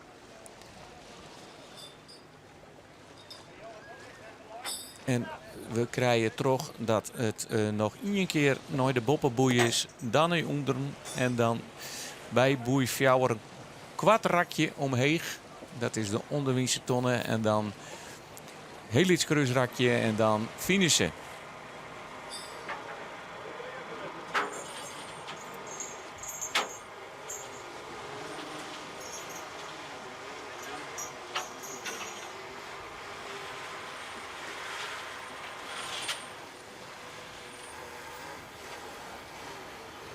Ja, en dit is op zich nog wel een leuk rakje om wat van te zezen. Want Grauw die neemt geen risico's, die zielt gewoon een kruisrakje. Die liet ik even moeten in beschouwing. Maar daarachter is het helemaal... Maar daar helemaal achter in het shotje, we krijgen de boeg van Heerenveen.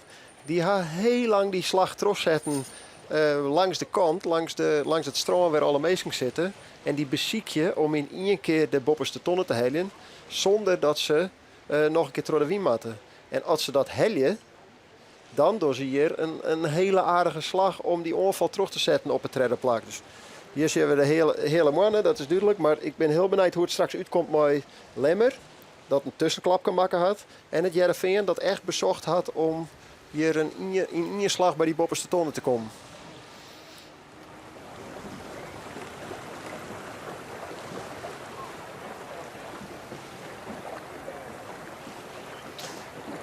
Ja, dit is een moeilijke keuze, want we zorgen de tonnen in beeld en je wil hem zo graag heljen. Je wil net 2 keer door de wien voor de hele mannen net. Dat kost zo vol, maar je kan hem correct net heljen en dan ga je prikken en dan kost het weer snelheid. Dus ik zou zeggen, ook advies aan mij, laat hem gewoon rennen. Gong is alles. Dan met 2 keer door de wien, kist er niks aan dwan. Maar het liep het wel, het Heerenveen die hier een hele mooie slag langs de wal maken had. En dat hij zichzelf belenen voor het lange uitstellen van die oerstag. Dus echt probeer je om het in één keer te helen. Krijg je dan een beetje het gelokje mooi. Ik zei het gelokje, maar we zeggen de adviseur heel duidelijk heel lang sjen. Dus misschien hadden ze wel iets zien wat wij net sjen konden. Maar dat ziet er voor ons nog heel goed uit in dit rak. Nog hield hij de reden vlagen bij Lemmer. En die wiertje de Jouwer. En die zal ik nog bij de jouwste zien te hangen. En dan jou wij ondertussen even een tussenklassementje. Want we hebben alweer een heel soort scootjes om de onderste ton gaan. vanzelfs grauw in. De hele mannen nog heel tijd, maar op het derde plakje liek het nou het veen te komen. Ja, het Heerenveen voor het Lemster Scootjedel. En waar zit die jouwe dan? Zit die ik nog voor de Lemmer? Ja, de Lemmer is hier de slachtoffer van een keuze in het rak. Want het weer nog net insuceert dat dit ontstien weer terug de toonronding. Nee, ik denk dat Lemmer de optie hier om die slag langer terug te zetten. Ik denk zelfs trouwens, nou wat Jeroen had, dat het Heerenveen het ek opredt ten opzichte van de hele mannen. Of ik moet het oors omzeggen, de hele mannen ken net van Heerenveen deel. Dat is de enigste vraag die ik nog ga. Helpt Heerenveen die tonnen? Want dan maak je ze een wereldslag in dit hele kwarte kruisrakje. Voor de hele mannen is dit wel heel zoer. Maar dit is, om even weer om te komen op mijn verhaal van Craig. Maar ze moeten kniepen. We gaan even zien, want dit is wel spannend. Het lijkt erop dat ze wel door de wing gaan. En wat zoest er nou van? Want ze hebben de romte, hè? Want dit wordt heel spannend. Maar ze lezen, hebben de mingong. Ze moeten nou al... Ja, ze hebben geen optie meer. Ze had heel lang wachten, ze had geen optie meer. Ze moet het helje. Ze moet ervoor gingen, want als nooit door de wien, dan krijgt bakbord, stuurbord, mooi de Lemmer en mooi alles. Dus ze moet het helje. En... Maar dan kun je ze een betere beetje vallen litten en dan maar met gang op die tonnen en dan op lijst. Want als het nou al begint te kniepen, dan mast wel die massa in beweging hebben om met die snelheid een beetje een polstok heen springen om de bovenste latten heen gaat. Samast eromheen draaien. En het liekt erop dat ze het helly hebben. Ze krijgen correct op tijd bij het wien. Ja, fantastisch. Ja. Petje af voor Sietse Brouwer, mooi zijn team. Die hier, we nemen het nou maar weer eens een keer. Van een valse start gewoon naar het tweede plakje zielt. En dan die hele stevige tweede positie van de hele mannen. Het liep dan is toch in één keer voor, want hij had net alleen last van Heerenveen. De juiste zitten er weer bij. En ik Lemmer is hem voorbij. Oei, dat is wel heel spietig. Ja, en het weer te zien. Het moment dat wij zeiden van dit is een vervelend moment. Ga je kniepen, ga je net kniepen. Toen zitten zij heel heeg. Wien ze heel langzaam.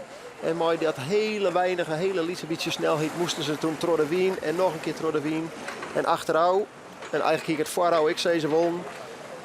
Let die boot maar in, let dat schip rennen. En dan maar 2 keer door de wien. En nou is de prijs zo heeg. En het begrutte me een beetje, want ze hier een heel groot god. En dat god dat werd heel liets, boeten hun eigen schuld om.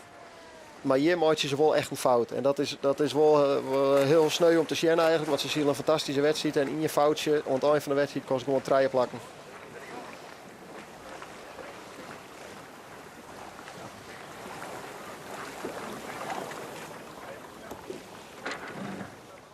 Ja, de snelheid is er helemaal uit. Maar ze zelfs nou ook nog kniepen om die tonnen te helen. Dus de laatste kwart van dit cruiserak is hier om goud te vierten voor de hele mannen.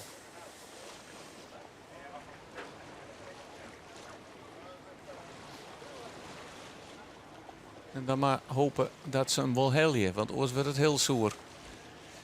Ze mooi de giek, de tonnenruitje.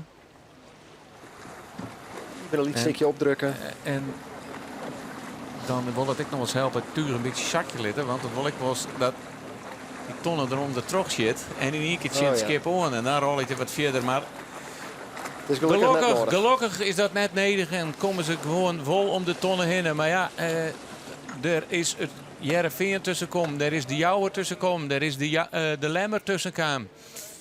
En het Veen hier op kop is de winnaar van dit cruiserak. En de winnaar van een heel soort cruiserakken. En Grauw, die schudt het al hier genoegelijk om. Want die had nou al een voorsprong van haast 400 meter. Dan moet er wel verschrikkelijke skiftingen komen. Maar die is onderwijs naar de onderste tonnen. En dan zullen we Griff straks het signaal krijgen dat de startlijn erin komt.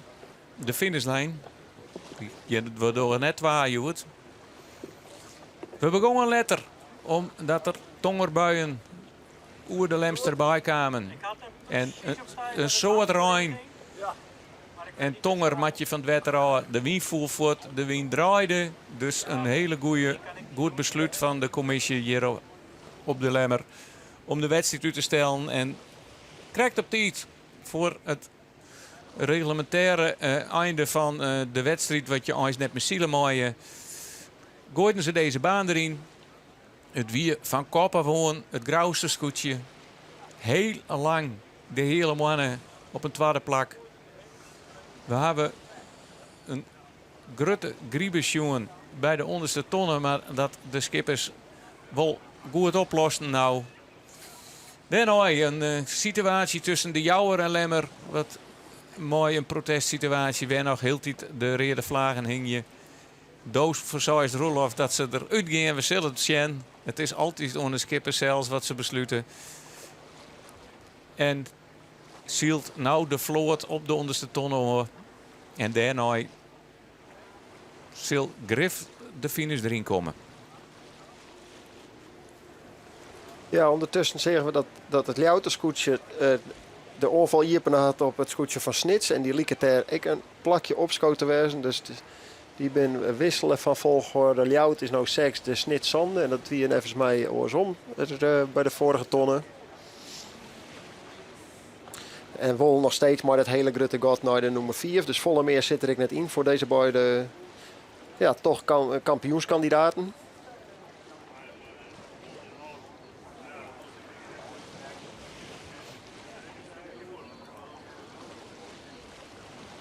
Dus dan is de spanning die nog in de wedstrijd zit, is wat we krijgen in beeld zeggen tussen de nummers 2, 3 en 4. Dat het grauwste scootje hier de tweede dagoverwinning pakken, die waren we haast op te schreeuwen. Maar daarna 2, 3 en 4, Heerenveen, Jouwer en Lemmer, die zitten nog deun bij elkaar. Daar zit nog een puntje in.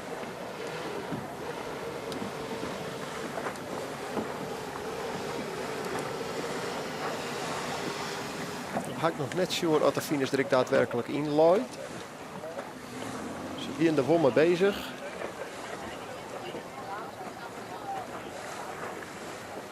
Grauw onderhellen de tonnen natuurlijk keurig. En als dienen ze het wat minder goed, maakt het nog niet uit. Maar nee, ik hier Douwe Visser kent, dan is het hier hebben we de bevestiging. De finish loopt erin. Grauw onderwijs. Nou, de finish van deze zielerij hier op de Lemmer. En dan liek je ze hier zo goed als wis. Het is zo goed als wis dat ze goede zaken voor het kampioenschap doen. We hebben nog net zo snel rekenen.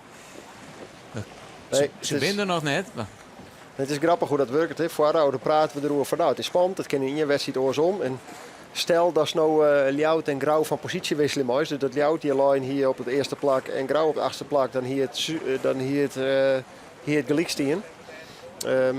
En nu is het oorsom en dan denk je ja, het is eigenlijk beslist. Maar het is nog net beslist. Want er moet nog 2 wedstrijden shield worden. En we zeggen altijd, het gaat om de ene slechtste wedstrijd. Dus de slechtste mooie, die telt net mooi, die mooie oude maar de ene slechtste net. En dat is op dit moment de 8e plak voor Grauw. Maar nog 2 wedstrijden en je weet het nooit. Morgen een soort win. Kan ik van alles gebeuren. Maar op Hewitt, laten we het in ieder geval bij Hewitt houden. Echt een fantastische wedstrijd van dit scootje. We ze op net een fout betrappen kunnen. Even werd de afstand mooi, de nummers 2, 3, 4 wat lietser, omdat er wat wien van achteren kwam. We zijn al, daar kun je niks aan doen. Ja, en dit moet een heerlijk gevoel wezen. Dit is even zien hoe het bij de oren loopt. De finish loopt erin. Het scootje rent lekker. Ja, niks aan dat te voegen. Je moet gewoon even een zien van genieten. ja, en dan hebben we hier het even duidelijkheid hoe het loopt het veld. Douwe Visser van het scootje van Grauw. Jout even hoor, jongens. Je denkt dat het nog een beetje spannend wordt al hier. Maar aan de andere kant, het gaat maakt het niet uit. Hè. Het gaat om een positie. Alleen nog, ja, je jou wel even aan wat je vakmanschap is. Ontspanning. Het kan. Want ze hebben haast een hele kilometer voorsprong op de nummers 2, 3 en 4 aan alles wat er achterom komt.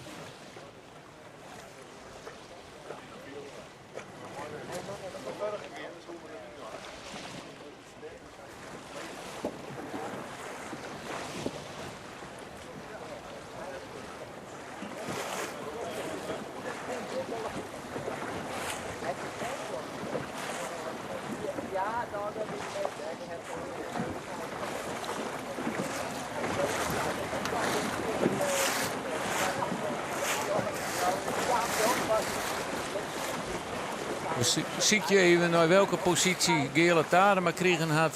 Die onze analist in de wedstrijd. De Sjurm Sanet. Wie je het even mooi aan boord. En hier... Ja, ik heb het nog een gevocht nemen. Het liedje nee, net echt. Ze lijnen dicht bij elkaar, maar dit rak is wat rommer. Dus in zinstelling tot de vorige rak wie het plat voor de wien. En dan kun je nog eens een oorval dwan. Dit is wat rommer. Ze hebben wel de fok aan de andere kant staan. Dus het is net rommer wien. Maar het lijkt dat de wedstrijd in de plooi leidt. En dat we zo mooi kunnen voor de volgorde bij de finish.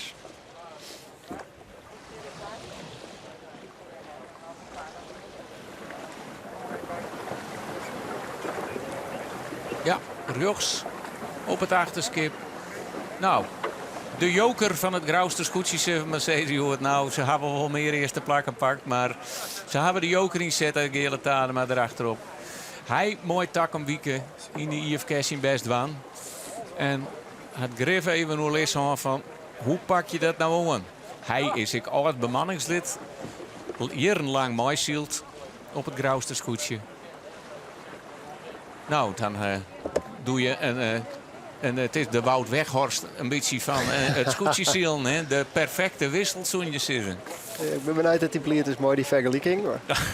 Zoals permanente wisselspeler. Nou, ik ben wel benieuwd wat hij daar, misschien dat we hem daar morgen even naar vregen kunnen. Of misschien Joen of wel. Ik ben wel benieuwd in hoeverre dit invloed had op de fabriering van Nije Wieken. En dat ze druk binnen mooi hun eigen scootje. We zullen eerst dit moment mooi pakken. En beheer het geroffel. Maar dat is al een mooi eindje voor de finish. Ze moeten al, ze kunnen haast bleren op handen krijgen. Want ze gaan betiet inzetten. Ze kunnen betiet inzetten. Want er is geen één die het grauwste scootje in het bedriegen kan.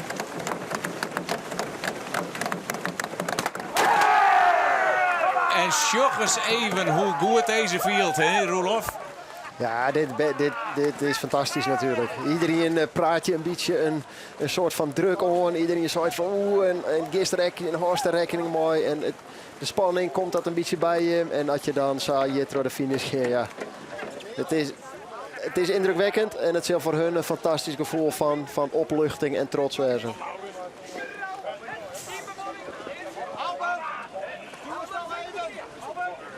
Bij de Erendok maar net. Ik pak hem eerst even bij de hand. Om nog eens Douwe Visser. Ja, dankjewel Geertje. Gjalti zei, Douwe Visser heeft Joert de genadeklap uitgedeeld. Viel dat zelf ik zo? Dit is wel een hele noffelijke. Dit maakt het wat... ja, maar de genadeklap is het nog net natuurlijk. Dat we even nou wachten. Maar we zijn er wel aan ta, steeds maar. Nou, dat was van de week al een keer eerder aan boord. Maar dit vind ik leuker. Ja, toen kwam het erover dat je een foutje maakt. Een foutje wat je haast nooit doggen. Maar Joert absoluut geen fouten. Nee, Joert weer geweldig. Het schip Corona heel goed. En we hebben heerlijk zield natuurlijk. Ja, schitterend. En ja, ik weet net, ik denk dat 4 minuten voor ben. Weet ik vallen. Ja, je leest het een heel lang uit. Maar dat kan vooral door de start. Ja, dat weer geweldig. Maar hij ran niet goed, wist wel. Maar precies in de goede wienbaan die kant uit. Voor alles langs. Ja, en alleen maar uit dan. Ja. Maar die voor de wien aan, dan kwam die wien bij die tonnen.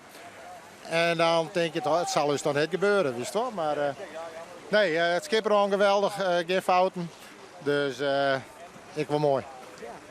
Ja, en ik denk wel de genadeklap, want je me rennen nou echt wel uit. Je staat 13 punten los.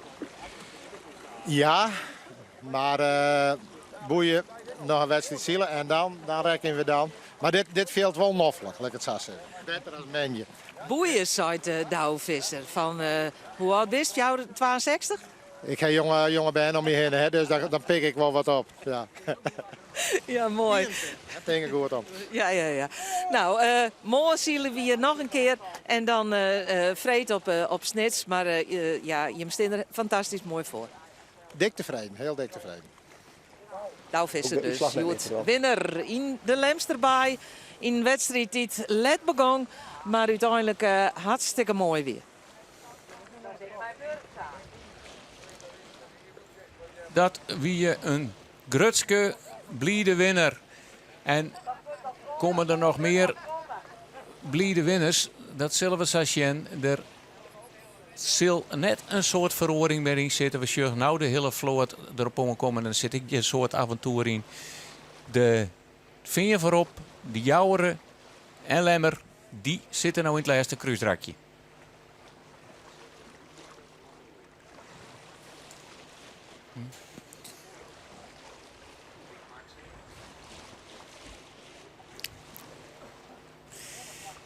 Dan liet ik het nou even over aan Roelof Bouwmeester. Die had nog volle meer verstand van zielen dan ik mij, maar dat hield niet meer lang in de gaten.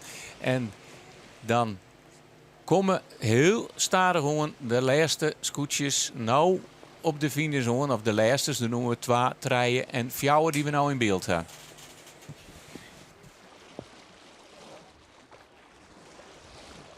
Ja, dankjewel. We moeten uiteraard de hele finishvolgorde even houden. We wachten tot iedereen binnen is. We zeiden al, er zit net zo heel volle meer in. De wedstrijd loopt aardig in de plooi. De wien neemt wel wat ouw. Dus als je hier mooi wat zijn en met de laatste scootjes die in beeld, dat rint nog wat in elkaar, dat scoot nog wat in elkaar, maar het is nog wel een lietstikje tot de finish. Dus ik denk dat de 4 minuten die Douwe krijgt, zei, dat is nog wel de kwarte kans. Ze lezen echt een gigantisch aan voor. En nou is dat dubbel op, want dat is deels omdat ze natuurlijk een fantastische wedstrijdshield hebben, maar het is echt wat makkelijker als je voorlezen ten opzichte van die scootjes die ze volle rekening met elkaar houden moeten. Dus ik denk dat dat de belangrijkste les is voor jou. Als je vrije wien hebt, als je je eigen beslissingen nemen kan, ja, dan is Sion zo volle leuker dan dat je les hebt van oren.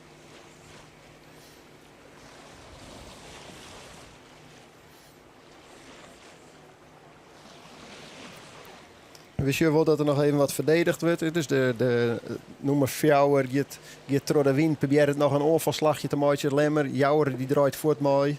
Ik Jereveen draait mooi.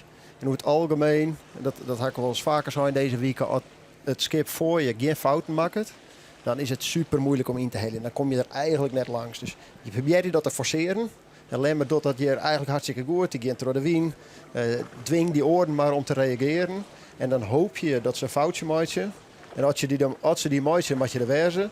Maar in principe, als de Jouwer het goed doet en dat Jereveen het goed doet, dan zal er net meer een verhoring komen in dit kwarte rakje wat er nog is. Ja, hier zien we in beeld. Het gaat net hut meer, maar het rint hut genoeg om bij de finish te komen. En het is weer, het is net zoals bij de Tour de France, dat je punten krijgt. Of dat het hier bijhouden wordt en dat die de hele week mooi telt. Je krijgt gewoon punten voor je eerste plak en voor je tweede plak. Hoe vier je voorlezen, dat blijft altijd gelijk. En het maakt dus voor Jereveen en ik natuurlijk dat dit nog heel lang wordt. Voor hun is het van belang. Wij moeten als tweede door de linie komen. En dat is het eerste wat ze doen moeten.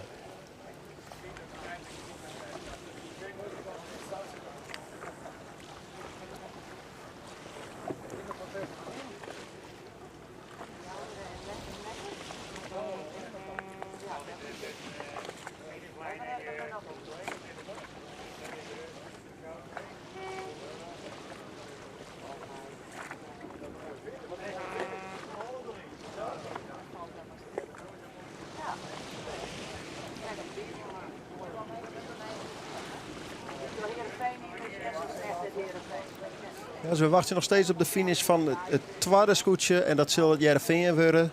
Ze zijn natuurlijk om de laatste tonnen komen, maar Jereveen als tweede, Jouwer als derde, Lemmer als vierde. Vooralsnog lezen ze, het gaat wel heel langzaam naar de finish daar.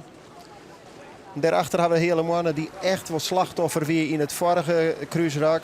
Ljout, die de onvalslag op Snits inzetten had, er langs kwam en nou nog steeds probeert dat zesde plakje over de finish te brengen. Voor Snits op zo'n lang waar op 8.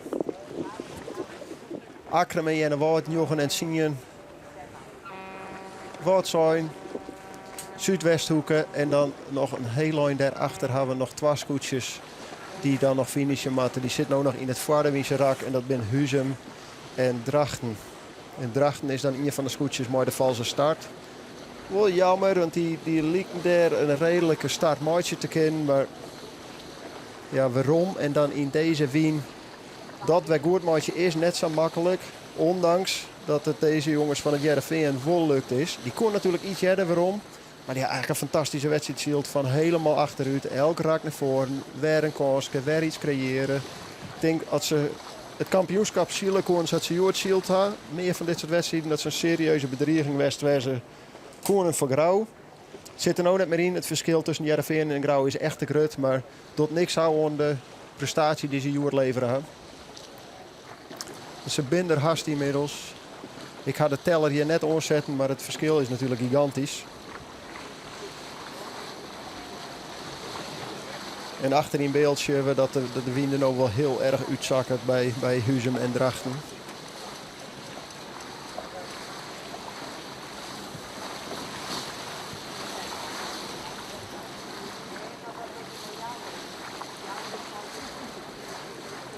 Even zien hoe ze reageren achter op het dek. Ik verwacht dat ze hier echt wel tevreden mee binnen. Juster frustratie over de wedstrijd. Dit zal vielen als een soort van revanche. Om toch even te laten van wij kennen het. Ja, hier zien we het. Absoluut tevreden. En terecht, ze had creëerd. Ze hier een mooie slag daar langs het publiek. Ja, mooi. Oké. Excuus voor het commentaar.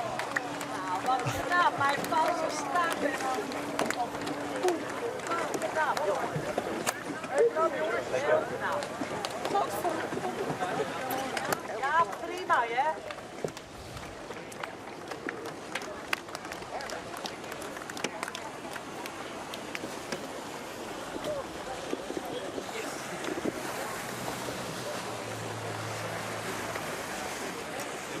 Dat is een mooi foto.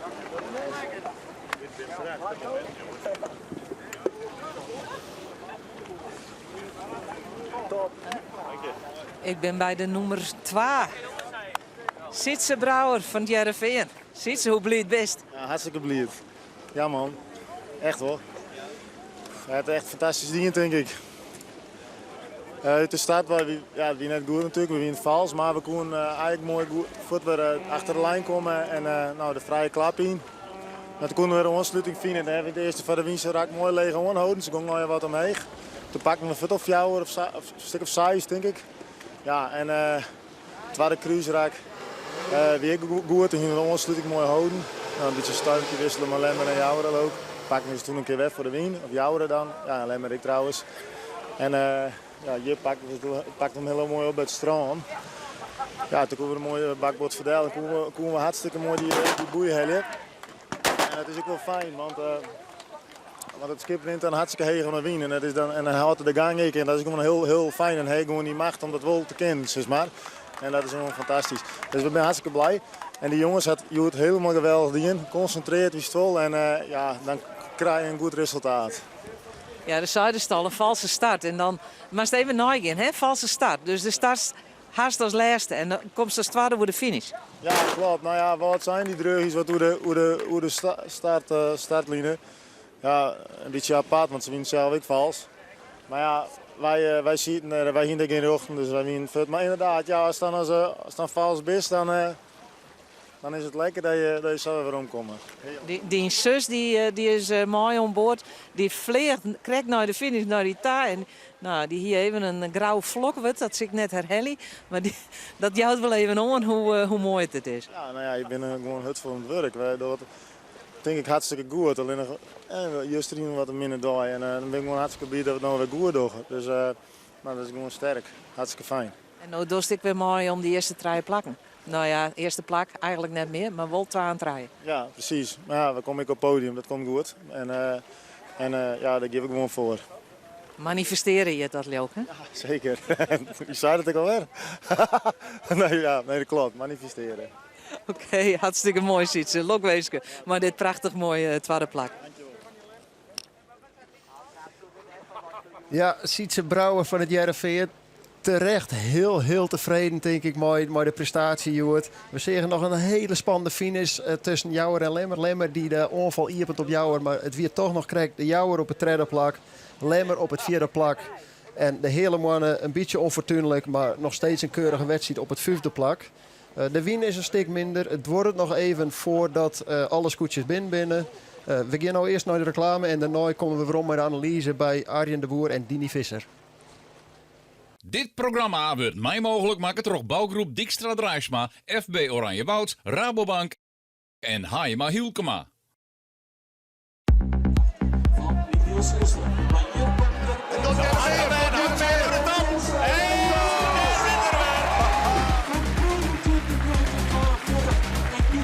Femke Rispers, ja zeker kan hij er wat meer hebben. Die neemt de leiding over.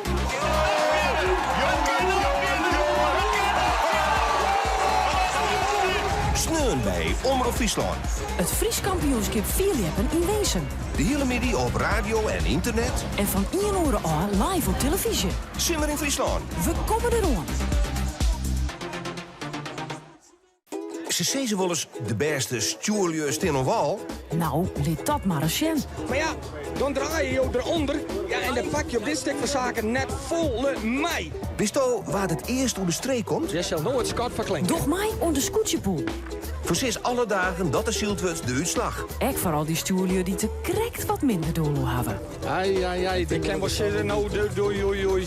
De scootjepoel van Omroep Friesland. Zorg op omroepfriesland.nl/scootjesiel en doch mij. Simmer in Friesland. We komen eraan.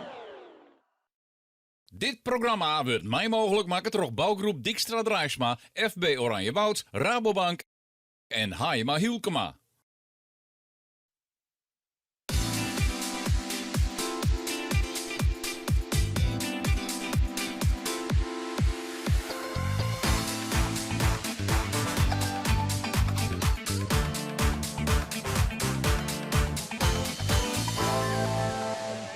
Douwe Visser van Grauw wint hier op de Lemsterbaai. Ja, die Visser elke keer die zei dan van...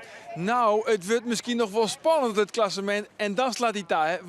Wat een geweldige wedstrijd voor Grauw. Eerlijk is eerlijk. Ja, dit wie fantastisch. Je kerst helemaal niks op van vinden. Dit wie gewoon vanuit de start waar direct vrij voet en mijn gang. En ja, prachtig. Ja, en elke nien stelt dus nou de vraag... Is dit de genadeklap in het klassement? Ja, ik denk het wel eigenlijk.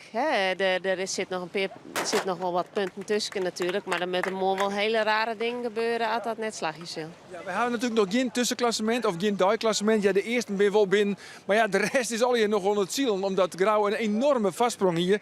We weten wel dus nou dat Grauw die wint hier voor het Jereveen. Joude krijgt voor de Lemmer. En dan komt de hele mannen. Toch wel eventjes, want... Douwe Visser, Grauw, fenomenaal. Maar ook een eervolle vermelding voor het scootje van Jereveen. Ja, die hebben ik. Een hele mooie wedstrijd zielt te betiet. En dan toch nog Saffe via naar voren komen kennen. Dat is echt super. Ja. Hoe doe je dat? Want ja, je moet natuurlijk de moed je moet het net hingen letten. Hè? Je moet wel trots zielen gewoon. Maar ik kan me voorstellen dat je eerst dan ben je te betiert. En dat het mentaal, dat haakt erin. Ja, nou ja, je bent heel gremietig als het goed is. En dan ga je gewoon alles op alles zetten om de schade weer te beperken. Maar het komt vooral op focus. Iedereen moet aan het werk blijven op de manier zodat ze dat altijd doen. Zodat de skipper en de techniek en de tacticus hun werk doen kunnen. Ja, maar goed, je zag ook wel scootjes bij en Ljouwert. Die zitten er in het midden en die komt er maar net waai. Ja, en Jereveen, tik ik dan, ja, die is helemaal onderaan als laatste. En die zielt wel in één keer naar de tweede plak. Ja, dat was een hele mooie slag natuurlijk. Soms dan kwam ik uit het midden, waar kwam je daar krijg weer even een beetje beter fut. En ja, als je in de middenmoot zit en je klapt dan fut bij het spel, dan heb je kans op een glokje. Dus ja, dat is hartstikke goed ding. Even voor mij, want ik denk van, Ad Grauw het altijd heel goed doet. En die is altijd goed voet. Ik zoek altijd in de buurt blijven van Grauw. Ja, dat kan. Ja, dat is een keuze. De bergscootjes die starten gewoon dom waar je altijd op dezelfde plak. Of dat nou een goede plak of het verkeerde plak is. Hè. Dat is een makrek. Iedereen is zijn eigen keuze natuurlijk. Uiteindelijk moet je gewoon zelf je eigen wedstrijd zielen en dan weet je goed in binnen.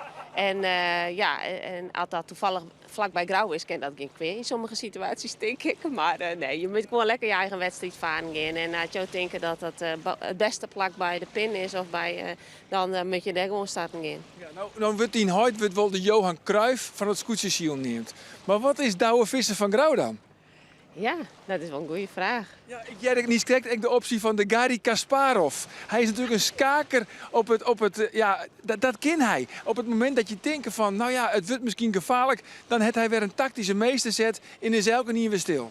Ja, als het in sportziekje was, kerst dat is. Maar ik vind het nooit weer het beeld van de wedstrijd dat in 2018 dat ze die meesterlijke slag hier op het Snitsermaar. Maar Heerenveen en er moest in je scootje tussen zitten.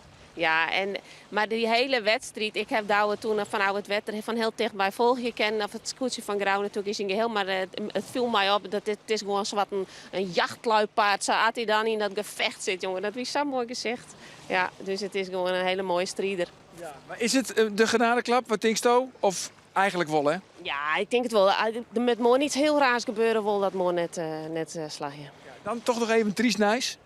Want Doos Zuiders dan begint al te zuchten van Jappie, maar Sneerts de Snekenpan. Hier een geweldige start eigenlijk. Die als tweede om de eerste tonnen heen. Maar ja, gaande de wedstrijd zeg ik dat Sto echt wat minder vrolijk was. Ja, dit is net. Dus voor de Snitse pan is er eigenlijk krijg wat te min wie, jongen. Dus dan kan ze alles van goed doen, maar dan heeft het jood even net mooi. De Snekenpan is vooral goed, maar meer wien. Ja, op dit stuit zaten de turen er nou bij staan. Ik ken ze maar dit waar type haast net vloog worden. En dan moet alles goed gaan. En misschien hebben ze gewoon even een off-day, dat ken natuurlijk ik. Hè. Maar, je hebt minder tuig, minder zeil als de rest. Ja, en dat is soms in het voordeel en soms in het nadeel. Maar dit wie echt wel heel weinig druk. Dus dan wil het scootje net zo best. Nee. Nou ja, goed, dat hebben we Sjoen. Ja. Helaas, dat kind het doors. Dan nog één ding, want de Jouwer eindigt dus nou heel knap als derde. En we zagen van tevoren, als Rinus de Jong nou een goede start heeft, dan kan hij heeg eindigen. En hij het luisteren of hij het oefenen vannacht nog misschien. Ja, dat was hartstikke mooi. Het is een mooi gezicht, Jouwer daar mooi te start waaien. Ze hebben dat heel goed consolideerd, is ze dan toch? Ja, dus knap werk. Zeker. Proficiat voor Rinus de Jong, maar vooral natuurlijk lokweesje voor Douwe Visser van Grauw. Want hij heeft dat hier een meesterzet en hij zit nou echt riant onkop naar een wedstrijd binnen het SKS-kampioenschap. Ons hier van Uterlems erbij. Morgen dan weer van Uterlems erbij. Want dit joert weer de thuiswedstrijd van Ljouwert. En morgen dus de thuiswedstrijd van de Lemmer. En dat is dus die 2. Dan ben we hier weer. En dan ben we benieuwd hoe het al hier oor in Dini. Tiegetank voor die analyses. En ik zou zeggen, graag ontmoen. Dan dus weer vanuit de Lemmer. Ontan, dag.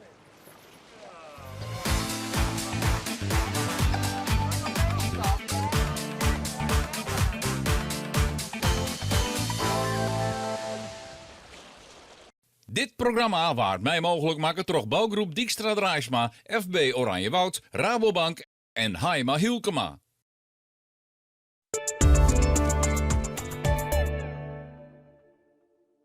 Dit is de gloednieuwe Dacia Duster, leverbaar als een volledig hybride. Dit combineert een brandstofmotor met 2 elektromotoren en een automatische versnellingsbak. Met deze hybride is het zelfs mogelijk om stukken volledig elektrisch te rijden. Dus bent u op zoek naar deze praktische alleskunde die dit keer nog meer waarde biedt voor zijn geld en daarnaast leverbaar is als benzine, hybride, met LPG, automaat of 4x4? Kies dan voor deze nieuwe Dacia Duster.